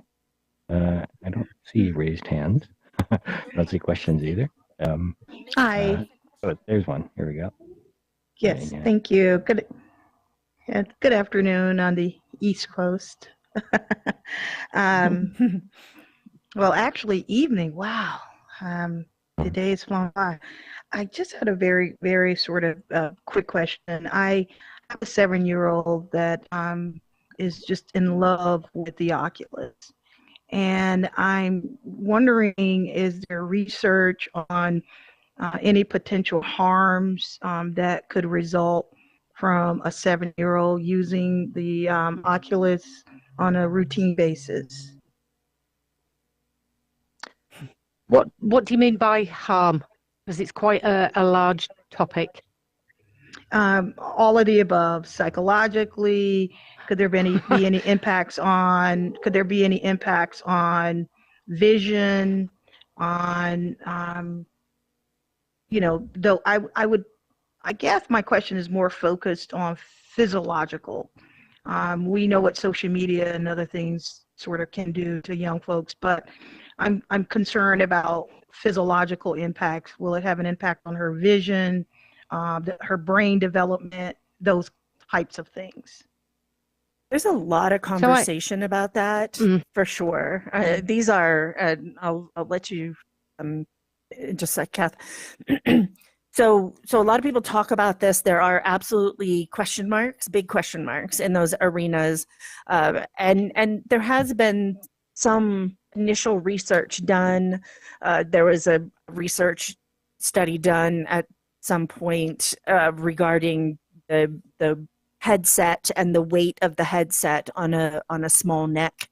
Some of that research is not very well done. Some is. So I think where I come down to is these are really important questions, and you asking those and being concerned about the impact on your child is really important.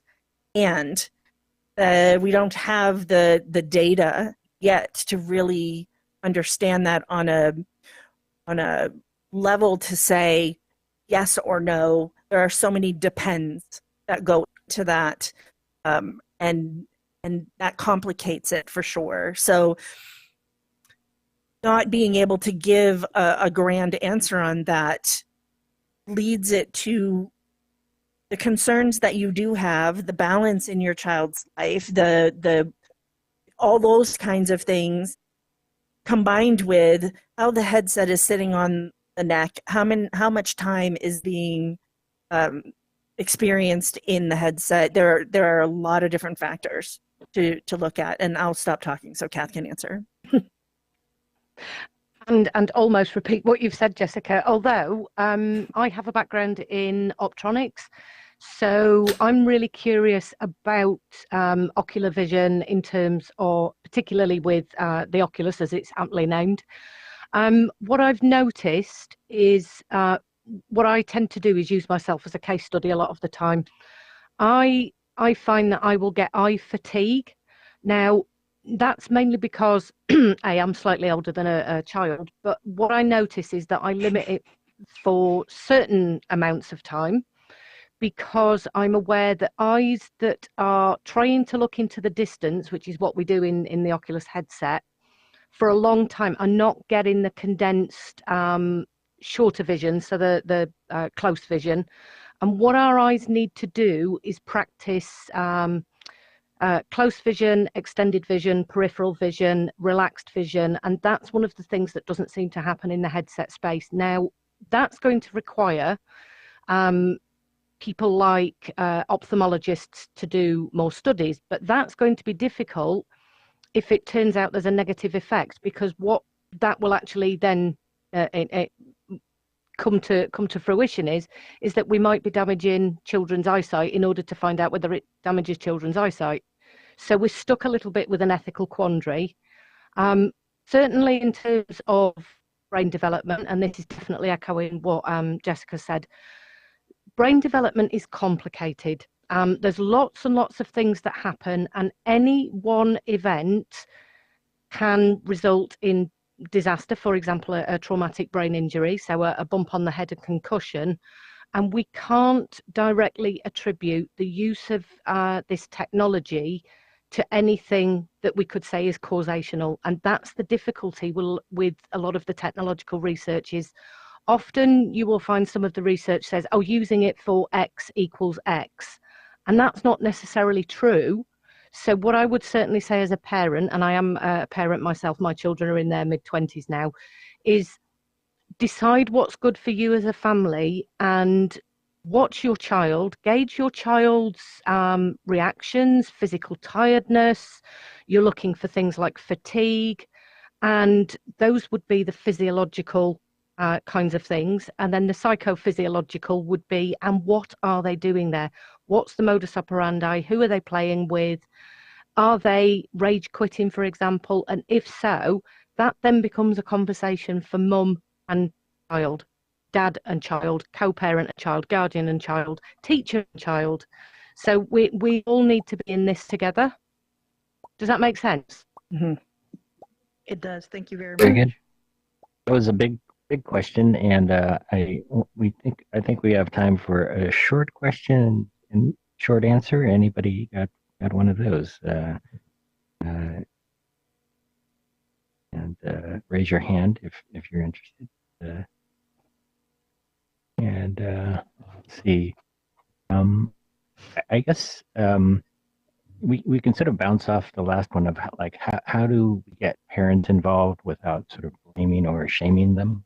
Well, I talk a lot about co-play. Yeah. I talk a lot about co-play. It's so important. You know what your child is doing, what they're interested in. It doesn't mean you have to be involved in every nook and cranny, but what is it they're playing, and why does that interest them? Is it a certain role that they can take, or a way that they feel, or people they interact with, something they're learning, and play with them? I actually got into this whole conversation about incorporating digital anything because I started to play a game that my children were interested in when they were young, and I learned so much about them and how they saw the world. It was really powerful. And instead of sitting in the car with two of my children in the back seat having conversations I didn't understand because I didn't know what they were doing and playing. Going from that to either contributing and being part of that conversation, or at least understanding the conversation that was happening. And it really did change the dynamic between me and my children for me to do that. So I always encourage co-play for a number of reasons. It's just really powerful. So anybody else want to contribute on that? Yeah, I would certainly say. Actually, Jessica, in the United Kingdom, we have a journalist that's put together an entire cohort of all of the games that exist for parents so that they can learn about games and their age ratings. It's taminggaming.com, if anybody's interested. Wonderful. But I would certainly say, I think how we get parents involved is we don't shame them, we don't tell them how to parent, and sadly most of the education out there at the moment is framed in a way that says you're not doing good enough, your children are in danger because, and I would absolutely love to see that narrative change to you're doing a great job, here's what you can do to help your child that little bit more, here's what we can do to help you. So I find that a lot of the parents who I deal with in therapy often say, well, I didn't know about that. And the schools are sending letters home, for example, saying, beware of this, don't let your child on that. And parents feel overwhelmed by do's and don'ts, the same as children. So if we could say, this is what we would like to do to help you, I'm sure that, you know, in terms of human to human, that would feel much more compassionate and empathic. And now I am going to be quiet. Very good. I think we're about 3 minutes. We got about 3 minutes left. Anybody else want to? Just going to say that I've got a question bouncing off that, but also one comment, and that is, you know, I think that if we frame it as an opportunity in general, if we're talking about not after something's gone wrong, but beforehand, an opportunity to deepen your relationship with your child, like, you know, this is where they spend their life, a lot of their time. This is how you are going to be able to, you know, engage with them more fully and build your relationship with them. And I think that's, you know, something that appeals to parents without blaming or shaming about something that could go wrong or the fact that they're not doing something in particular. It's more of an opportunity. And then I had another question, which I think is interesting. So in Korea, for example, you know, they've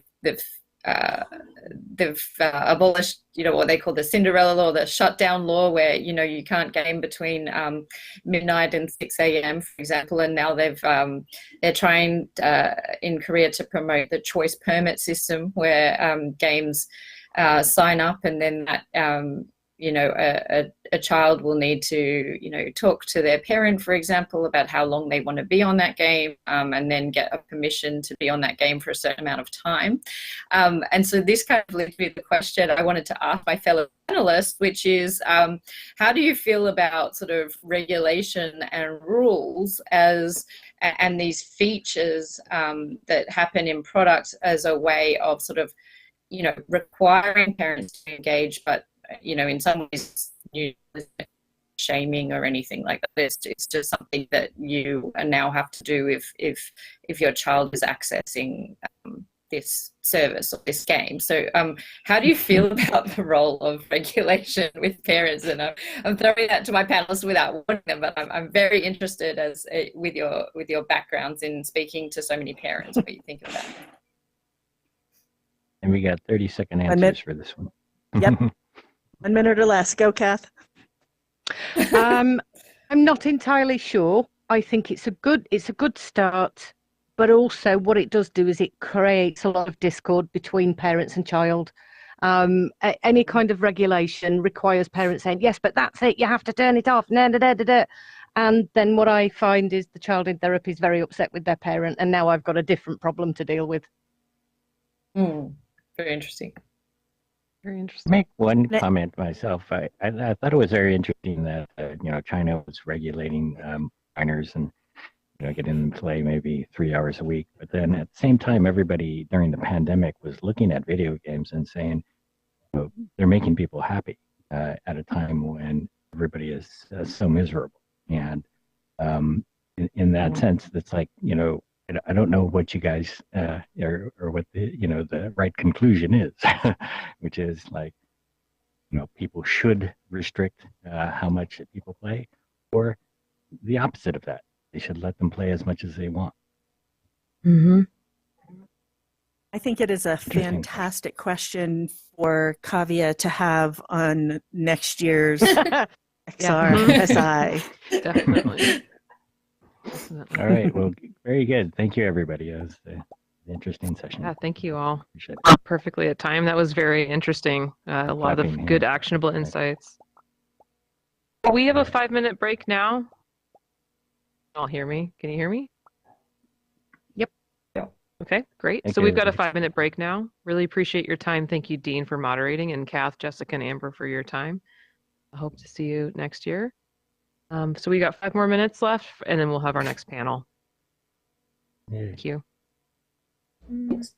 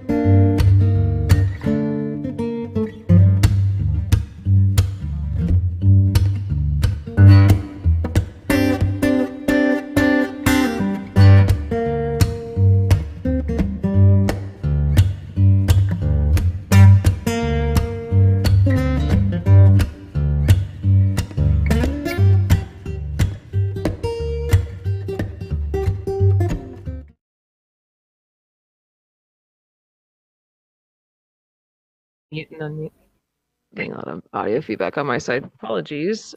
All right, so next, please, let's get ready for our very powerful panel, the youth panel on Metaverse, moderated by Ashfaq Ishaq. Dr. Ishaq is a civil sector leader for the past 25 years and has served as a World Bank economist, a university professor, and a CEO. Founded the International Child Art Foundation in 1997 to cultivate children's creativity and grow mutual empathy for a prosperous and peaceful future. Under his visionary leadership, ICAF School Art Program, the Arts Olympiad, has grown over the years into the world's largest World Children's Festival, which he produces quadrennially at the National Mall across the U.S. Capitol, has become the Olympics of children's imagination. More than 5 million children have participated in and benefited from his programs and events worldwide. He inspires them to become creative empaths so they can transform our wounded world into a wonderful one. He has examined and judged more children's artwork than anyone, alive or dead. He believes the future is determined by what children imagine as possible and how they work together to make it happen. The panelists, it's time that we hear your voices, advocating for the realities you want to live in. So instead of me making an introduction, please allow me to hand this opportunity back to each one of you and to Ashfaq. Thank you all for being here today. We're looking forward to hearing from you. I'm going to step off stage. No, thank you so much. I mean, such a generous, introduction. I'm in Foggy Bottom in, Washington, D.C. Thank you all for your presence. Most grateful to Kavya for her perspicacity and courage to include a youth panel. Many people appreciate or understand. We can learn and benefit from the perspectives of children and young people. Kavya, yes. Our 5 panelists are ages 13 to 23. Each one is exceptionally talented. Lalitya is at Columbia University in New York. Evie is in middle school, North Carolina. Jonathan is a technology teacher in Accra, Ghana, West Africa. Ago is finishing high school in the Boston area. Where is a freshman at Purdue University's computer science department. 25 years ago, there was no national arts organization for American children, nor a global arts organization for the world's children. Founded the International Child Art Foundation in 1997, filled this void to employ the arts for school children's creative and empathic development. Today, the manifestations of the 4th industrial revolution, such as the metaverse, show that we must democratize creativity so everyone can participate and benefit. Creativity is a necessary condition, but not a sufficient condition for a brighter future. We need mutual empathy because without empathy, collaborative innovation becomes problematic. Democracy can turn into a nightmare. Conflict resolution and peace become an illusion. The ideal of a more perfect union becomes just another dream.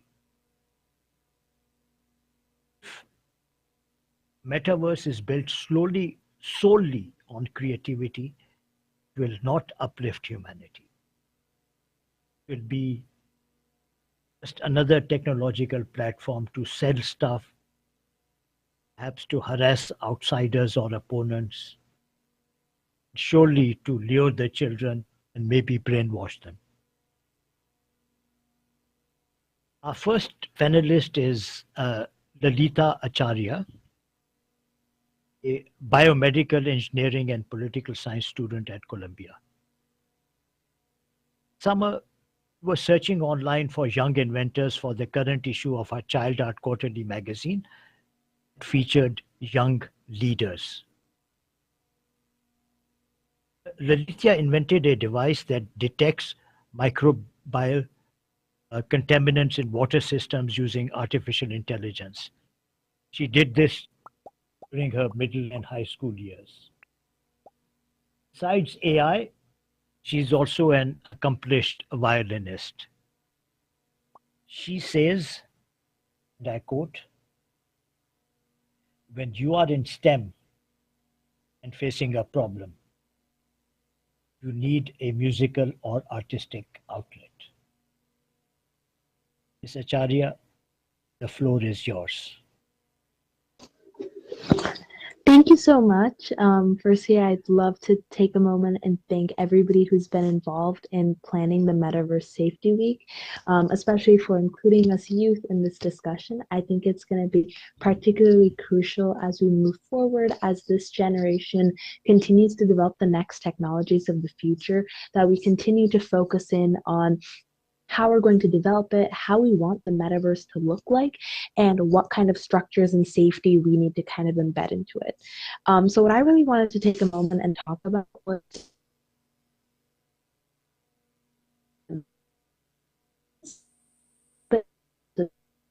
because for my millennial friends in the room who kind of grew up with the internet, the rule was kind of the internet is a very dangerous place. Don't get on there. You know, things like the metaverse weren't even around, but it was really looked down upon to make relationships through online networks, to make friends, meet people, do all those kinds of things. It wasn't really heard of at that time. And so instead, when you have Gen Z kind of coming to the floor, taking on this new role in the metaverse, we have a lot of friendships, a lot of formations that we've been able to make without ever meeting in person. And I think the COVID pandemic just really exacerbated it. As I stand on this stage with my fellow peers, none of us have ever been able to meet each other in person, but we were able to connect through online resources. We're now speaking together on this panel. And I think that's really a shift in how we're going to have to approach metaverse safety in the future, because not forming relationships through the metaverse is no longer an option. We have to rely on these new connections that we're making to be able to reach out and meet people who we traditionally might not have been able to meet face to face. So I think there's a couple of different considerations that need to be taken in when we're thinking about what we need to do in terms of metaverse safety. I think the first thing is setting up verification procedures. So when you're interacting with somebody in the metaverse, you're going to have to be very careful, very aware, and try to make sure that they are a verified account, that they are who they say they are. And if you're getting into a friendship with somebody, that you're getting into a friendship with a peer who you know and who you acknowledge. I think a perfect example of this is how I actually met my roommate at Columbia my freshman year. We met online through Facebook, which, you know, traditionally that would be something that's very scary and looked down upon, but that's how everybody meets their peers when you're going to college far away. So we met on there. We were able to verify each other's identities through social media, through other parts of the metaverse, and then we were able to FaceTime, meet each other, and commit to rooming together for the year. And so I think that's one way that we can provide a lot more safety in the metaverse, is by creating verification systems.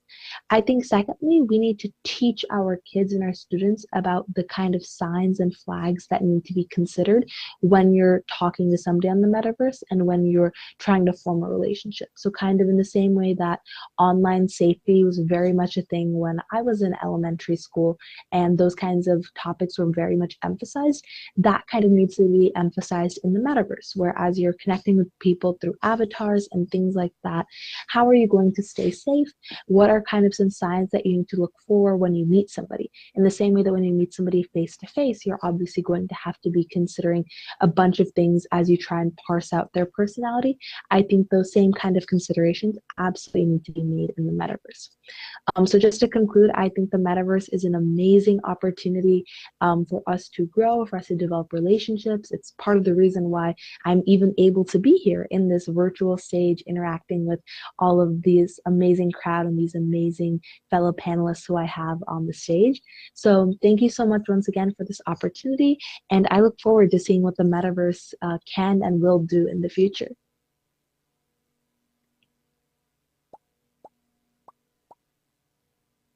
So, hello everyone. My name is Evie. I'm speaking next. I haven't had a lot of experience on the VR, like, sort of way we go about on VR. I'm 13 years old, and Like, I just am getting into high school right now. I'm just learning how to get about with social media because I haven't had a lot of interaction with that through my life.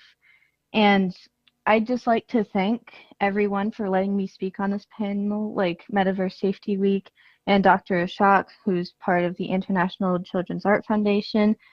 So, yeah, I have heard a lot of debate about age restrictions on the metaverse, and I don't really think that many people understand what the metaverse is just yet. So there should definitely be some age restrictions in the metaverse. I have a personal experience involving the metaverse and VR in general. I once went to a VR roller coaster ride in Australia when I was 8. I put the goggles on. I felt extremely nauseous and dizzy, and I had to leave the ride early. I was very sad because I'm a huge roller coaster fan. However, more recently, I tried a VR arcade game and it was such a different experience. I was a lot better with it. I only had like slight dizziness, and I felt like I was in a dream almost. I think that exposing VR to children, not even with all the other problems like data stealing, privacy, identity theft, or age-inappropriate content, should not happen because of health. That is the most important thing in my eyes, and I totally agree with setting an age limit of 13 on virtual reality. Another problem is children lying about their age to get on the metaverse. I mean, come on, what kid wouldn't want to lie about their age to get on a super cool new way to interact with people? I think that people, no matter their age, must set up a metaverse account with an email account and get sent daily or weekly reports on purchases, games played, or other important things. So if a child decides to purchase a game, their parents or their guardian could see if they're doing something they shouldn't, like playing a game that's too violent for them, or purchasing like a lot of something that's unnecessary. And I feel like we should also include warnings of how the metaverse could potentially be dangerous to children and make sure that their parents are well aware of the dangers before letting their kids go on the metaverse. I feel like a lot of age restrictions come down to parents, so they should definitely play a part in setting boundaries for kids and what they should or shouldn't do. So we should give them guidelines like they do in the movies, where they give them age ratings based on the content. If, for example, a child's account indicates that they are below the required age on a game, it should ban them from viewing it.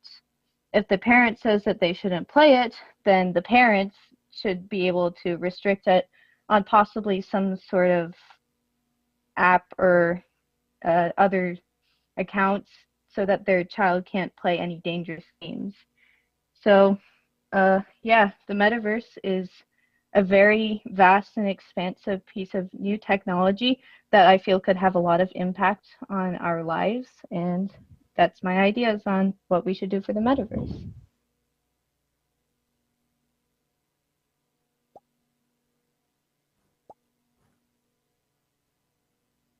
Hello, everyone. I'm Jonathan Kennedy Soa from Ghana. One of the effective technologies I see that helps to better prepare the youth for the future of work is the metaverse.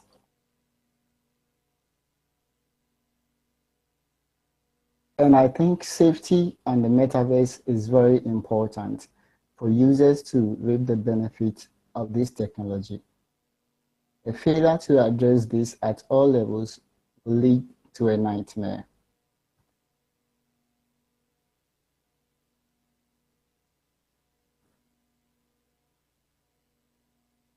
Metaverse is one of the great experiences that is transforming the way children play, socialize, make friends, and develop an identity. I think parenting is required. It's not that the metaverse is dangerous. It's about teaching your kids how to behave in the real world, the virtual world. So as parents, I'm sure we know how to teach our kids not to cross the street when the red light is on, wear a seatbelt whenever they sit in a car, say no to strangers, offer them lollipops to get in their cars. because we are familiar with that kind of world.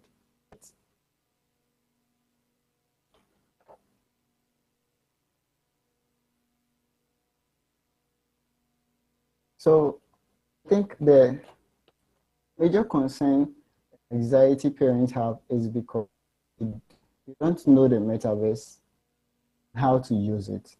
Therefore, they are very anxious about it.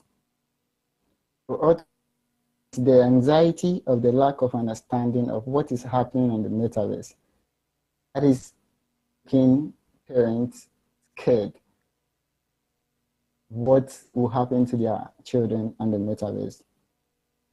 So, do you let your 12-year-old child go out with unknown friends without caring about their whereabouts and what they are doing? If you translate that, translate what you do as a parent in the physical world, the metaverse, it becomes less scary and very easy for you. Because experiences in the metaverse is a great parenting moment where you can actually enjoy the things your kids like. The best way to guide your child on the metaverse is to show interest in what they are interested in. No child wants conversation. It's very boring.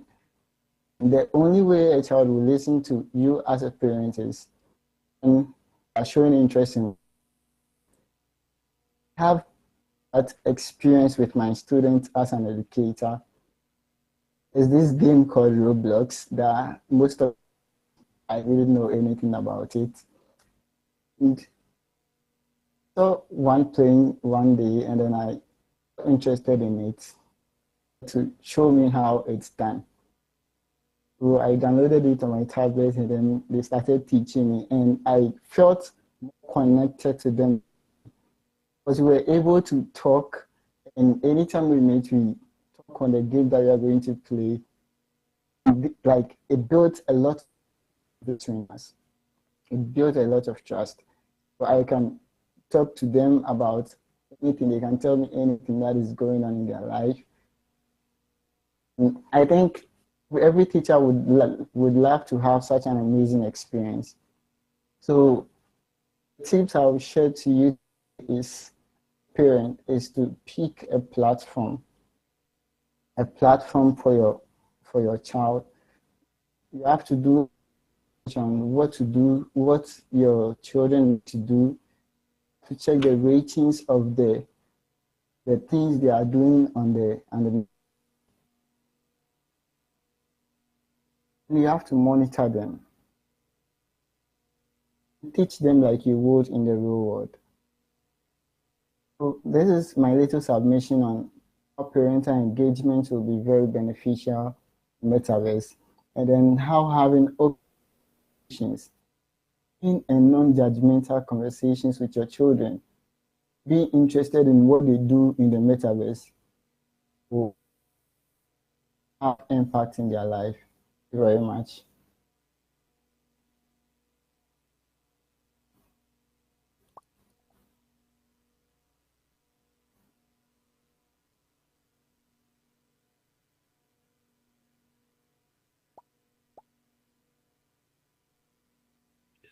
Are you done, Jonathan? Yes, please, I'm done. Thank you so much, Jonathan. Now, I must add that, I just wanted to say a few words about Evie. She mentioned that she's about to enter high school, but she's amazing. She does karate, runs, engages in triathlons, wants to explore space. She was the Olympiad winner from North Carolina and participated in the World Children's Festival last summer. Jonathan has been teaching school children STEM subjects through robotics and VR. He's really doing something incredibly important for Ghana's creative future. Not only Ghana, but for the surrounding countries as well, where he, goes and teaches. Now I'd like to introduce our next speaker, Ago Madison, who is a high school senior in the Boston area. About 2 years ago, she joined the International Child Art Foundation as a volunteer. The responsibility to adult our videos. Did such a remarkable job putting images and music together. We invited her to join the youth board. We are honored that she accepted. Madison, floor is yours. Hey, well, thank you, Dr. Shaq. So I think a lot of what I wanted to talk about has already been touched on by the panelists, but I just wanted to explore a little bit more kind of the role that parents are able to play in the metaverse and metaverse safety for their kids. So in a constantly modernizing world, kids will be on the internet. It's inevitable for social media, for school projects, for communication. But it's important that those experiences remain safe and positive. And I think, sorry, I'm still getting over a bit of an illness. I think for different ages, it's important to acknowledge the different means and the different approaches that we may have to take to ensure that safety. And so I think for younger children who are growing up with the metaverse at their disposal, a really key resource for parents will be using parental controls online. And those are available on most devices. You can enable parental controls on Macs, iPhones, and Windows, Androids, tablets. Most devices have them. And on safe search, and parents can also enable safe searches on search engines such as Microsoft, Bing, or Google. And so these are really easy ways for parents to help determine what content the internet puts before their children, because it's really hard to give a child an iPad and just hope that they don't see anything that will potentially disrupt their potentially educational or just otherwise positive experience.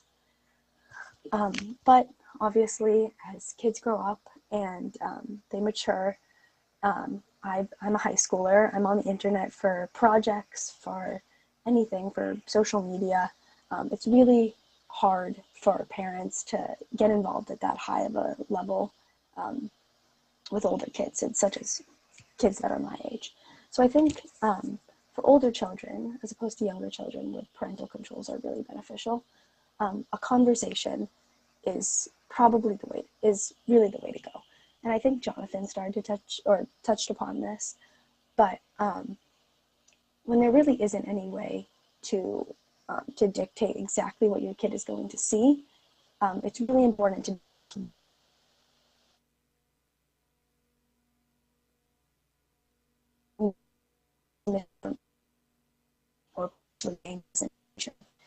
and I think especially now, as kind of a lot of this sort of content circulates, just sitting down with your child, with your student, and talking about how to build good instincts when it comes to the metaverse and when it comes to recognizing that false information can really set them up with good technological literacy for life. And whether that be in research, whether it be just on social media, seeing tweets or seeing just kind of citizens just throwing opinions out, it's really important to talk to your child, whether they be older or younger, about what that information may mean and kind of how to build those instincts for detecting false information. So that's that has been my personal experience. I think that can be most effective for the two kind of different age groups. But otherwise, I'd also like to thank ICAF for having me on the panel, and it's been great working with all the other panelists. So thank you. Thank you, Margot. Very informative, presentation. I now introduce our last panelist, Praveer Sharan, freshman at Purdue University's Computer Science Department. Over the past year, Praveer has been helping redesign the International Child Art website. I think that before Christmas, you would be able to see the fruits.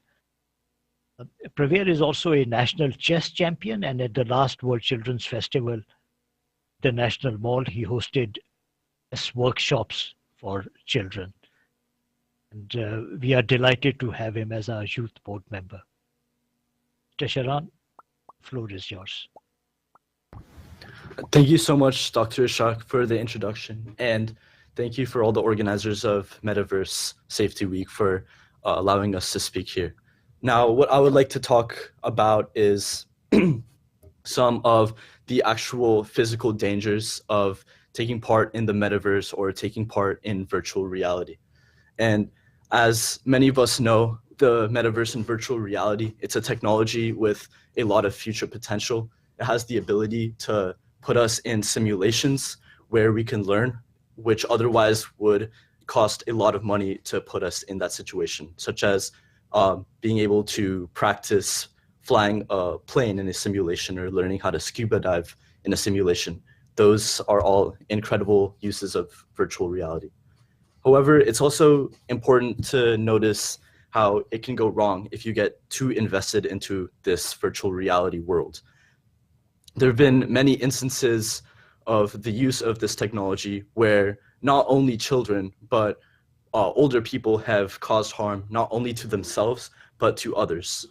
First of all, it's important to make sure that the physical boundaries while you're in the virtual reality are kept and that you don't run into anything or hurt yourself on anything.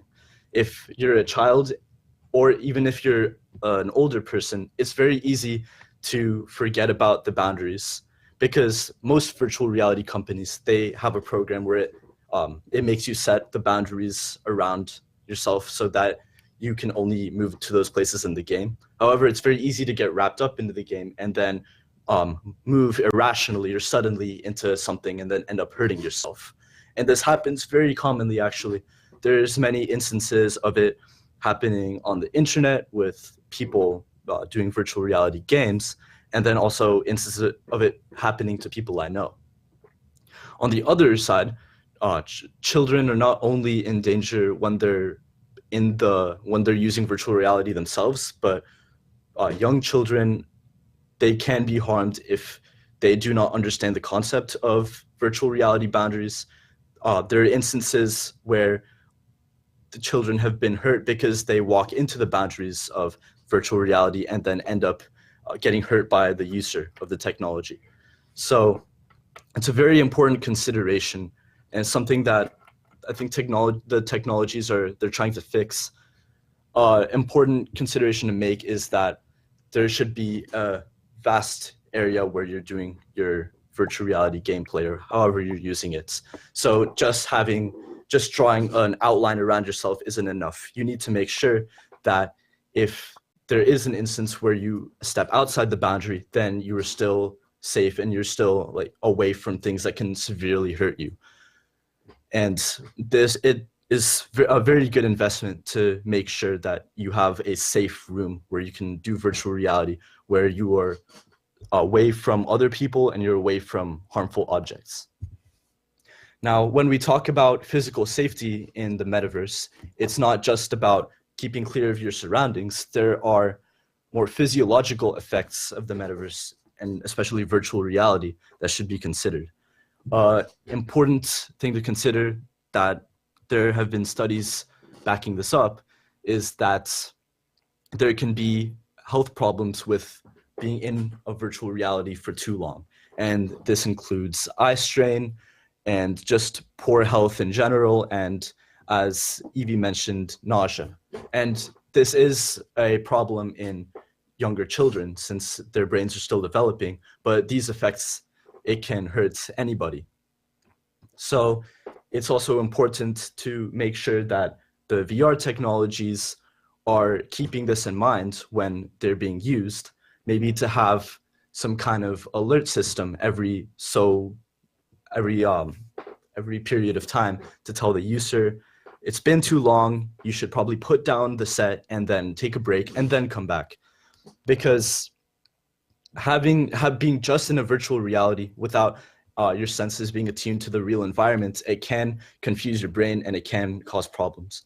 I remember there was this time where I was trying out an Oculus with my friend, and within 30 minutes, I had a lot of nausea and I had to lie down for hours. And there was this one moment where I walked off a cliff, but since it was in a model, I didn't actually fall, but it still tricked my brain into thinking I was about to fall off a cliff. And this felt extremely strange, and it was quite alarming. So it's in the future, it's important that virtual reality and the metaverse takes all these things into consideration to make sure that children are not getting too invested to this virtual world, and that they're still able to put the technology down after every 30, 40 minutes, or maybe an hour, and then take a pretty lengthy break to play outside or to get some exercise to keep themselves in good health so that they don't stay idle for too long. And then in that case, virtual reality can end up as a much more positive force for these children. And I think if we make sure to take those things into consideration, then virtual reality will be a much safer technology and it will be a lot more trusted in the future.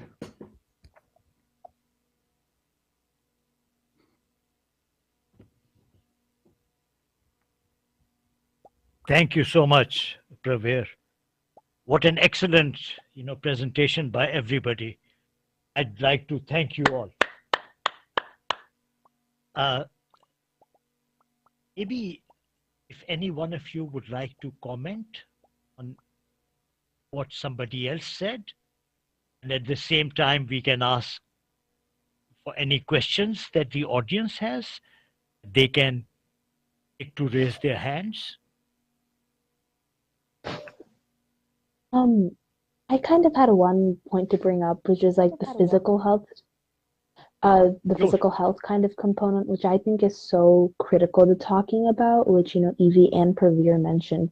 I just wanted to see if any of the other panelists had thoughts about not only how it can affect our mental health when we're talking about things like the metaverse, but how physically it can really affect us. I mean, one great example, though not directly the metaverse, is how during COVID, a lot of our physical health suffered as we were constantly put onto Zoom and constantly put onto online situations instead of in-person interactions. So as we move more into like a permanent state of the metaverse, how that's going to impact us.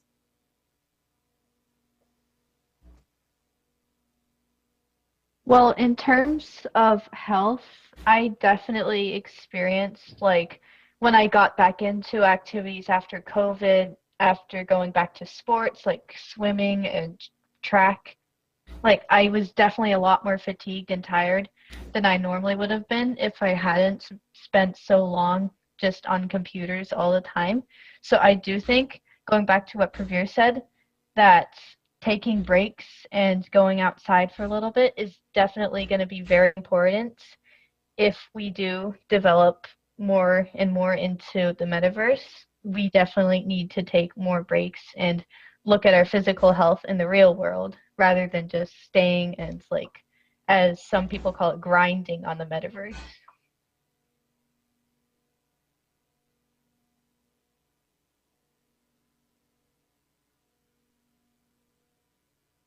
I would love to take a moment to just make a comment about this fantastic group of students and multi-disciplinary people, and all of you are assembled here. Well, first of all, Ashfaq, thank you so much for assembling fantastic talent, and thank you each one of you. I totally did not expect this amazing research and insights. I did not know what to expect, actually. You all have surprised me, pleasantly surprised me, and I've learned a lot from your perspective as well. One of the key things that I've learned is we need to really include children and involve children and youth in making decisions that will impact their lives. And so it is my commitment to you as we conduct research, help governments and industries to build safeguards for the future. This panel, your presence here, a testament to what we choose to do and what we must do is to include you, involve you, and have not much of a negotiation about the things that you need, the things that you want creativity to be highlighted. And this is something, Ashfaq, I have to learn a lot from you. So thank you. I hope in future also we can continue this discussion and take this collaboration forward to help safeguard the future for everyone, especially for children. Kavya, thank you so much. You're most kind, and really, anytime that there is any opportunity, sure, the panelists would welcome any such opportunity. I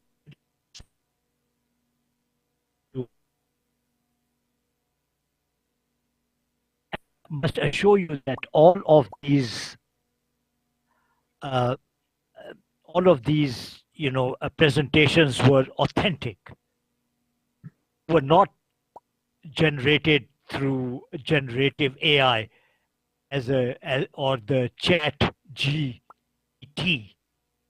They generated something from chat GTP by asking the question about what are some of the safety concerns regarding metaverse. It immediately, in like 3 seconds, it spitted out privacy concerns, cyberbullying, fraud and scams, physical harm, and addiction. So technologies these days, they are changing so rapidly. But the authentic voices, the authentic concerns of children and what they feel and what they believe in is of increasing importance in our world. Okay, so Kavya, thank you, and I thank all my panelists. Thank you so much. Thank you all. Definitely a lot to think about after that. I learned a lot for sure. So we have another break here. Looks like we're at 5 minutes on my calendar. 15 or 5, Kavya? Yeah, 15:35. So yeah, just about on time. Yes, we're about a minute off. So do we have a 5-minute break right now or 15? I have 5 on my schedule. It's 5 on my schedule too. Okay. Can you confirm that to us? All right, well, we'll be back in 5 minutes then with our next speaker. Thanks again to the panel. Appreciate your insights. Thank you. Thank you. Thank you so much for having us. You're welcome.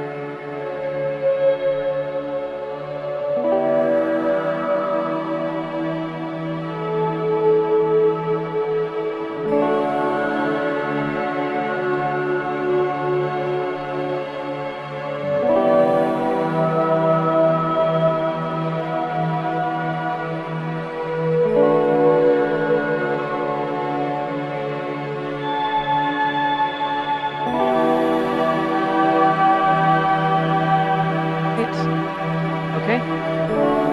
What do we need to do differently to build a safe metaverse for children? Protecting children through virtual time, lessons from the past, and reflections of the future will explore this question. Larry Magid is the CEO of ConnectSafely.org, writes a weekly column for the San Jose Mercury News, and regularly for Forbes.com. He's the host of the twice-weekly Connect Safely report for CBS News Radio and is a frequent technology analyst on BBC's World News Television and World Service Radio, along with local and network stations across the U.S. and around the world. He served for 20 years as the on-air technology analyst for CBS News and host of the popular CBS show Eye on Tech. He's been a contributor to the New York Times and was for 19 years a syndicated columnist for the Los Angeles Times, with columns appearing in the Washington Post and numerous other papers around the world. He has written several books, including the best-selling Little PC book and Larry Magid's Guide to the New Digital Highways. Larry served on the Obama administration's Online Technology Working Group and the Harvard Law School Berkman Center's Internet Safety Technology Task Force and the board of directors of the National Center for Missing and Exploited Children, and advisory boards of PBS Kids, Internet Congressional Caucus, and Family Online Safety Institute, as well as safety advisory boards for Facebook, Google, Snapchat, Twitter, Comcast, and Roblox. He has a Doctor of Education degree from the University of Massachusetts and a bachelor's degree from the University of California at Berkeley. Larry Magid, the CEO of Connect Safely, will provide a historical perspective on online safety. Larry will dive into what we've learned from 30 years of online safety and how it does and doesn't apply to the metaverse. Larry, please take it away. Thank you so much. And, it's a pleasure to be here. I have to admit I'm a little nervous because I have never given a speech in VR. Given speeches on Zoom, given plenty of speeches in the real physical world, but this is a first for me, so thank you for bearing with me. I have to correct one thing in your introduction. You said that I was on the Twitter Safety Advisory Board. That was true until 7:14 Eastern Time last night, when all of us on the advisory board got an email 35 minutes before their meeting, yes, that they disbanded the board. So there no longer is a Twitter Safety Advisory Board, for reasons that are probably obvious to any of you who are keeping up with the news. Elon Musk is now sheriff in charge or not in charge of this chaotic environment. Having said that, I am very pleased to hear and give it a go. Can I get my first slide? So, as we said, lessons from the past and reflections on the future. And if I get the next slide, I'll give you a little perspective on what that means for me. So, you can tell, do I have gray hair? I think my avatar has gray hair. It certainly should, because I do. And I've been around for a while. You can kind of tell from my bio. I wrote my first book about online communications called The Electronic Link in 1985. And I'm embarrassed to tell you that there was almost nothing about safety, privacy, and security.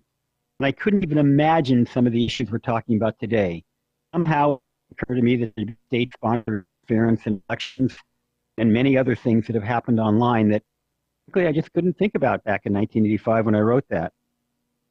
Next year, it's the 30th anniversary of a booklet I wrote for the National Center for Missing and Exploited Children called Child Safety on the Information Highway. And the title alone dates that document. That's what they used to call it, the Information Highway.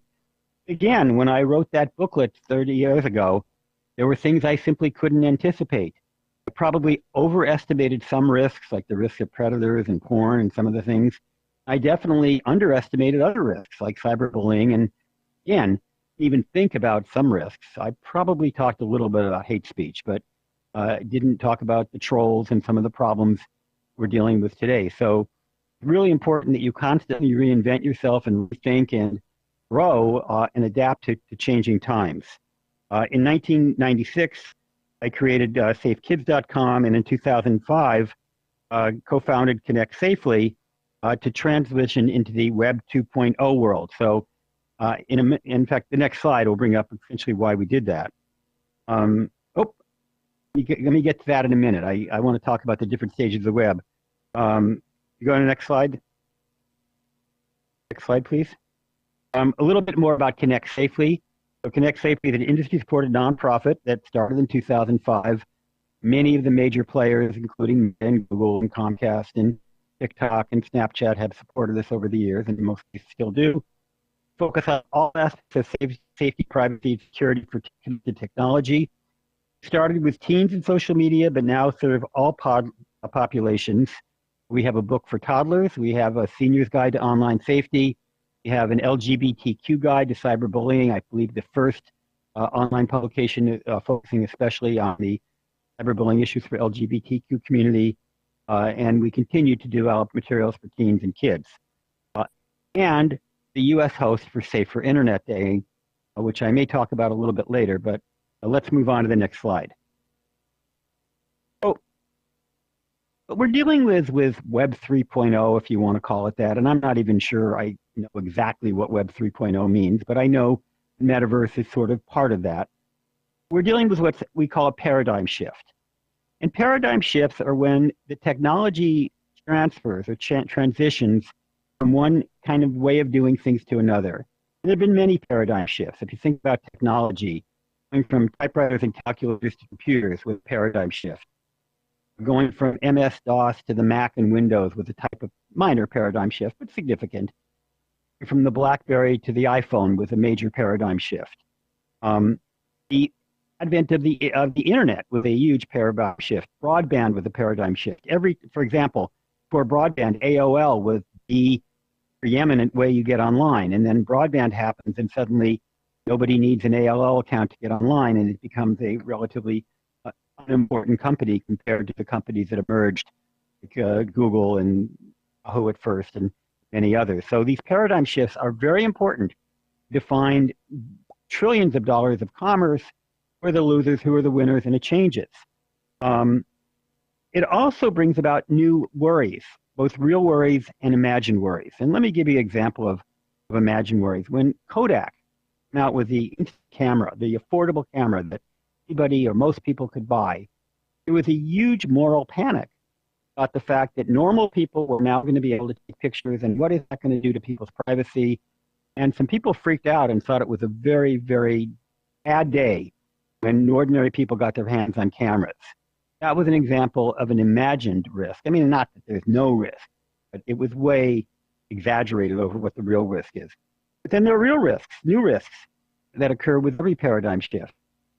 Prior to the internet, you really didn't have to worry about a lot of things that we worry about today. Yes, there was a harassment.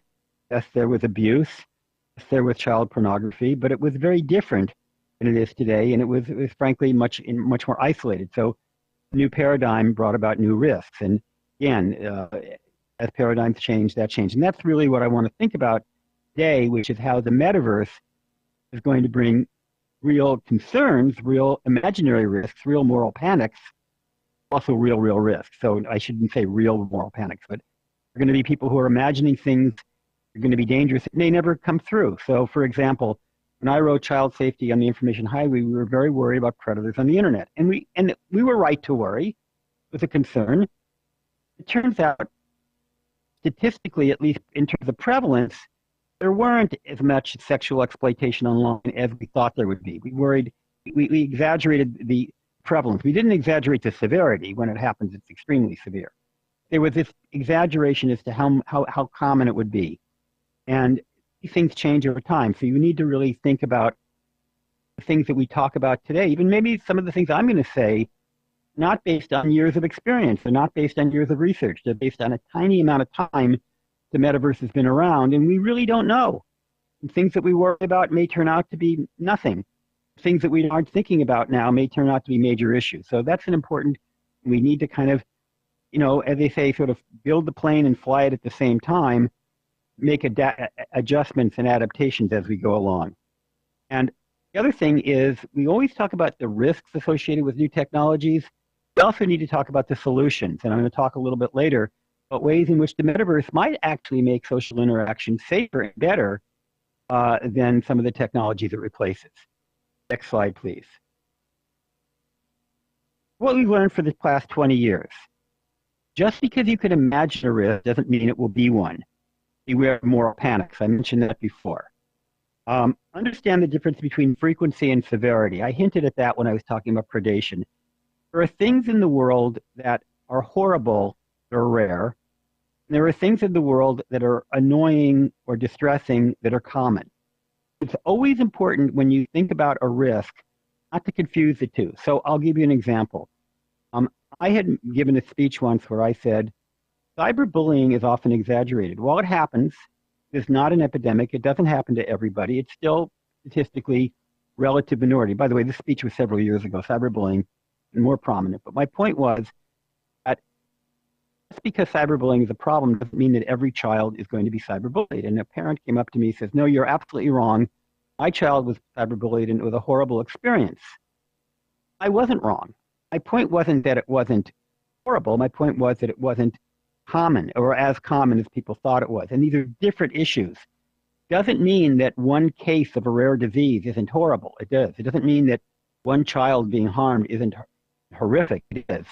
It's important when you think about safety, and as a parent, for example, you understand the probability that that matters. So, for example, when I was raising my children when they were very young, it was the mid to late 1980s, and that was when the milk cartons were prevalent. And, you know, we were so worried about stranger abductions. Now, again, a stranger abduction is an absolutely terrible, I can't even imagine how terrible it is.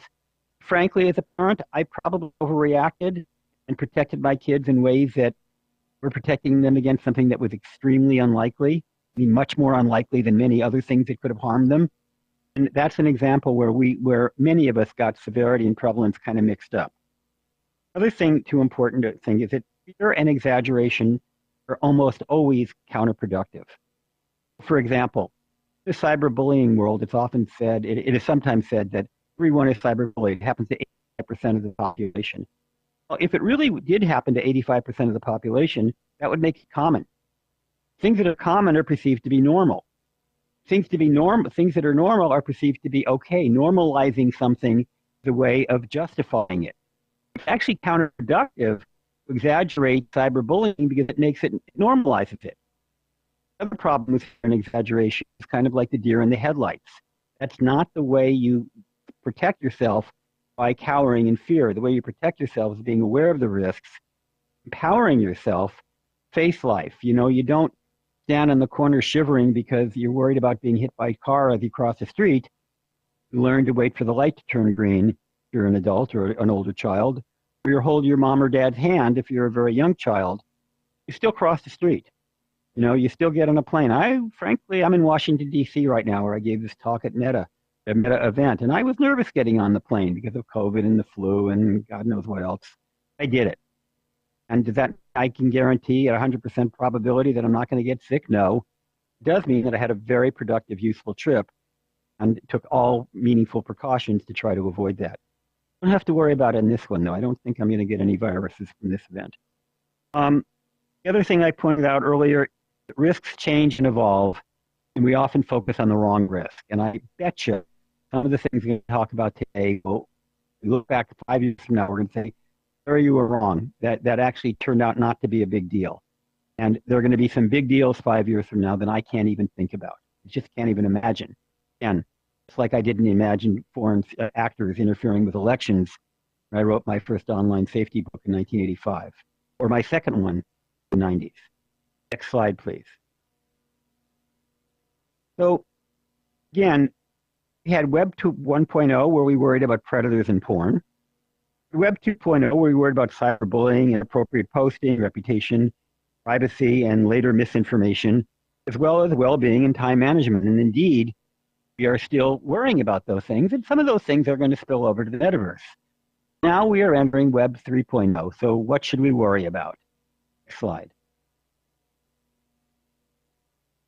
All the same issues of Web 1 and Web 2.0. Just because we're avatars doesn't make anything go away. All the things that we worried about before are still here. We can still be cyberbullied. We can still be harassed. Predators can still deal with us. Can still be inappropriate content. And I can't think of any risk. Maybe there are some, but it's hard to think of any risk existed in the 1.0 and 2.0 world doesn't still exist in the metaverse. And there are some things that would be amplified by the metaverse. Is there necessarily any more cyberbullying, stalking, creepiness? The immersive nature of the technology, and I'm sure you've been talking about, I know you've talked about this in previous sessions, make it feel scarier. The mere fact that we are together in a space, whether it's virtual or physical, that we are embodied, even though we're embodied as avatars, does give us a visceral sense that people getting close to us, people getting near us, people saying things, doing things around us can impact us in ways that are more impactful than if we're just reading it or seeing it on a two-dimensional screen. I think that the fact that we have live interaction and voice is a challenge. For example, in a 2D textual environment, you can more easily moderate. First of all, you create filters that easily determine certain kinds of language, block it or take it down more easily. In a live interactive 2D environment, much harder to moderate. So if I were to say or do something right now that was offensive or inappropriate, it would be out there. It would be done. It would already be in the ether. You would have already experienced it. There ain't nothing no moderator could do to prevent it if it's happening in real time, just as if we were in a physical auditorium and I did something that was inappropriate. You can punish the person, remove the person, take the person away, ban the person, but you can't take away something they said in a live interactive session, especially when you're dealing with voice. Also, it means that technology has to be more sophisticated and to deal with it after the fact. You've got to do voice text-to-speech or speech-to-text recognition or some kind of technology to determine what it is that's been said. I'm not saying that that technology doesn't exist. It's certainly more challenging than text analysis. One of the things that really does concern me is the increased difficulty separating fact from fiction. Definition, there is fiction in this room. I am looking at all of your avatars, and since I don't know you guys personally, in most cases I haven't seen photographs of you, I don't know if you are representing yourself the way you actually are. And that's okay. That's actually part of the culture that we are building here, right? The ability to create your own identity, to bend genders, to bend a lot of identity issues. But it also means that since we're in a world where our reality is by definition virtual, how do we distinguish reality from virtual reality? And by virtual, I'm meaning virtual as in not even true. How do we know what's true and what isn't? So if your avatar comes up to me and starts telling me something based on who you are, I don't really know if you are who you are. And just as in Web 2.0, I don't know if what you're saying is true, but I'm already preconditioned to believe things or to accept things because it is a virtual. So it's like in the entertainment industry, a term called the willing suspension of disbelief. If you're watching a movie or TV show, something really insane happens. It could never happen in the world. It could be a Marvel comic show. You willingly suspend your knowledge system to accept something that you could never believe in the real world. Well, if it's a TV show, that's okay because it's a TV show. It's a passive consumption of fiction. That's can't think of much harm coming from that other than possibly scaring some people. In a virtual reality situation like we're having right now, this is a conference, this is a meeting. I have every reason to expect that I am Larry Magid, that what I'm telling you is based on true experience and that I'm not lying to you and that I'm not misrepresenting you. Yet, in your day-to-day experiences in virtual reality, it may be more difficult to make those distinctions. So that's something I think as we build out this metaverse, we need to think about. I'm not saying we shouldn't have fiction. I'm not saying we shouldn't have fantasy. I am saying that we should be able to tell the difference between fiction and fantasy, especially when it involves things that may affect us in real life. Is that same concept, advertising. My colleague and friend Britton Heller wrote a really interesting paper on advertising in the metaverse. And the point is that it's going to be very difficult sometimes to determine the difference between what's real and what isn't, what's paid, and what's organic. You're walking down the street and a car goes by. Is that car randomly going by, or does it happen to be the car that you were looking at on Google the other day and thinking about buying? Now it's driving by as you're playing some game in the metaverse. Well, it is not only not out of the question, it would surprise me if that doesn't emerge as a way for companies to monetize their metaverse games and other activities by essentially using their metaverse activities to expose you to advertising and then making that advertising immersive and perhaps exploitative. Someone raising their hand? I can't really tell. I mean, not. I guess not. Is that a hand raise? If so, go ahead. Oh, just waving your hand. Okay. This is another example where I'm having trouble understanding the reality, the difference between reality and not knowing what some people are trying to say. And then the other issue is time management. If you get into immersion, and I'm already feeling this from my own experience in VR, it's hard enough on Instagram or TikTok or Snapchat or Facebook to know when it's time to step away from the device. I think it might be particularly difficult in VR, and I worry about that. I worry about it for all the same reasons I worry about I worry about Web 2.0. I also worry about it because of both the immersiveness of the technology and the physical nature wearing a headset for too long, and I need to go into the whole issue of nausea and headaches and all that stuff. But I am concerned about that. Next slide.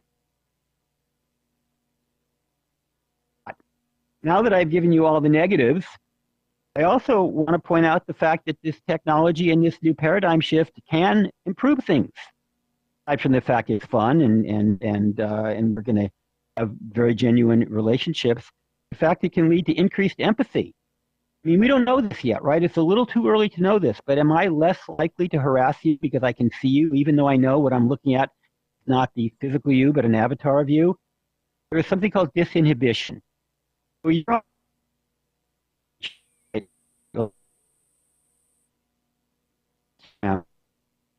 are they really a person or are they just text on a screen? That's disinhibition. When you're looking at the person's they're saying, whether it's in text or even video, you're not realizing, at least emotionally accepting, that this is a real human being. And I liken it to road rage. I actually had a personal experience one day. I was driving my car, I was pulling into a parking lot, and I accidentally cut someone off. It was a mistake. I just cut somebody off. And he gave me the finger and started screaming at me. And I could see he was just really angry at me and wanted to kind of rip me one. Rolled down my window. I said, "I'm so sorry. That was clumsy of me. I really didn't mean to do that. Please forgive me." He said, "Oh, not make nothing of it. We were good buddies." There's a big difference between a guy sitting behind the wheel of a 3,000-pound car, the windows rolled up, a human being rolls down the windows and says, "I'm sorry." And I think, hoping, and I don't know this because there's no research, or if there is research, I'm not aware of it. I'm hoping the fact that I can actually see the people in this room, I can come up to you, I can talk to you, that's going to make you more real to me, which is kind of ironic. Even though it's virtual reality, we might have a more real relationship. And if we have a real relationship, and if I see you as a human being, I'm much more likely to treat you with the respect that all human beings deserve. And we don't know. I'm sure hoping that that's the case. And so basically my point is that I think this could become a self-healing technology and could somewhat of a panacea, not a cure-all, but somewhat of a panacea, some of the ills that we have dealt with in the current. And boy, do I think about that a lot when I look at today's Twitter, some of the stuff I see on social media. There's got to be a better way to do this. Next slide. You've heard the expression, "it takes a village," and by the way, Hillary Clinton did not invent that when she wrote a book by that title. The term's been around for many, many years. It emerged from Africa. We really do need to involve all the stakeholders. And I'm going to start with the most important. When it comes to safety on the internet, on the web, and certainly in the metaverse, children have to have more than just lip service. They're not the subject of the concern. They have to be part of the conversation. They have to be part of every conversation. I mean, there is so much, and I went to a meeting today full of adults talking about child safety. There's so many adults that love to talk about protecting children and so few children who are allowed into the conversation. When we do allow them into the conversation, it's amazing how much insight we get from them. In fact, I was just reading a really interesting booklet about the metaverse created by Project Rocket in Australia. They had a consultation, I think, with 47 young people, children and teens from Australia. And they're the ones that created the content. I think some adults may have published it and edited it. The children created the content. There's so much more richness in that than almost anything I see produced by adults, including myself.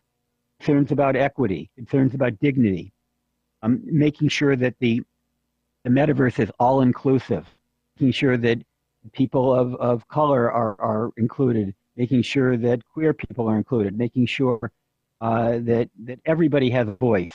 You don't hear that very much in internet safety discussions among adults. So that was another example.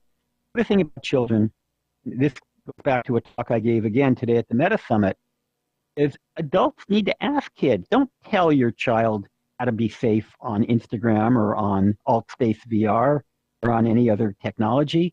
Ask them what they're doing to protect their safety and their privacy and their well-being. Chances are they'll tell you, and chances are they're doing stuff, and chances are you can learn from it. So it's really, really important. They are the most important stakeholder. Obviously, so are parents. And there's a real issue about, I mean, we talked about it a lot today. Big discussion going on about parental controls. What should parents' rights be in terms of monitoring, surveilling, and controlling what their kids can do online? I actually wrote the Parents Guide to Meta's Parental Controls. I don't know if it's out yet. I think it's out. Yeah, we did publish it. I wrote the Parents Guide, and Meta does have controls, and they're good. What's good about them is that the child has to opt in, the teen, because right now they don't serve children, they just serve teens. Teen has to opt in, and that's very important. I also point out to the parents the role of any parenting, whether you're using parental controls or whether you're just using conversations, is not to control your child's behavior, but to teach your child to use the most important filter they'll ever have access to, which is the one that runs on the computer between their ears. To really get them to self-protect. Because not only does that keep them safe on Instagram, Snapchat, on AltSpace VR, on Horizon World, wherever they happen to be, keeps them safe in life in general. In fact, one of the things that I'm hoping that VR does provides training wheels for people so they can learn how to protect themselves in VR and use those same skills when they start dating, they start shopping, when they start spending money, when they go into the marketplace, lifelong skills. Educators have an important role to play, and we really need to make VR safety and internet safety and VR in general to integrate itself into the school districts. It's going to be really, really, really hard. Lip service for it already. To make it happen, mass scale, believe me, it's going to be a huge challenge. Industry, whether it's Meta or Apple, hopefully coming up, or Google, or whatever companies emerge that are now there, and there will be new companies, new big companies will emerge in the metaverse. There will be a multi-billion-dollar company probably right now in someone's garage.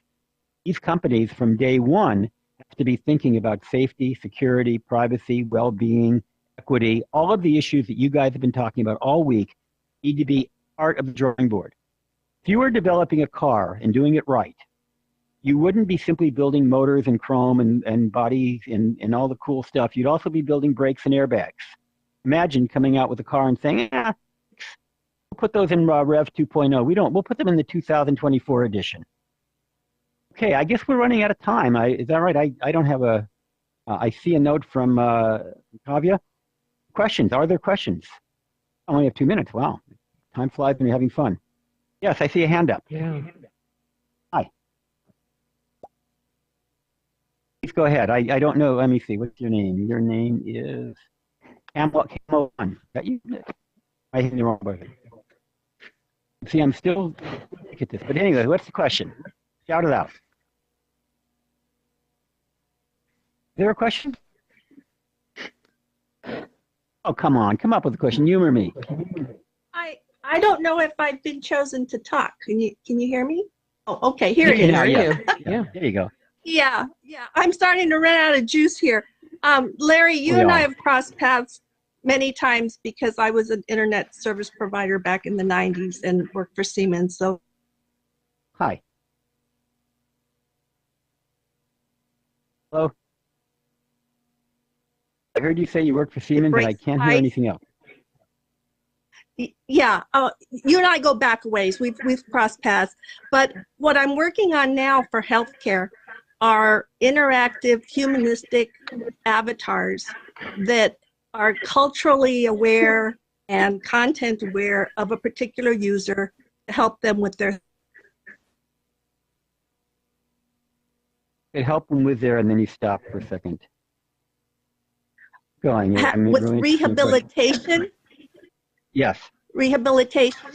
So I want you to think about the concepts that you're working on but go one step further with synthetic voice and avatars that are your servants or your caregivers. Because it puts a new perspective.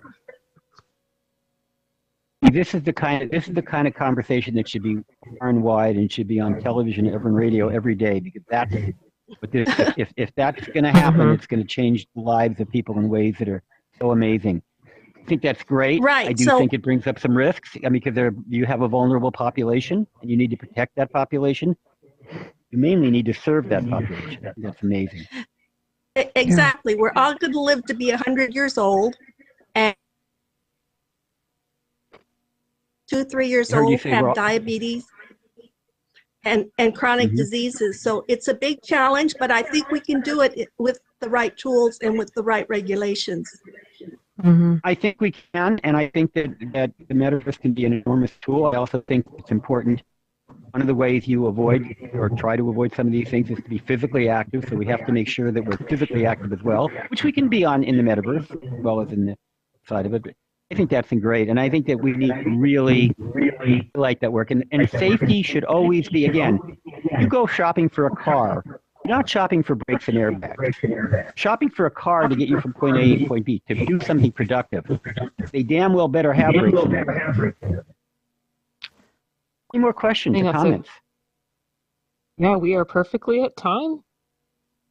Wow, I had fun. I didn't finish, yeah, it was but great. I really enjoyed this. This is my very first time of giving a talk in the metaverse, and I hope you guys had a good time. I sure did. It was great. Learned a lot and look forward to continuing to work with you, hopefully. I sure hope so. Yeah, I want to definitely, as I said before, I want to get you guys involved in Safer Internet Day. By the way, if anybody's interested, we're giving away $1,000 grants to 25 nonprofit organizations who programs are on internet safety in the second week of February, part of Safer Internet Day. If you go to connectsafely.org, you can read about it, and I see no reason why they can't be virtual as well as physical. So we're looking for grant applications. We'll definitely be in touch with you on that. Thank you. Wonderful. Well, we are in a break now, I think until 4:25. So we're just going to hold steady. Thank you again, Larry. Really appreciate your time. This was great. Thank you. See if I can walk off the stage without killing myself. Perfect. All right. Thanks, Larry. Kavya, I'll hand it off to you. Panelists on the stage. Thank you, Laura. That was wonderful. Really appreciate you. And They're going to be a recording of this? Yes, there will. Great. Well, thanks again, everybody. So Nandita and Sonal.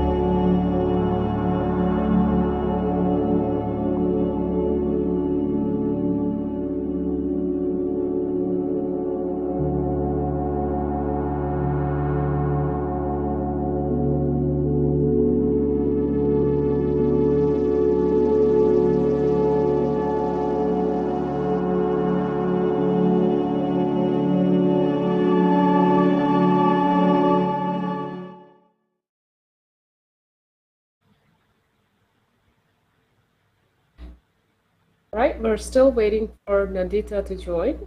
In the meantime, I would love to start introducing our panelists as we are talking about safeguarding. Safeguarding the users of the digital and virtual worlds is of utmost importance in today's world. As the world becomes smaller and more people spend more and more time with unreal worlds that we create with today's technology, whether the parents, educators, or community at large likes it or not, the teens and the youth of today spend far more time socially interacting within a digital or immersive environment than ever before. The next panel will feature Common Sense Media's recent VR privacy report's main author, an entrepreneur who runs VR Academy for Children, and a privacy activist moderating the panel.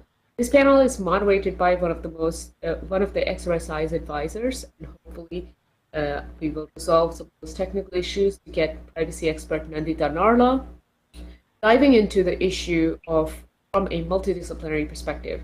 Nandita is a privacy and DEI advocate with 10 plus years of experience helping Fortune 500 companies build privacy, cybersecurity, and information governance programs. Currently, Nandita leads the privacy governance team at DoorDash, responsible for embedding privacy in products and enterprise-scale cross-functional initiatives. Nandita serves on the advisory board of XRSI, as I said, Techno Security and Digital Forensic Conference, and IAPT, Privacy Engineering. Nandita holds an MS in Information Security from Carnegie Mellon University, a Fellow of Information Privacy FIP designation from IAPT, and certification in the security and privacy, such as CIPP-US, CIP, CIPM, CDPSE, CISM, RISC, and CISA. I'm not going to go into those acronyms, but sounds fantastic. Sonal Ahuja is the CEO and co-founder of VR Academy Limited, a virtual reality platform aimed at imparting VR education to the youth and children. VR Academy is the world's first live online education platform that imparts the knowledge of developing virtual reality metaverse to children. The platform engages the youth to master creative design, digital art, filmmaking, 3D development with virtual reality. VR Academy is a world-class inclusive digital academy focused on expanding the imagination of children globally through creative and VR education and using NFTs to empower their creativity. Sonal is also the executive director of Novelty Limited, who are a creative AAA rated VR production house with their design studio in New Delhi. Novatech is a company specializing in artificial intelligence, augmented and virtual reality applications and infrastructure. He's responsible for innovation and research and development with the company.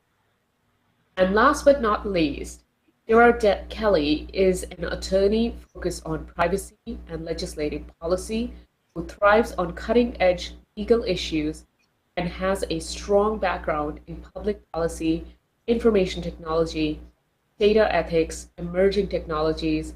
Gerard received his Bachelor's of Science degree in Business Administration and Management and Information Systems from University of Arizona, and a master's degree in Applied Ethics and Science and Technology Policy from Arizona State University, and a Juris Doctor degree from Santa Clara University of Law.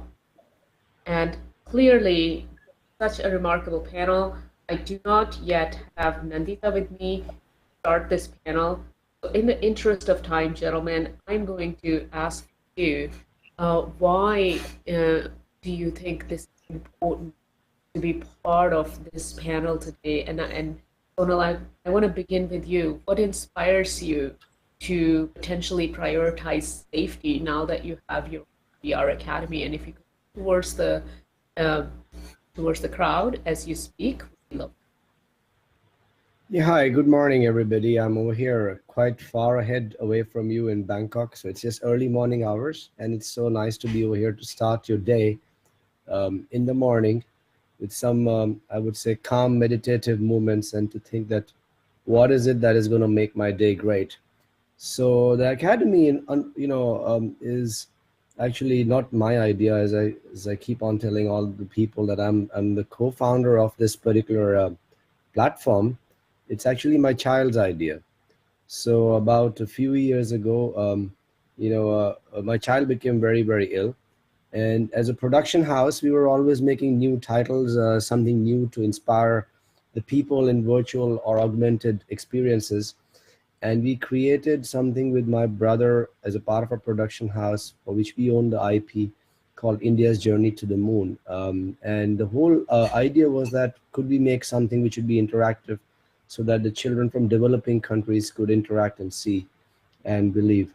And when we made that, I showed it to my child in the hospital.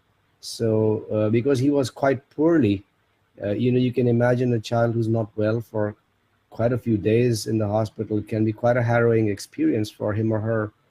And, he just asked me, Papa, after being there, he didn't want to get out from the environment. He was so overwhelmed by just going to the moon in virtual reality, being able to do some experiments there. He asked me, Papa, can I don't just want to play these games. I want to learn how you make them.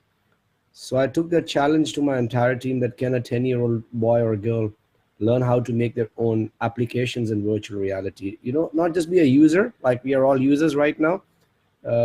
Some of them are passive users, but now we are active users because we are interacting. But can they learn how to make their own applications? That was a core question. Can they learn how to storytell in virtual reality? And it wasn't that simple. It wasn't that easy.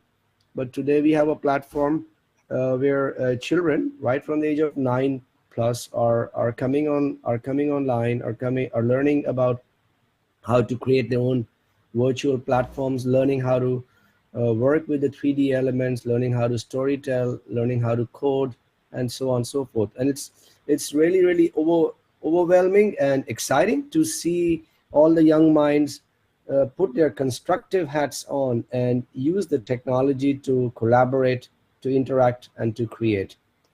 And when we are creating such platforms, or when we are creating any tools in which people interact, things can be used or abused or misused. So for us, it became very, very important that child safeguarding is the most important element. How are we going to make sure that the environment that we are creating, or which the children create, is going to be the right one for them, where the parents could go, for example, in a very, very safe way, and say, okay, yeah, this is where I feel my child is going to be safe, and I know nobody's going to take advantage of their situation. And so many oftentimes we, when we have used various platforms, including this one, such as AllSpace, which I believe is slightly better than others, we find that things are rather unregulated or uncontrolled. And wherever people meet up, there is a potential of, as I said, of people not using the platform in the right perspective, with the right perspective.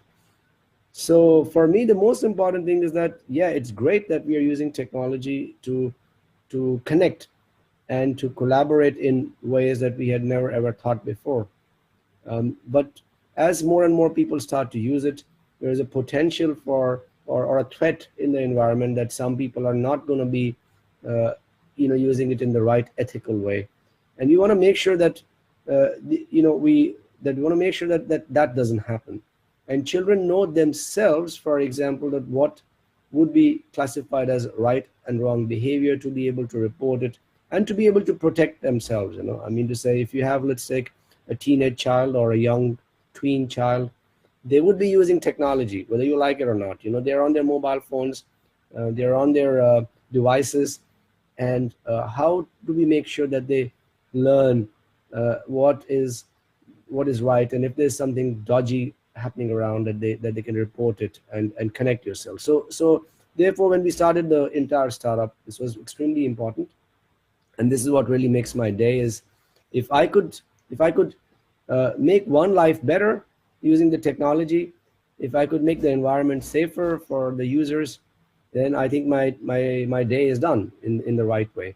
And at the Academy, this is what we've tried to do, is give the knowledge, share the knowledge, and make sure that our young users are using it in the right way to maximize their collaborative potential. We don't want to stop them, but we want to encourage them in the right perspective way.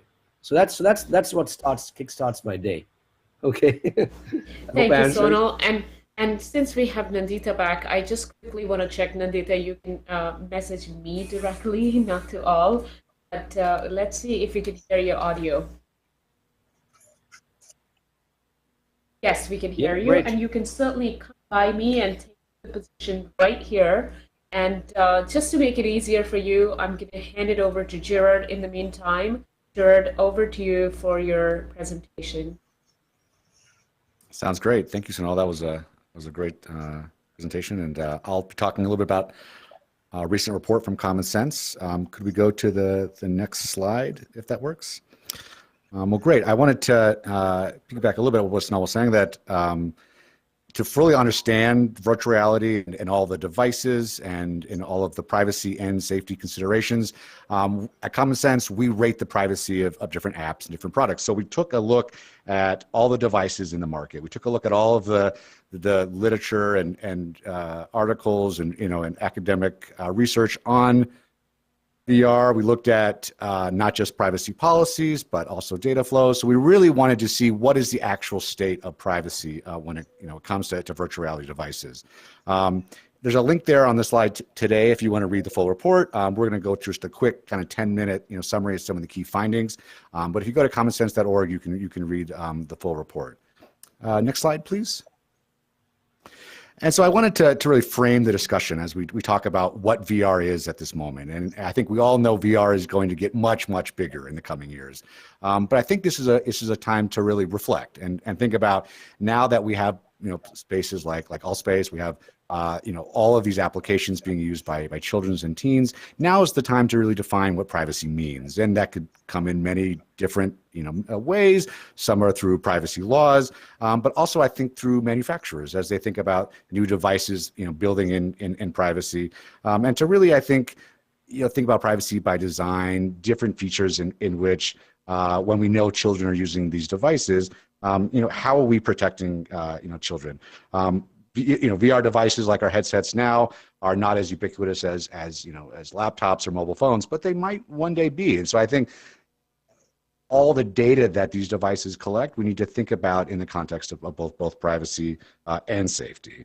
There's been a lot of great panels here talking about safety, and that applies outside the metaverse as well.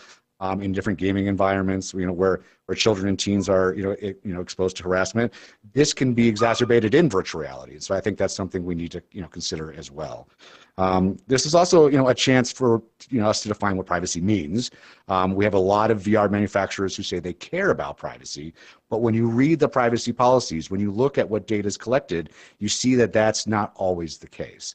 So I'll dive a little bit into that research now. Next slide, please. The big takeaway from our report at Common Sense is that we cannot recommend any VR headsets for use by children or teens. And that takes a really comprehensive approach, as I mentioned. We read all the privacy policies of the most popular VR devices and most popular virtual reality apps. We have the devices themselves in our labs, where we look at the data flows to see, what data is collected, where it's being sent. And the big takeaways from the report is that the most popular VR devices, all of which I think folks here might be familiar with, the Meta Quest 2, for example, HTC Vive, Valve Index, PlayStation VR, etc. All of these devices don't meet our minimum requirements for privacy. For example, as soon as you put on these headsets, all of the data that's being collected about your body movements, what you're looking at, what you're not looking at, all of that data, is potentially, ripe for monetization. As we talk about this in VR, Allspace VR is owned by Microsoft, which is one of the companies that we evaluated for the report. All of the privacy policies for the most popular virtual reality headsets and devices were not clear, which means they don't talk about how they protect privacy of kids or students or consumers, or they explicitly say, yeah, all the data that's collected is used for commercial purposes, such as selling it, targeted advertising, for example, profiling or tracking. I mentioned privacy by design as a principle that manufacturers can think about.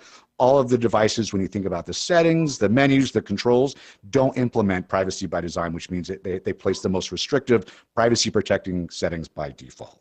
And of course, all of these different VR devices and applications are designed around an app store model. So there's third-party advertising that's going to be exposed to any user of the device. Now, some big takeaways as we talk about the intersection with children is that the policies are not written with children in mind. And so when we think about children under 13 or even teens using these products, there's not disclosures that how they're going to protect those users from other worst practices such as selling data, targeted advertising, tracking, for example. When we do see headsets that talk about kids, that talk about parents giving consent, more than half have no parental controls whatsoever.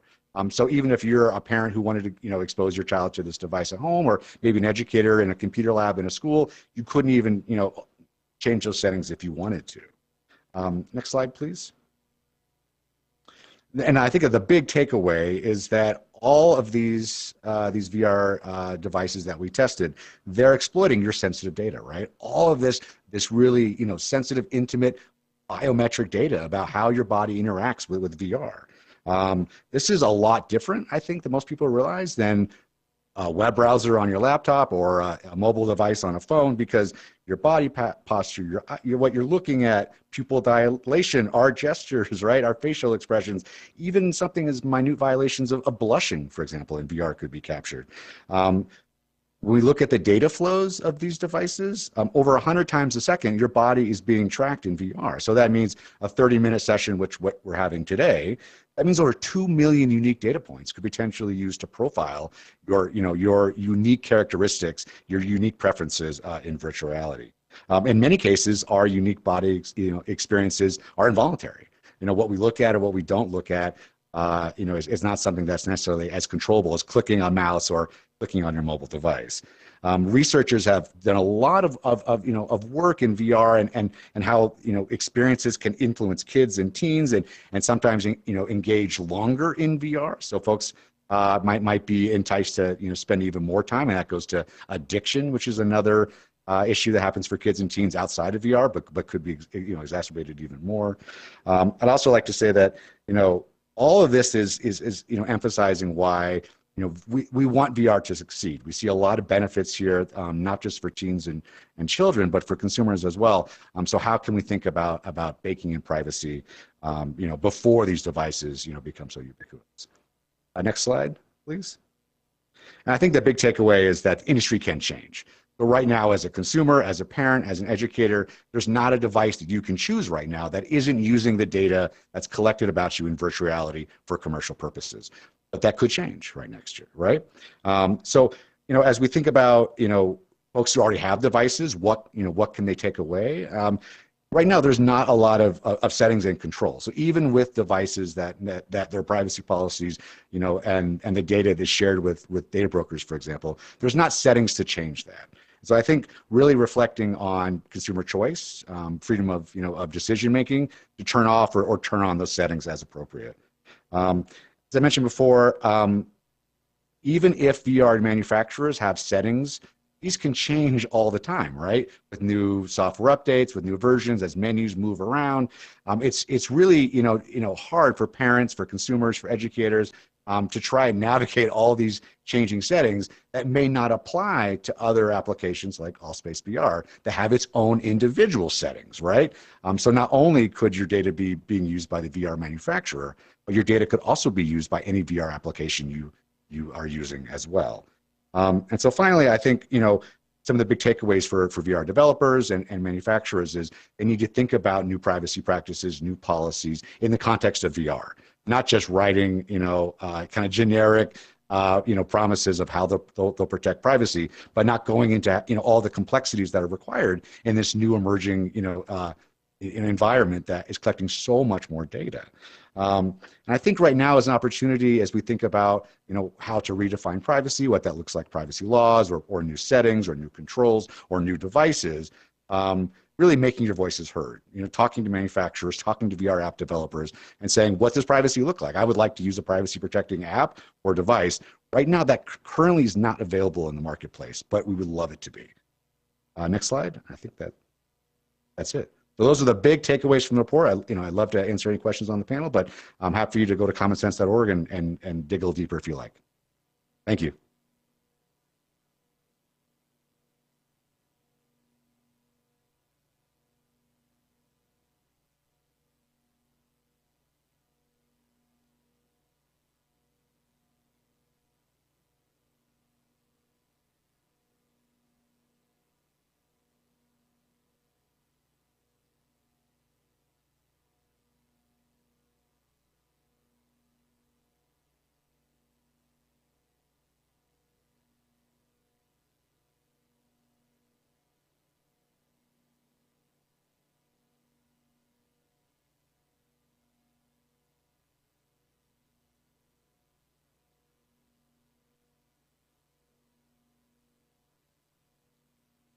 Is there anybody in there? Would you like me to go first? In my personal opinion or professional opinion, I must say that I think parents think that when big companies are introducing a device, that they are taking everything, they're taking all the steps that are necessary, that everything is safe and it's all good. If you look at the list of warnings that actually even the Meta Quest or Oculus Quest headset comes with, it is quite daunting. So there are many conditions, medical conditions, where you really can't use a headset. So, and let's imagine that, okay, you are medically qualified, you tick the box in that you are not having any of those predisposed challenges, so to speak, that will prohibit you from using the headset. Still, they will not talk about the possible problems that you can have. And this is one of the big lacunae in the industry right now, that there is no regulation as such which says, okay, well, this is what you can do. There is regulation, for example, with mobile phones on the interference that they emit. And actually, to be honest, some of these headsets are nothing but a glorified mobile phone, put on right in front of your eyes, with some other tech around. So what is happening from health and safety perspective? There are big unknowns. What is happening from privacy perspective is a big unknown, and people just trust big companies to actually put all the safeguarding in place, which often never happens. So this is one of the big challenges, that can there be self-regulation? Can there be better information available so that then the users and the parents can then make the right choice themselves? This would be great. And of course, from industry perspective, unfortunately, the job, it seems, that of police and other governing authorities is to chase the bad guys. And why should there be any bad guys? That's the key that I want to say. There could be transformation. If there are no bad guys, then policing may not be required. You self-police yourself. So can we create a society, at least amongst the tech industry, which is not just built upon a kind of greed or money-making exercises, but to be able to make sure that can we make a positive impact? That'll be great. So I think this is the key challenge. If there was information available, I'm also quite surprised as well with what George just said about the report, that the devices aren't really ready. And that's the key thing, that people trust that everything is ready. So there's a lot of research to be done. There's a great opportunity over here for the industry leaders to think, oh yeah, look, can we be proactive in this?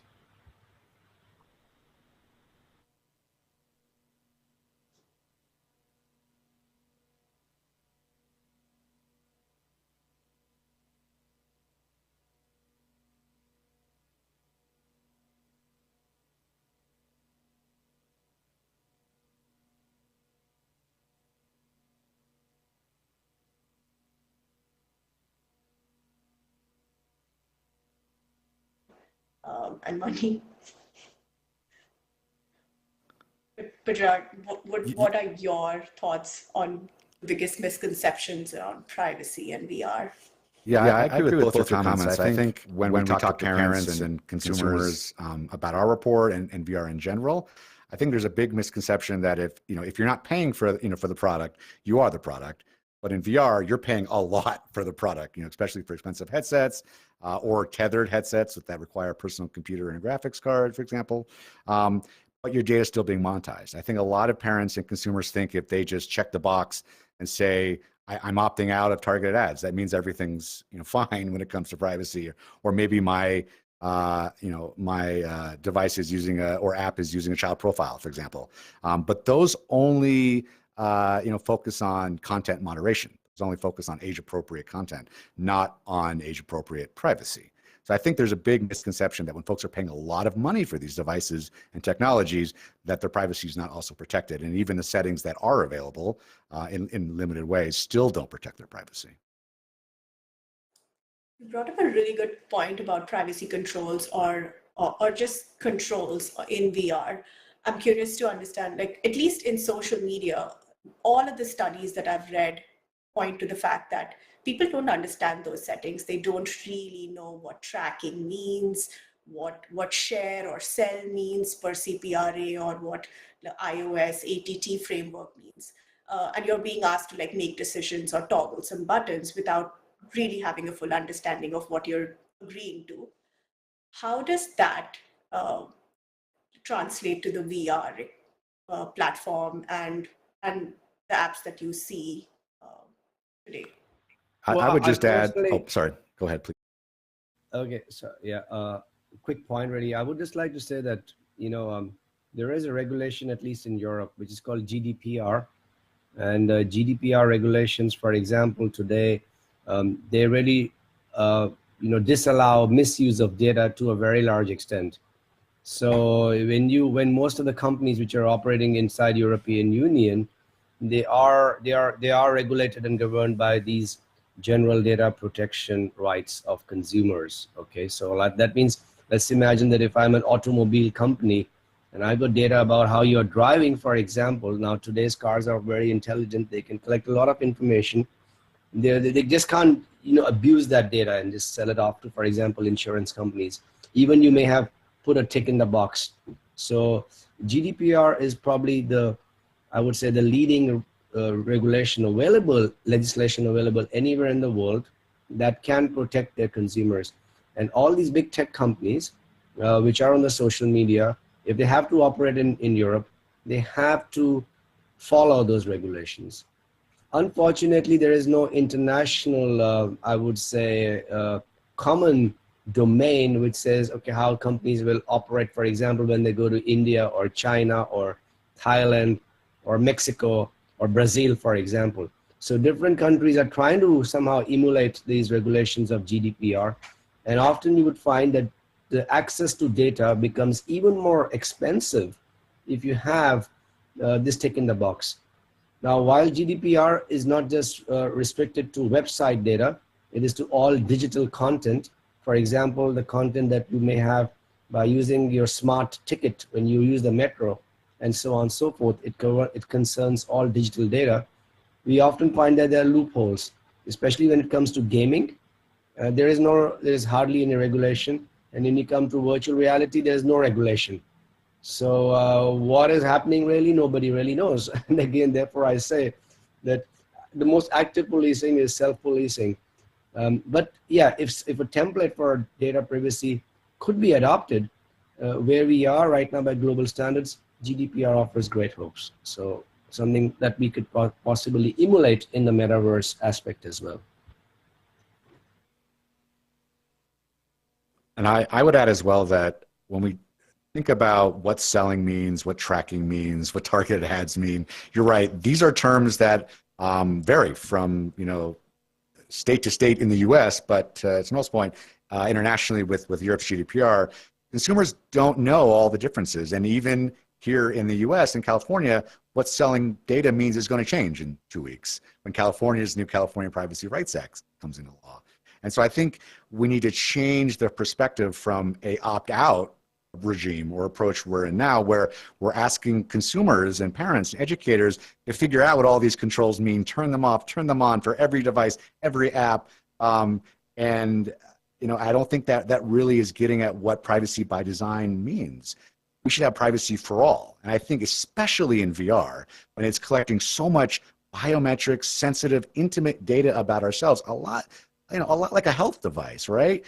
By default, right, you should have privacy. So you should be opting in to maybe for targeted advertisement or tracking or other forms of commercialization of your data, not trying to figure out how to opt out and navigate these menus, many of which are not even available for consumers or users.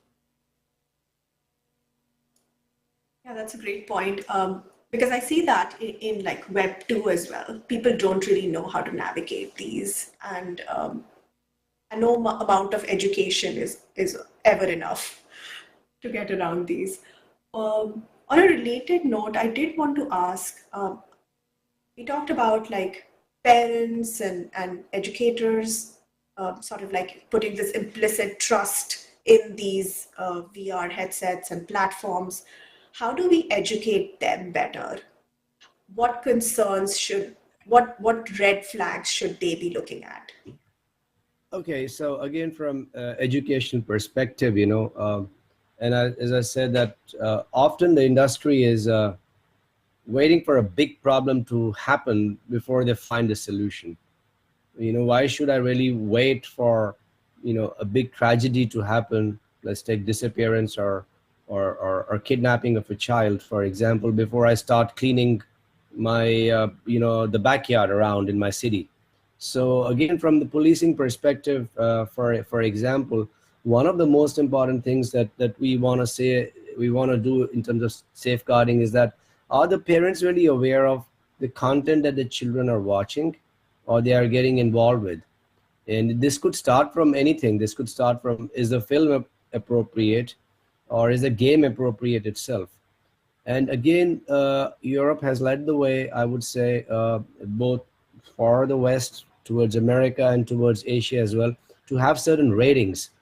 We know, for example, today there's a PEGI rating. Okay, so PEGI rating applies, which is called Plan European Game Information, which applies to all games. So you just can't publish a game in Europe and say, oh, this is good for a 15-year-old or a 16-year-old and so on and so forth. So they come in different levels, 3, 7, 12, 16, and 18 rate. And you know that if I'm having a 3-year-old rating, which is 3+, that means it's universal and people can see it. If I'm having 16, then probably there's a lot of violence and it may not be good for the mindset of the younger children. Now, such ratings always help. And of course, I think inside the Quest, the Meta Quest platform, there are ratings. In some others, there aren't any. But what would be really useful is to have this, what George was suggesting, is to have a button. Just imagine that the devices have a button that I'm giving this headset to let's take a 13-year-old girl to use, and they definitely, Meta says on the top from the age 13+, but not everybody is strictly following. Even parents are not following that. It's recommended. So of course, some younger children may be gifted and talented and would like to use this headset, and others are older who may not be that developed, and for whom 13 or even 15 may not be right age. So perhaps can we have a button, a toggle button, make this device child safe, for example, for 13-year-old? That will be great, and that is not too hard to implement from the software perspective, I believe. The question is, again, when you do create such a button, it'll take quite a few users away, I guess. So, but I think it could be implemented. That's a great idea. And following these PEGI ratings would also help parents take an easy decision that, yeah, this is what I can do with the metaverse, and I'm making my environment safe, and I'm doing from my side whatever is possible. But also one thing could be useful is that okay, regulation as said, self-regulation. Maybe if we can record the core activities, and if something is going wrong, then the devices are so intelligent these days that a warning could be given, and the warning could be given even to the parents, that, yeah, look out, there is something not happening right. Often the biggest mistrust happens between the family itself. You'd be surprised, if you look at the situation of many developing worlds where there's a lot of child abuse. It's not that some stranger has come in.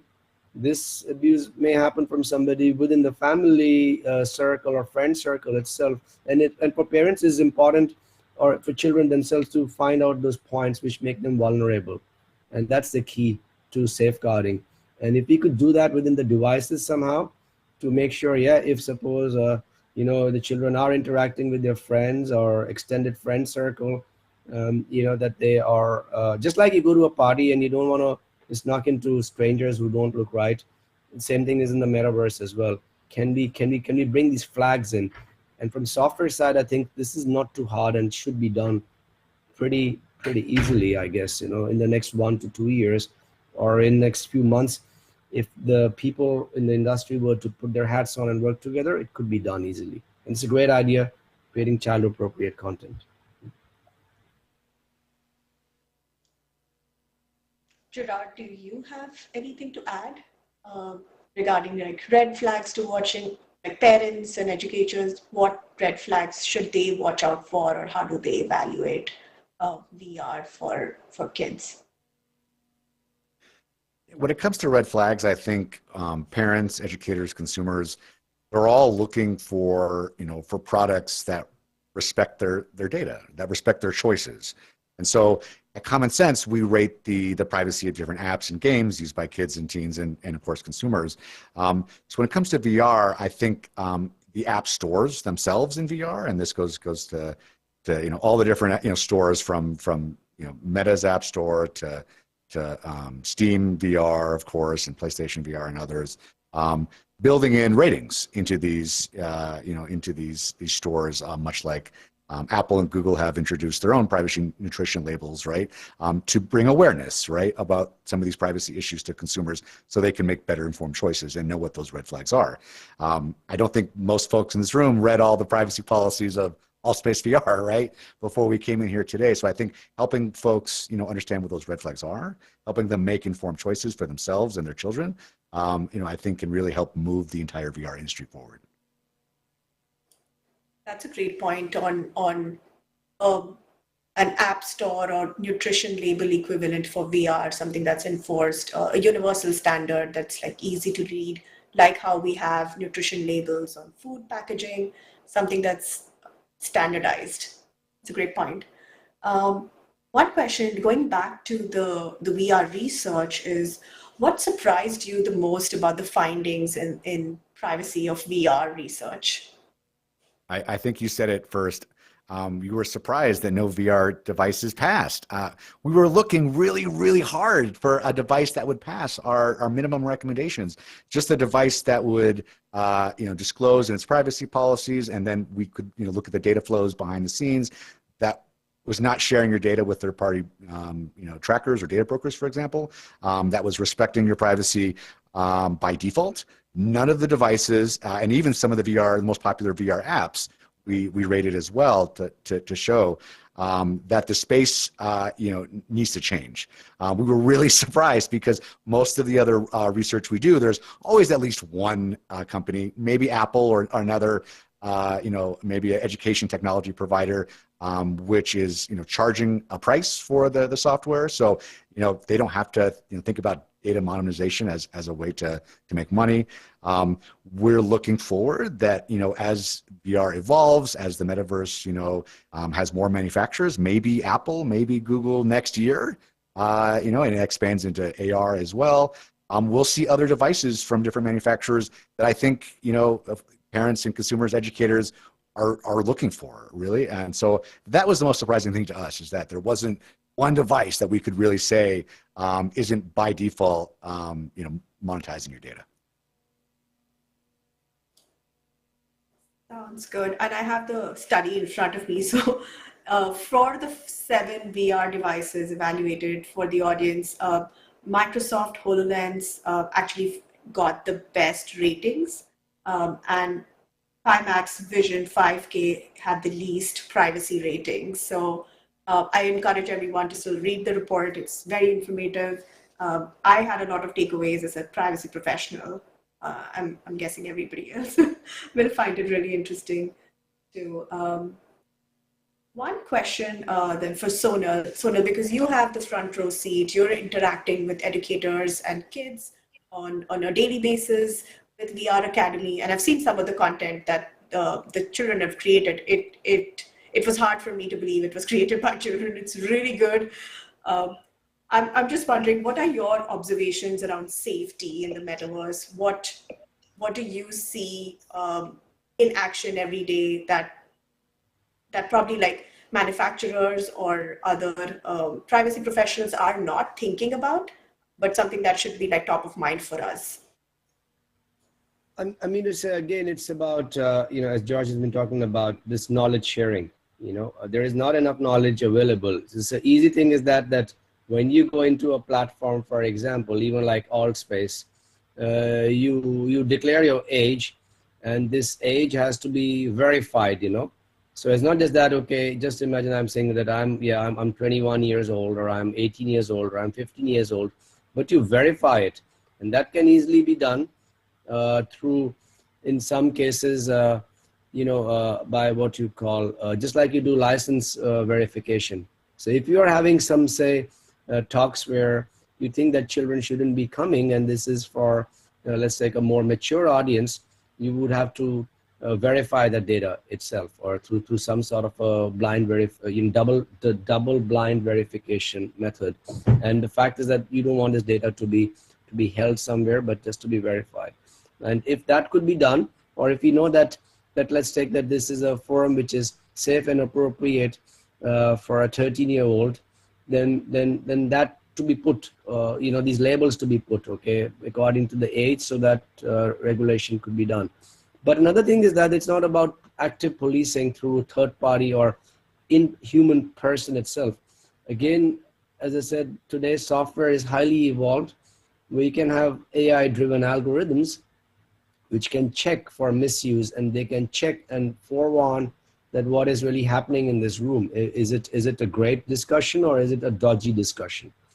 And just like, for example, you don't want these platforms to be used for some crazy meetings as well. You can imagine from the safety perspective that, okay, these are very, very powerful platforms, and what you want is that people are using it for collaborating.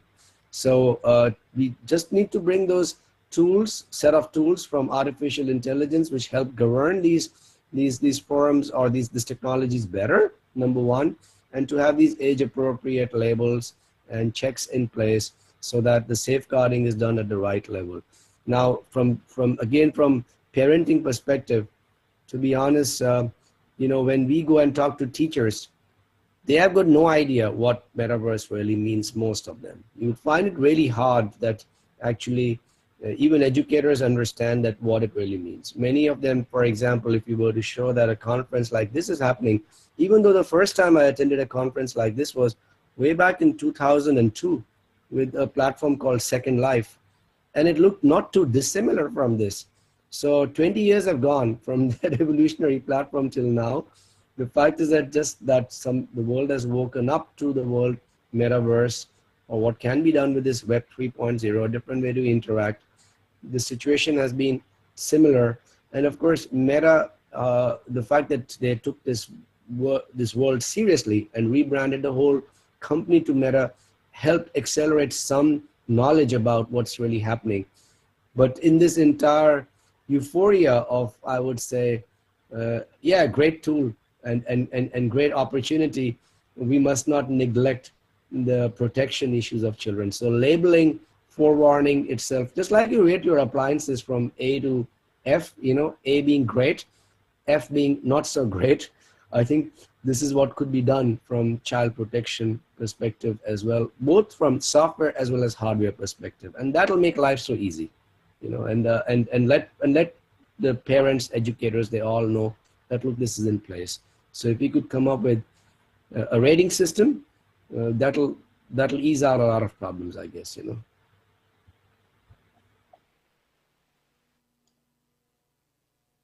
This actually is a very, very interesting point, Sonal, especially around, like, we have to teach the teachers to be mindful of these risks and make the right decisions for tools that they're using for children. And it's actually a good segue into the next question on what privacy solutions would we recommend to VR manufacturers and developers? I think we've already talked about some of the ideas around like toggle buttons and opt-in consent, as well as reducing some friction in some of these privacy controls, but are there other things that developers should keep in mind? Gerard, maybe we'll start with you. Yeah, I think we've talked about a couple of these already, like you mentioned. Thinking about privacy by design, so that means that the first time you're putting on a VR headset, your privacy is protected. Your data is not used for some of those other commercial purposes that we were discussing. Choosing to opt in, for example, maybe for something like third-party marketing or other targeted advertisements. Also, manufacturers and VR developers have to think about all the data that's collected in VR, how they're using it, and write appropriate privacy policies. Right now, the policies are not adequate for this new immersive environment, and all the data is collected and how it's used. So I think VR developers and manufacturers need to improve how they talk about privacy to really grow adoption and demand, and really differentiate their products on privacy that we know consumers are hungry and looking for. But I think, as you mentioned, a lot of these devices are not necessarily targeted towards kids under 13 or teens. We know, Meta and others have different, control that can help us prevent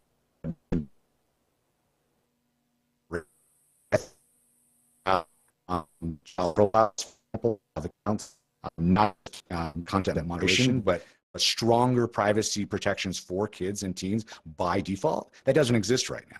So I think that's a huge opportunity for VR app developers and for VR manufacturers thinking about how to build in privacy by design and privacy solutions to really, I think, sell more apps, sell more devices, grow consumer demand, and really build trust with your consumers that you're going to respect their choices, respect their data, especially when this is a emerging technology, and as you mentioned, are still developing. That's good. I know we're nearing the end of the the time slot, and I do want to make sure the audience has enough time to ask questions. So maybe I'll just wrap this up with one question around, we talked about educating teachers, parents, adults on risks in VR, especially around privacy and security. How do we teach children about VR risks? In the physical world, we're all familiar with stranger danger and see something, say something, and we tell teens about don't share your passwords. But what are the top recommendations or ideas, and how do we teach kids about VR safety? So again, I'll take that question because that's our everyday job, more or less. So when you talk about safety, first of all, it's about physical health and safety itself. I mean to say, wearing a headset for very long hours is just a headache. If you try to wear the current, no matter with whatever strap this headset comes with, no matter how comfy it gets, even with the new devices such as HTCs, if you're in a virtual environment for a very long time, it's a recipe for a headache. So things need to be done from that perspective. First of all, that the devices become more comfortable and easier to use, so longer uses are possible. But in any case, we begin with physical health and safety education, which is very, very important.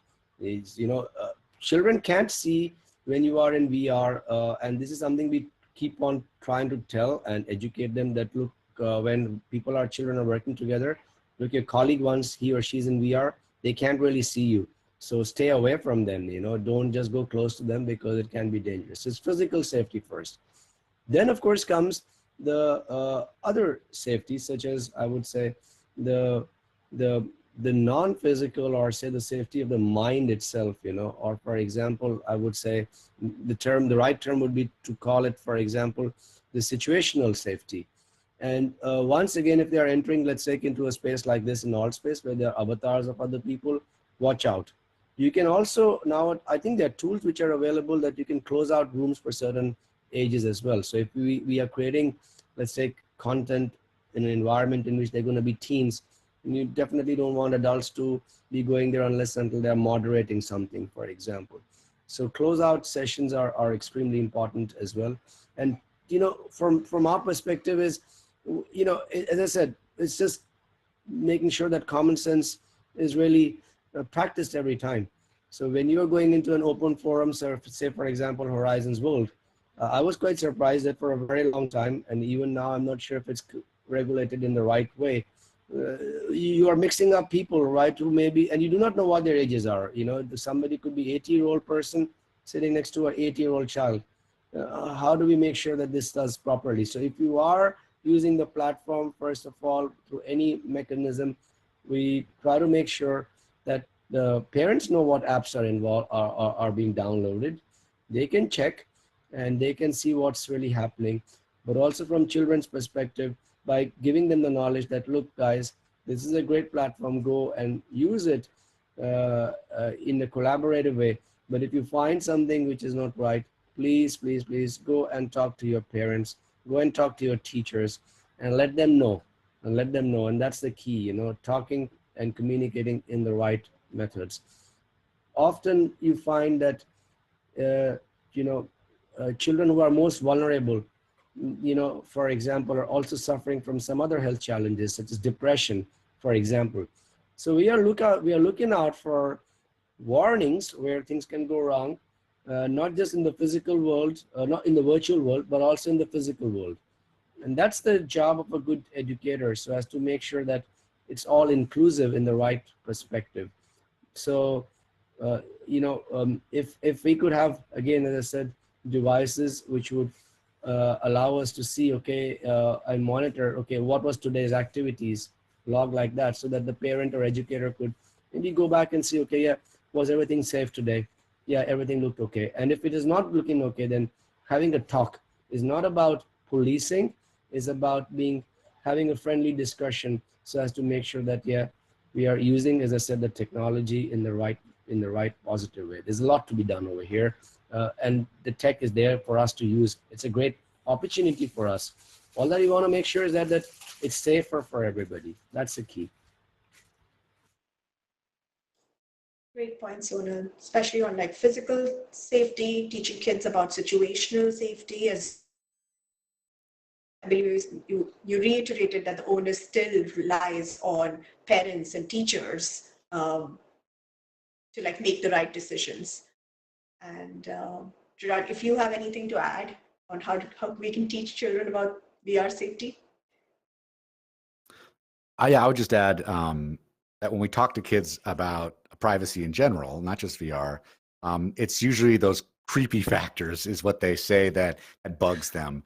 And it's this idea that, you know, they can't be free to learn. They can't be free to express themselves. They're constantly being monitored. Their data is being used to persuade them maybe to have a favorable brand association or to like a certain content. Maybe their feeds are being filtered based on algorithms and profiles of what social networks or different apps want them to see. And so I think when we teach about kids, it's, you know, it's having that freedom to learn, that choice, you know, that there's no creepy factors, right, in the technology that they use. And we see kids and teens making healthier choices, you know, when there is an alternative. But I think right now it's kind of a, you know, it's a situation where kids and teens don't have that healthier privacy protecting alternative.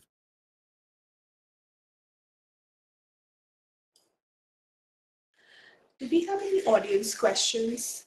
And if not, we can just go around and just have Gerard and Sonal give what is your one call to action? What should the audience or people who will be watching the live video, what should they take away or something that they should do? Okay, one thing very simple is that, you know, from parents and educators, you know, please use the technology as much as you can, okay? That's a simple thing. But just be careful of its potential abuse as well. And just make sure that yeah, this is a great tech platform, great innovative platform. But yeah, please, can we just make sure that whatever we do is leading to protecting the people and the information, so that it is used in the right constructive method. So that is the key. And look out, talk, communicate. And for all developers is to do their job in the right ethical way. The best policing is when the police doesn't have to police. And the best safeguarding is that when everything is put in the right perspective and it's being used properly. So we know that there are people who will not use them in the right way. Let's just make sure that as a community we've done things in the right method, making sure that our physical and digital environment is safe to be used for everybody. That's the key thing. Talk and communicate. That's the key. Thank you. And Nandita, it seems like we have one question. Oh, I believe Ryan has a question. Ryan, feel free to ask your question.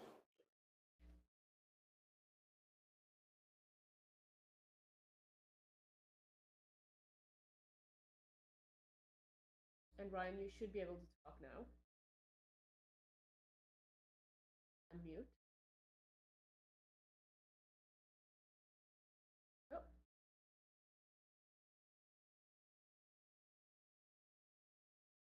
Unfortunately, there has been this bug, Nandita, so we are literally 1 minute left to time. I guess any final thoughts, and then we call it. Oh, I'd just like to thank both the panelists. I learned a lot from this session, and there's a lot of takeaways as a privacy professional on what manufacturers or developers, as also as product folks need to do. There's a lot to be done to enhance privacy and safety. Thanks for sharing your thoughts. Thank you. All right. Thank you, everybody. I hope you have a great evening, a great morning, wherever in the world you are. It was nice to see everybody digitally. And I wish that we can all use this great tech platform with a lot of responsibility and care. Thank you. Thank you. Thank you, Nandita, Gerard.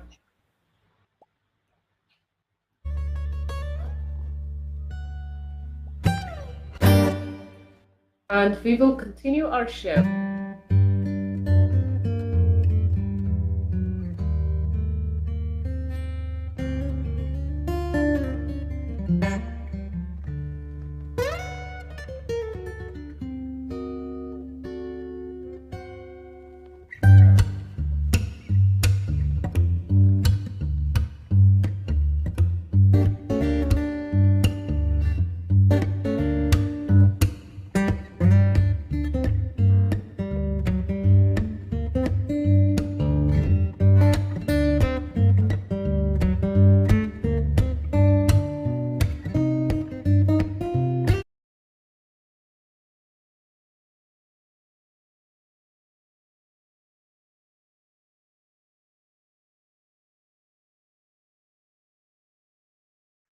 Hi everyone, I'm Valentino Megale, lead of the Child Safety Initiative. Welcome again at day 3 of the Metaverse Safety Week. Metaverse technologies are rapidly growing in the consumer market, expanding audiences, demographics, and including young people. We believe children can explore these immersive worlds and enjoy their many benefits as long as they have consistent safety, security, and privacy measures in place to safeguard their experiences and keep them positive and edifying. To reach this goal, the new iteration of the internet needs a unified framework for child safety. So 30 years of online safety have taught us much about the harms and the risks that can exist online. And we have a sense of urgency to take the lessons learned from the current iteration of the internet and address these issues proactively. We have seen how manipulative ads, trolls, predators, and a lack of accountability create the opportunity for behaviors that target children, and fuel real-life crimes such as bullying, violence, child pornography, sexual assault, and human trafficking. So technology providers, parents, educators, and all the other stakeholders, we all have a shared responsibility to safeguard the young generations from the risks we can anticipate, each of which materializing can have a negative long-term impact considering the native vulnerabilities of this age group. Privacy, security, and autonomy are critical for building a child's sense of identity and self. Creating our commitment to develop standards, awareness programs, research, and innovation specially designed to safeguard children so that they have fair freedom of expression, social connection, and access to the potentials of digital technology, such as learning new skills and exploring their interests, virtual classes and training through educational platforms, the joy of learning and experiencing things in a 3D world, even before traveling, stimulating their curiosity and helping them to better understand how complex and diverse is the world around them. And also accessing healthcare solutions, such as improving outcomes of rehabilitation therapies or supporting their precious mental health. So creating a collaborative child safety framework will uphold the safety of children and benefit both government and industry in the following ways. Understanding and quantifying the long-term cognitive, emotional, physical, and social risks that come with immersive technologies and experiences. Introducing a pathway of accountability, also reducing taxpayer liability by anticipating risks, providing evidence-based solutions, supporting organizational success. So your voice is needed and valued as we collaborate to research, develop, and apply standards that will ensure the well-being of children worldwide. Help us be the first line of defense against the risks children will face when using metaverse platforms and technologies by developing a unified framework. So together we can build an inclusive, safe, and healthy metaverse where children will be free to participate and become the next generation of creators and leaders. So please reach out to us at info.xrsi.org to help us spearhead this groundbreaking initiative. Thank you and enjoy day 3.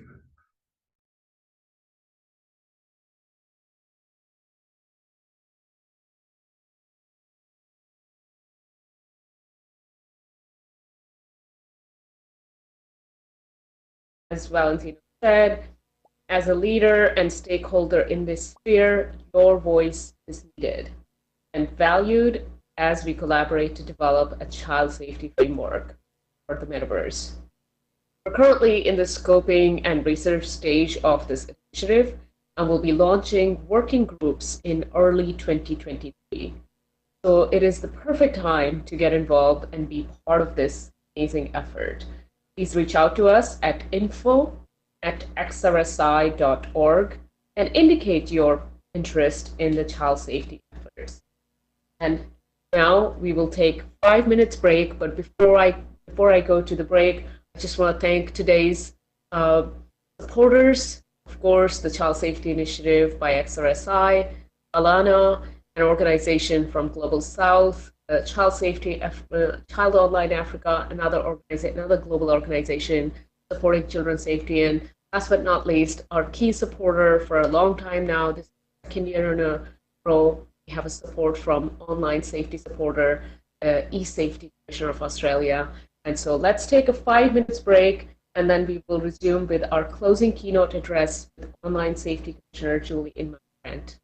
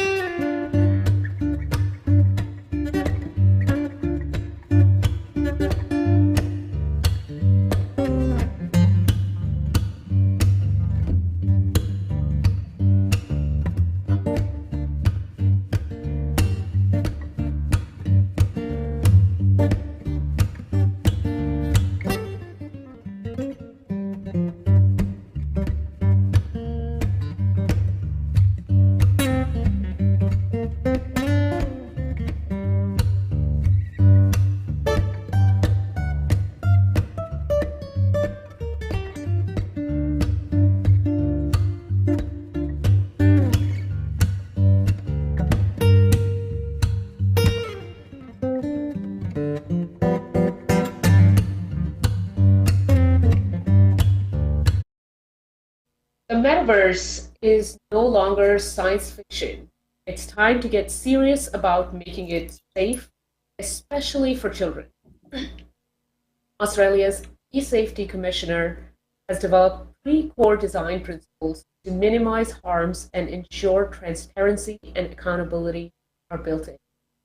It's time for our closing keynote address with a fierce advocate for online safety, Julie Inman-Grant, Australia's e-safety commissioner. In this role, Julie leads the world's first government regulatory agency committed to its citizens safer online. Julie has extensive experience in nonprofit and government sectors and spent 2 decades working in senior public policy safety roles in the tech industry at Microsoft, Twitter, and Adobe. Julie, honestly, I have deja vu since I have done this introduction once before as well. And it's always just amazes me your support for the cause. The commissioner's career began in Washington, D.C., working in the U.S. Congress and nonprofit sector before taking on the role at Microsoft. Julie's experience at Microsoft spanned 17 years, serving as one of the company's first and the longest-standing government relation professional, ultimately in the role of Global Director for Safety and Privacy Policy Outreach. At Twitter, she set up and drove the company's policy, safety, and philanthropy program across Australia, New Zealand, and Southeast Asia. As the commissioner, Julie plays an important global role as chair for the Child Safety Alliance Technical Working Group and as a board member of the We Protect Global Alliance. The commissioner also serves on the World Economic Forum's Global Coalition for Digital Safety and on their XR Eco Governance Steering Committee on building and defining the metaverse. Under her leadership, safety has joined forces with the White House Gender Policy Council and Government of Denmark on the Global Partnership for Action on Gender-Based Harassment. The commissioner was recently named one of Australia's most influential women by the Australian Financial Review and a leading Australian in foreign affairs by Sydney Morning Herald. In 2022, World Economic Forum and a political appointed commissioner as one of the Agile 50, the world's most influential leaders in revolutionizing government. So let me stop here and let's go back to the future, intentional design for a safer metaverse. Julie, please take it away. Thank you so much. I think my avatar is blushing. Hello, everyone. It's really great to be here with you again as we wrap up another impactful Metaverse Safety Week. And what an excellent announcement from the team. I want to thank you, Kavya, for just getting it and for being such an incredible advocate for safety in the metaverse. And she's got an amazing team around her. I've got to give Christina Podnar a shout out for being so awesome at the Family Online Safety Institute panel in DC a couple weeks ago, and having other incredible speakers like Louis Rosenberg, Kat Wallace, and others is really gratifying. And of course, this new immersive environment that we're all grappling with, at times literally, will naturally be a beacon for children. And today I'm going to focus on how we can make it safer for them. But first, I'd like to zoom out a little to address the overarching theme of the week, safety. I'd also note, having listened with great interest to the previous panel and the conversation about privacy design, that I do think we have to think about digital trust in terms of having 3 legs of the stool, with privacy, security, and safety representing each leg. And to the extent one leg is shorter, the whole stool will likely fall over. And frankly, in my 30 years working in this space, safety has always been given short shrift vis-a-vis the others. And I hope that's changing with the emergence of the metaverse. So again, as you said, the metaverse is indeed no longer science fiction. It's reality, even if virtual reality, courtesy of the chicken waffle. And reality, as we know, is something very different from fantasy. As adults, it's incumbent upon us to remember this fact because technology, no matter how advanced, never change that. Now, the recent wave of layoffs at major tech companies has also shown us, once again, that they are part of an industry just like any other, subject to the same realities. And in my view, tech should be treated just like other industries, especially as we hurtle headlong toward Web 3.0 in the metaverse, where the potential for both good and bad outcomes is greatly magnified. In practical terms, this means demanding standards of transparency, accountability, and safety similar to those that we expect from, say, an essential utility. In this presentation, I'm going to share with you 3 basic principles tech companies can use to achieve this. Nowadays, I think it's very difficult to argue that tech is any different from consumer goods, for instance. And I think that the era of technological exceptionalism is definitely coming to an end. There are those who continue to maintain that this construct should remain.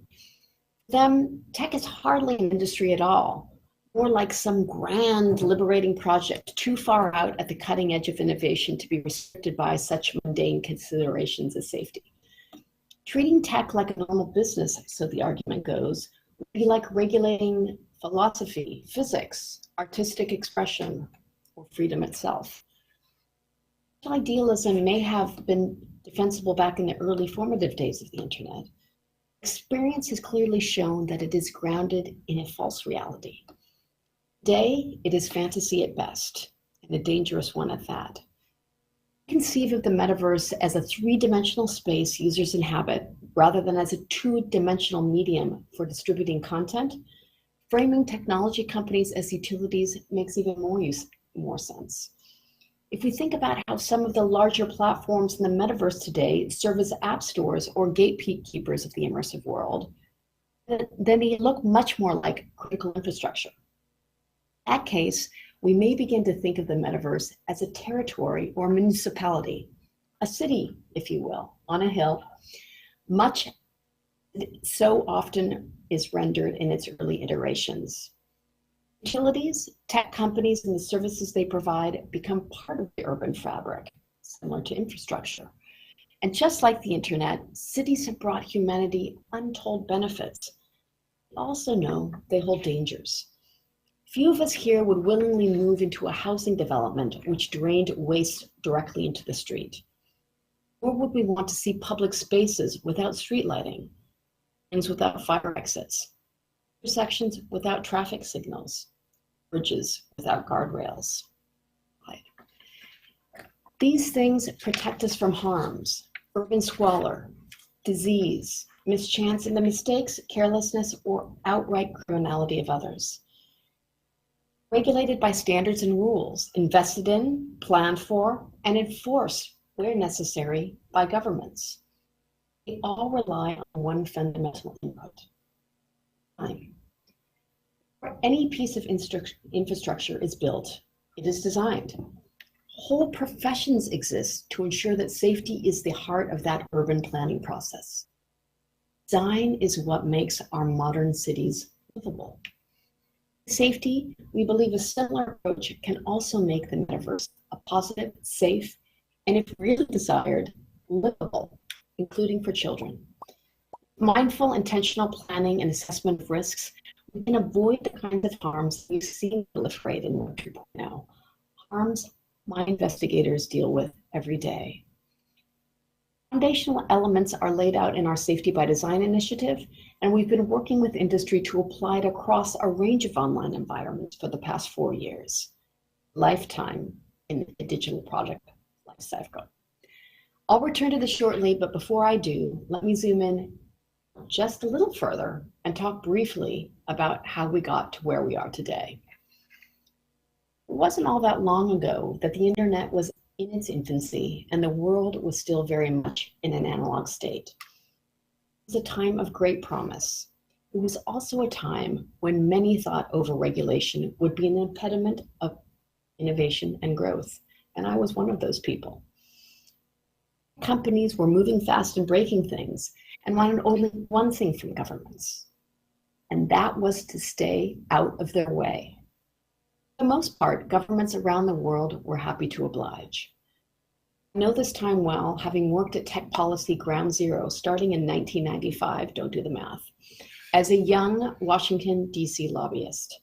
Of course, it was the 1990s, so I came to D.C. with big ideals, shoulder pads, and even bigger hair. I found myself working for an unassuming guy named Bill at a certain software company called Microsoft. At that time, Microsoft, AOL, Novell, and Netscape were the big end of town, looking to the future for our rosy techno-utopian glasses. We only had eyes for the potential this online revolution would bring. But with rapid advances in technology and power just around the corner, the internet we were preparing for would quickly outpace our imaginations. Around this time, a bold new vision of a completely free and open internet was being championed by an American poet, cyber libertarian, and songwriter for the Grateful Dead, John Perry Barlow, who penned the famous Declaration of Independence of Cyberspace.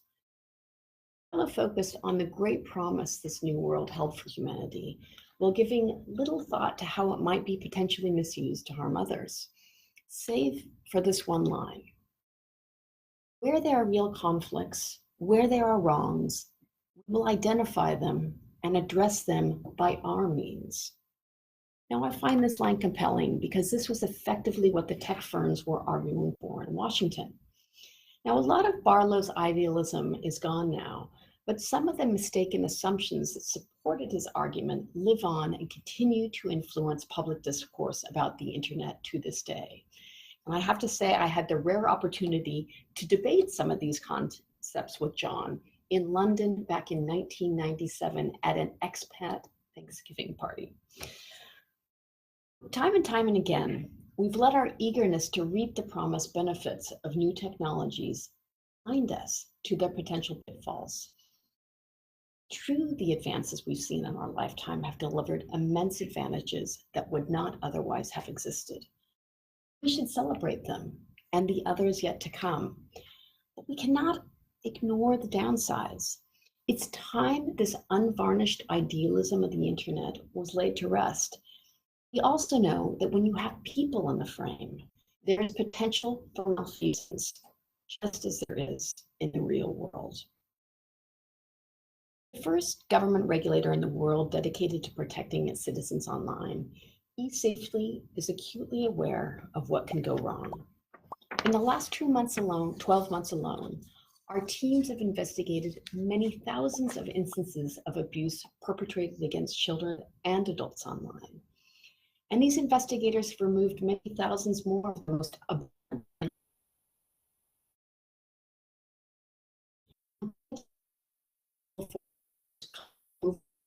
growing. Report image-based abuse, colloquially known as revenge porn, but we don't use that terminology, increased 55% this year. And that's on the back of a 600% increase over the pandemic.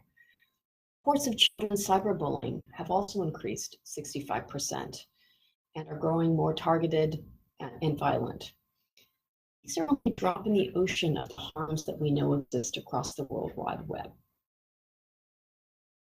There's one reason we're pleased to see a growing number of government bodies around the world empowered with a similar mandate to our own. And last month in Washington, D.C., we launched the Global Online Safety Regulators Network, created to enhance collaboration and pave the way for a more coherent international approach. Along with Australia's own Online Safety Act, there are now several important pieces of legislation globally designed to promote safety online and to hold providers of digital services to account. Include the UK's proposed online safety bill, Ireland's online safety and media regulation bill, and reform work underway in Canada, New Zealand, and Singapore. And of course, the recently enacted Digital Services Act deserves special mention. This is a real inflection moment in Europe and the world, and a milestone worth celebrating globally. In part to these developments, we have an incredible opportunity right now to learn from past mistakes Implement policies that promote safety, privacy, security, inclusivity, participation, and the full range of human virtual rights. We have plenty reason to be optimistic. Like previous iterations of the internet, Web 3.0 and the metaverse have the potential for enormous good. Imagine future medical students, for example, studying and dissecting virtual human bodies. Forces in Australia and elsewhere are already using mixed reality to simulate complex medical scenarios while still allowing trainees to interact with real-world objects. Metaverse could provide quality of life for those with disabilities, offering opportunities to access sensory experiences otherwise unknown to them. Children, the educational possibilities are immense. Imagine taking students back in time to experience ancient Rome, or even further back to walk amongst the dinosaurs 70 million years ago. Importantly, we're also seeing innovative use of immersive technologies to address the needs of children from diverse communities and to preserve and promote culture. Highlighting the good, we must also consider the bad. Alongside some high-profile reports of adults experiencing incidents of abuse in the metaverse, safety is also aware of harms suffered by children. Research shows about 1 in 5 young Australians who've engaged in the metaverse have experienced something that made them feel unsafe. Creating hyper-realistic environments, immersive technologies could increase the impact of these kinds of experiences, including assaults and abuse. For example, VR games incorporating graphic themes may evoke a much stronger emotional response in children, including potentially longer-lasting feelings of fear, anxiety, and trauma. The Institute of Engineering and Technology recently highlighted that some existing VR apps can enable users to simulate intimate contact with school children, normalizing and desensitizing them to various forms of sexual abuse, coercion, and assault. There may be new harms that we can't yet fully envision, and in my 30 years in working in this space, you can never underestimate the creative ability of humans to misuse technology. The kind of data extracted and used by immersive technologies may play a role here too, and will be important to understand. When e-safety started 7 years ago, there was no playbook for regulating online safety and dealing with complaints. So we've had to fill in the pages as we've gone along. And our approach is multi-pronged and includes a model that we call the 3 Ps. The first P is prevention. Through our extensive research, education, and awareness-raising programs, we strive to prevent online harms from happening in the first place. As you can see, our online safety gift guide for 2021 and 22, launched a couple of weeks ago, is one small example of this work.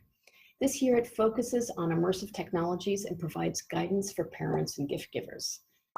The idea is to keep them alert and aware rather than alarmed, so that they can make informed purchasing decisions and consider co-participating in the metaverse with their kids. Second P is protection. Safety operates world-first schemes to protect Australians from online harm, including child cyberbullying, image-based abuse, and a new adult cyber abuse scheme. We target illegal and restricted content online, such as child sexual exploitation material and material that promotes or advocates terrorist or criminal acts. Australia's Online Safety Act, which I mentioned earlier, is enabling new regulatory measures, including the basic online safety expectations. The expectations set out reasonable steps which online service providers must take to protect its users. Under the Act, eSafety can require companies to report on how they are meeting them. We will be very significant on this tomorrow, and we will continue to perform where appropriate to improve transparency and accountability. And we have found that transparency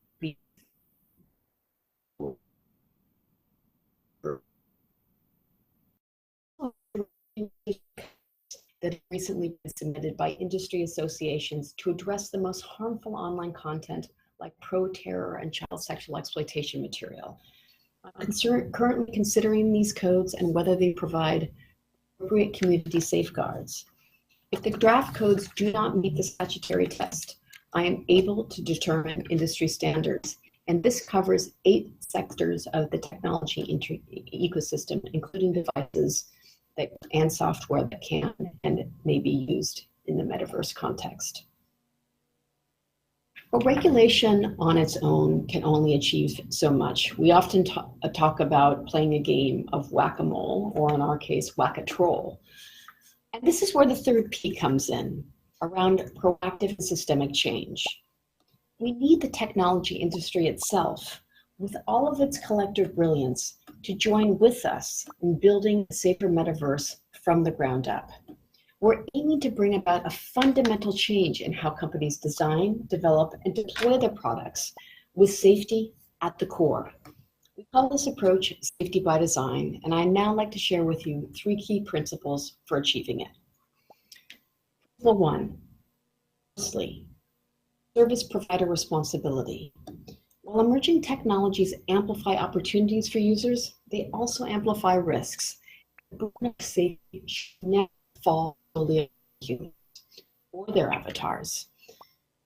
Providers themselves must make every attempt to ensure online harms are understood, addressed, and assessed in service design and provision. Great to see so many technology companies investing in innovative hybrids of human moderation with advanced machine learning and AI tools. This innovative approach needs to be expanded on and applied to immersive tech, including new and experimental technologies like haptics and devices that like smell, touch, or even taste. Second principle is user empowerment and autonomy. Should always respect the dignity of users. This means designing and maintaining in ways that preserve and respond to fundamental human rights. Crucial to this is understanding technology can exacerbate inequality, leading to greater harms for some more than others. Real-time immersive environments where content, conduct, and contact concerns coalesce will require platforms and stakeholders from across the digital ecosystem working proactively to minimize harms and support user empowerment and autonomy. Features that create boundaries and enable real-time reporting of abuse are essential, perhaps with functionality more like an immediate eject button rather than simple pathways to a content moderator. I recently announced a parental control center and our Horizon Worlds Safe Zone, which represents great first steps.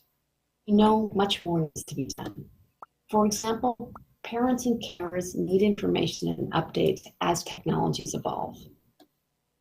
Principle 3. The third key principle is transparency and accountability. These are literally the hallmarks of a robust approach to user safety. They are linked and should act together as a catalyst for a race to the top in terms of user safety. Accountability cannot be selective. Companies must be radically transparent about the risks they know exist and to actively address these risks. To also disclose measures they are taking to address them. And they need to share data about the uptake and efficacy of these safety tools. If they do not, safety can issue notices under Australia's basic online safety expectations to explicitly request this information. In recent research, again, the IET identified 4 key areas of focus for platform governments in immersive environments: individual, community, platform, and government. These each have a potential role to play in upholding transparency and accountability. So it's great to see events like Metaverse Safety Week gaining traction with a broad range of stakeholders. And the team at XRSI is doing such an incredible job at moving this important safety, privacy, and security work forward. And this is where we all set meaningful steps in the right direction together. Now let's consider these principles as a blueprint for a safer metaverse. They're quite removed from the Declaration of Independence of Cyberspace penned by John Perry Barlow. More memorable songs for the Grateful Dead, in fact, was their 1980 hit, Feel Like a Stranger. It's all about throwing caution to the wind in pursuit of love, which feels, Barlow tells us, like running a red light. No point in looking behind us. Romance couldn't exist without an element of fantasy, and there will always be a role in life for idealism. There is a good starting point for safety, especially not for our children. Looking back, enduring power of reality to manifest certain basic truths about the market and human nature has been on stark display over the past few decades. Have a responsibility to learn from how Web 2.0 and its social consequences have played out. Next phase could bring great benefits, but let's not run any more red lights in getting there. Design may not be so sexy, but it offers a safer way forward. It's made our modern cities livable and can do the same for the metaverse.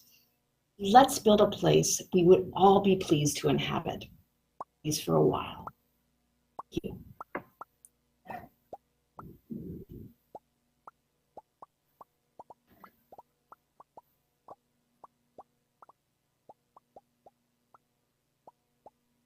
I don't think I figured out how to curtsy or bow.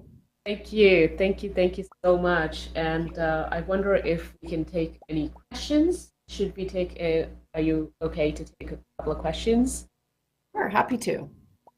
Great. To ask questions, please click on hand raise question, and I will patch you in right away to ask Julie a question.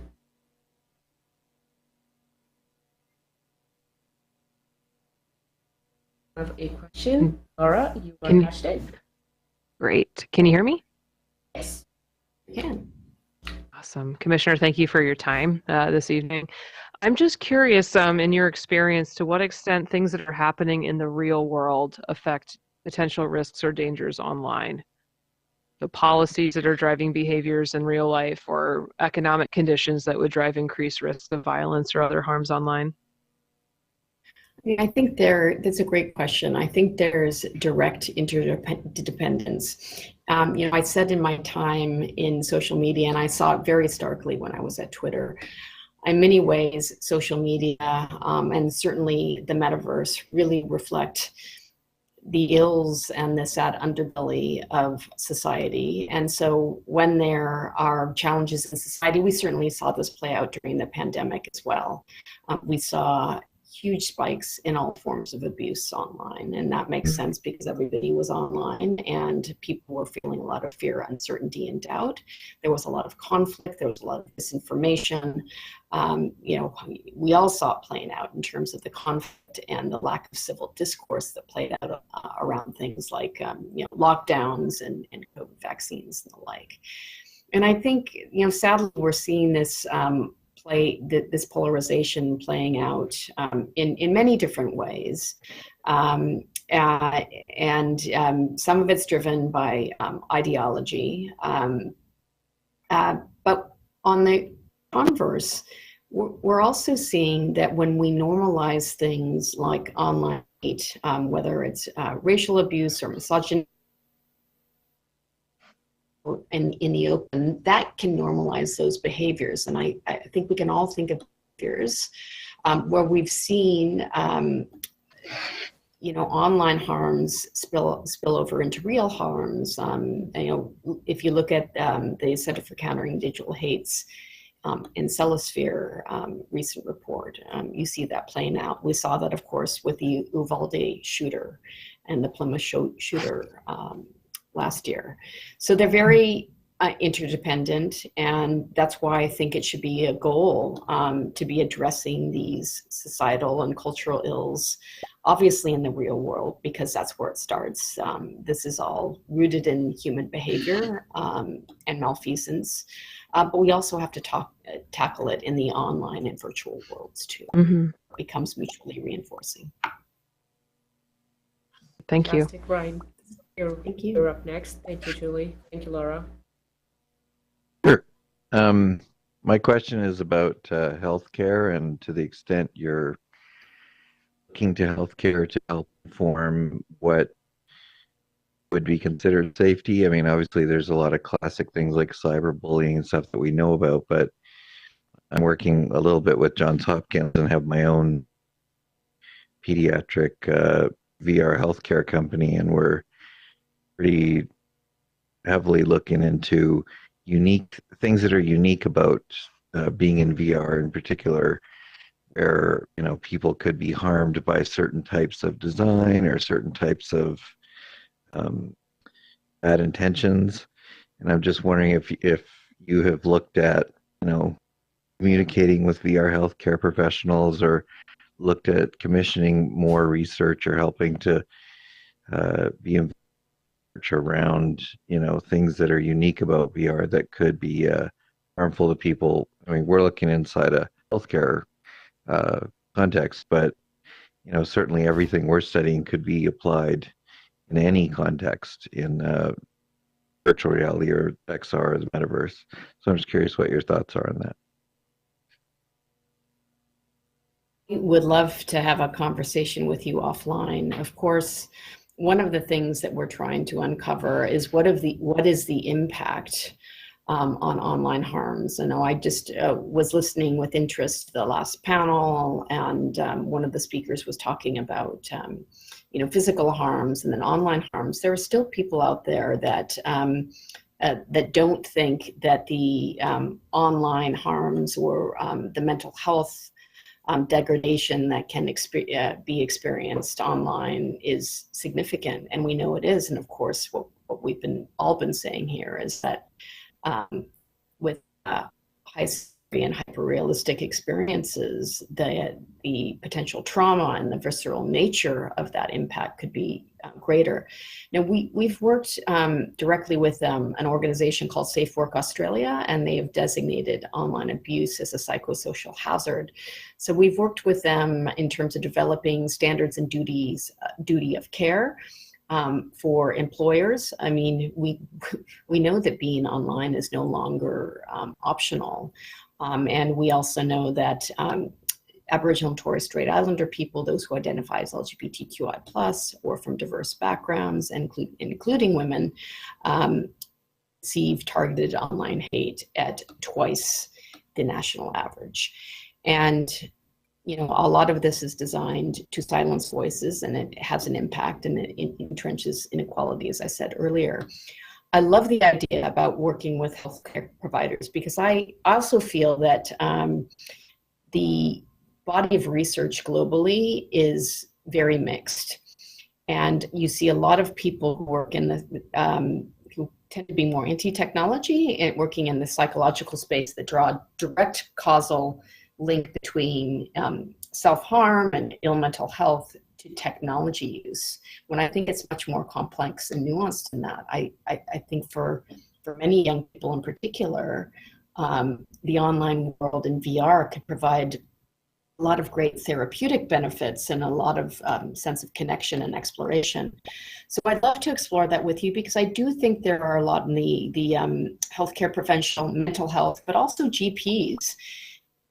They're talking to parents all the time, and I think they'd be a really important vector in terms of getting this preventive information out and making sure it's medically and scientifically based and the research. Sure, in touch. I'd love to hear more about what you're doing. Amazing. Thank you, Julie.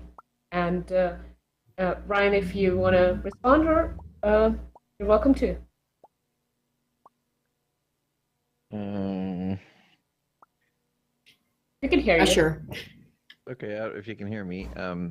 Yeah, I was just going to say, it's kind of like you were talking about a city. We're looking at like standards for when you design some stairs or you design a building, how thick does the floor have to be? How high is the rocks and on the stairs, or what are,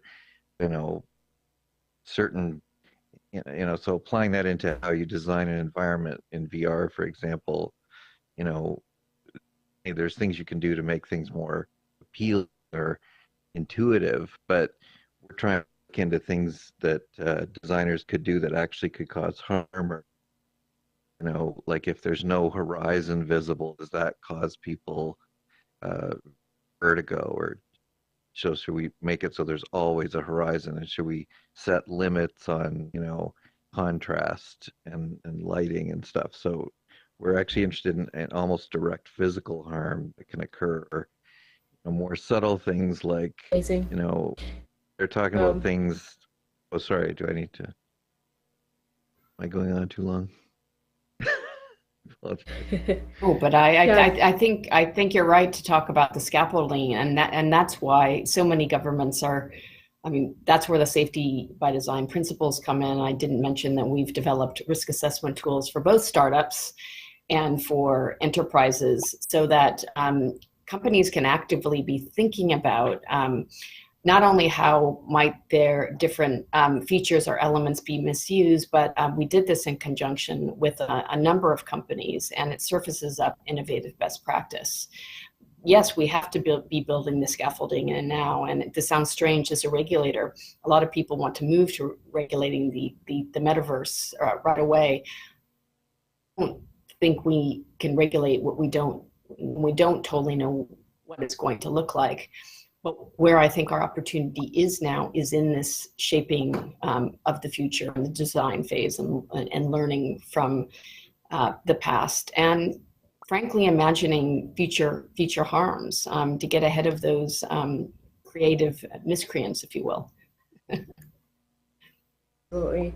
And Julie, so Laura and Ryan both serve as RSI advisors, amazing, gracious advisors who donate their time freely, just like you have. I'm so grateful to you for contributing to Metaverse Safety second year in a row.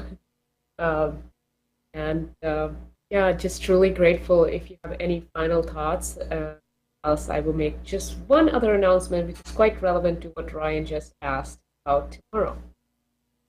I would just thank you all for making this such an important part of the dialogue and for being such advocates.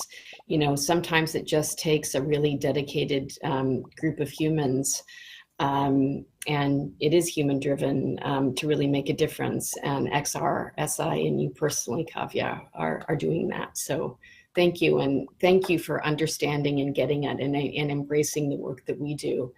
That bolsters us along, and it does need to be a joined up effort across borders, across sectors, if we really are going to shape the metaverse to realize its full potential.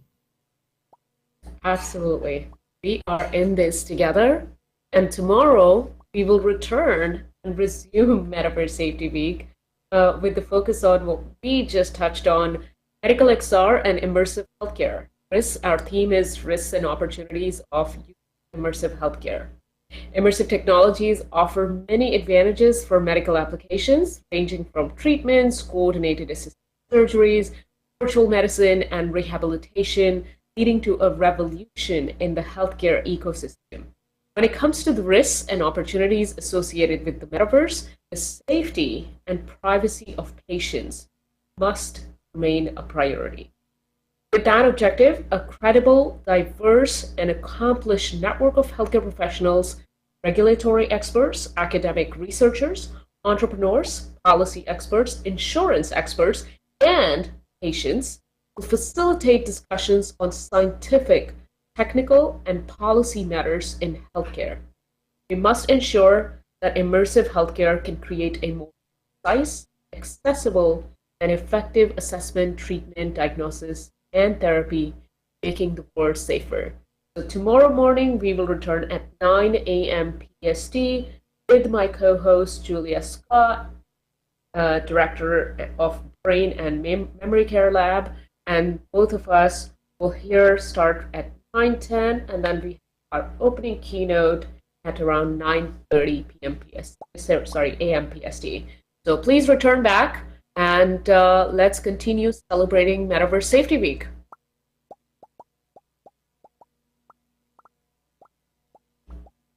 Thank you all.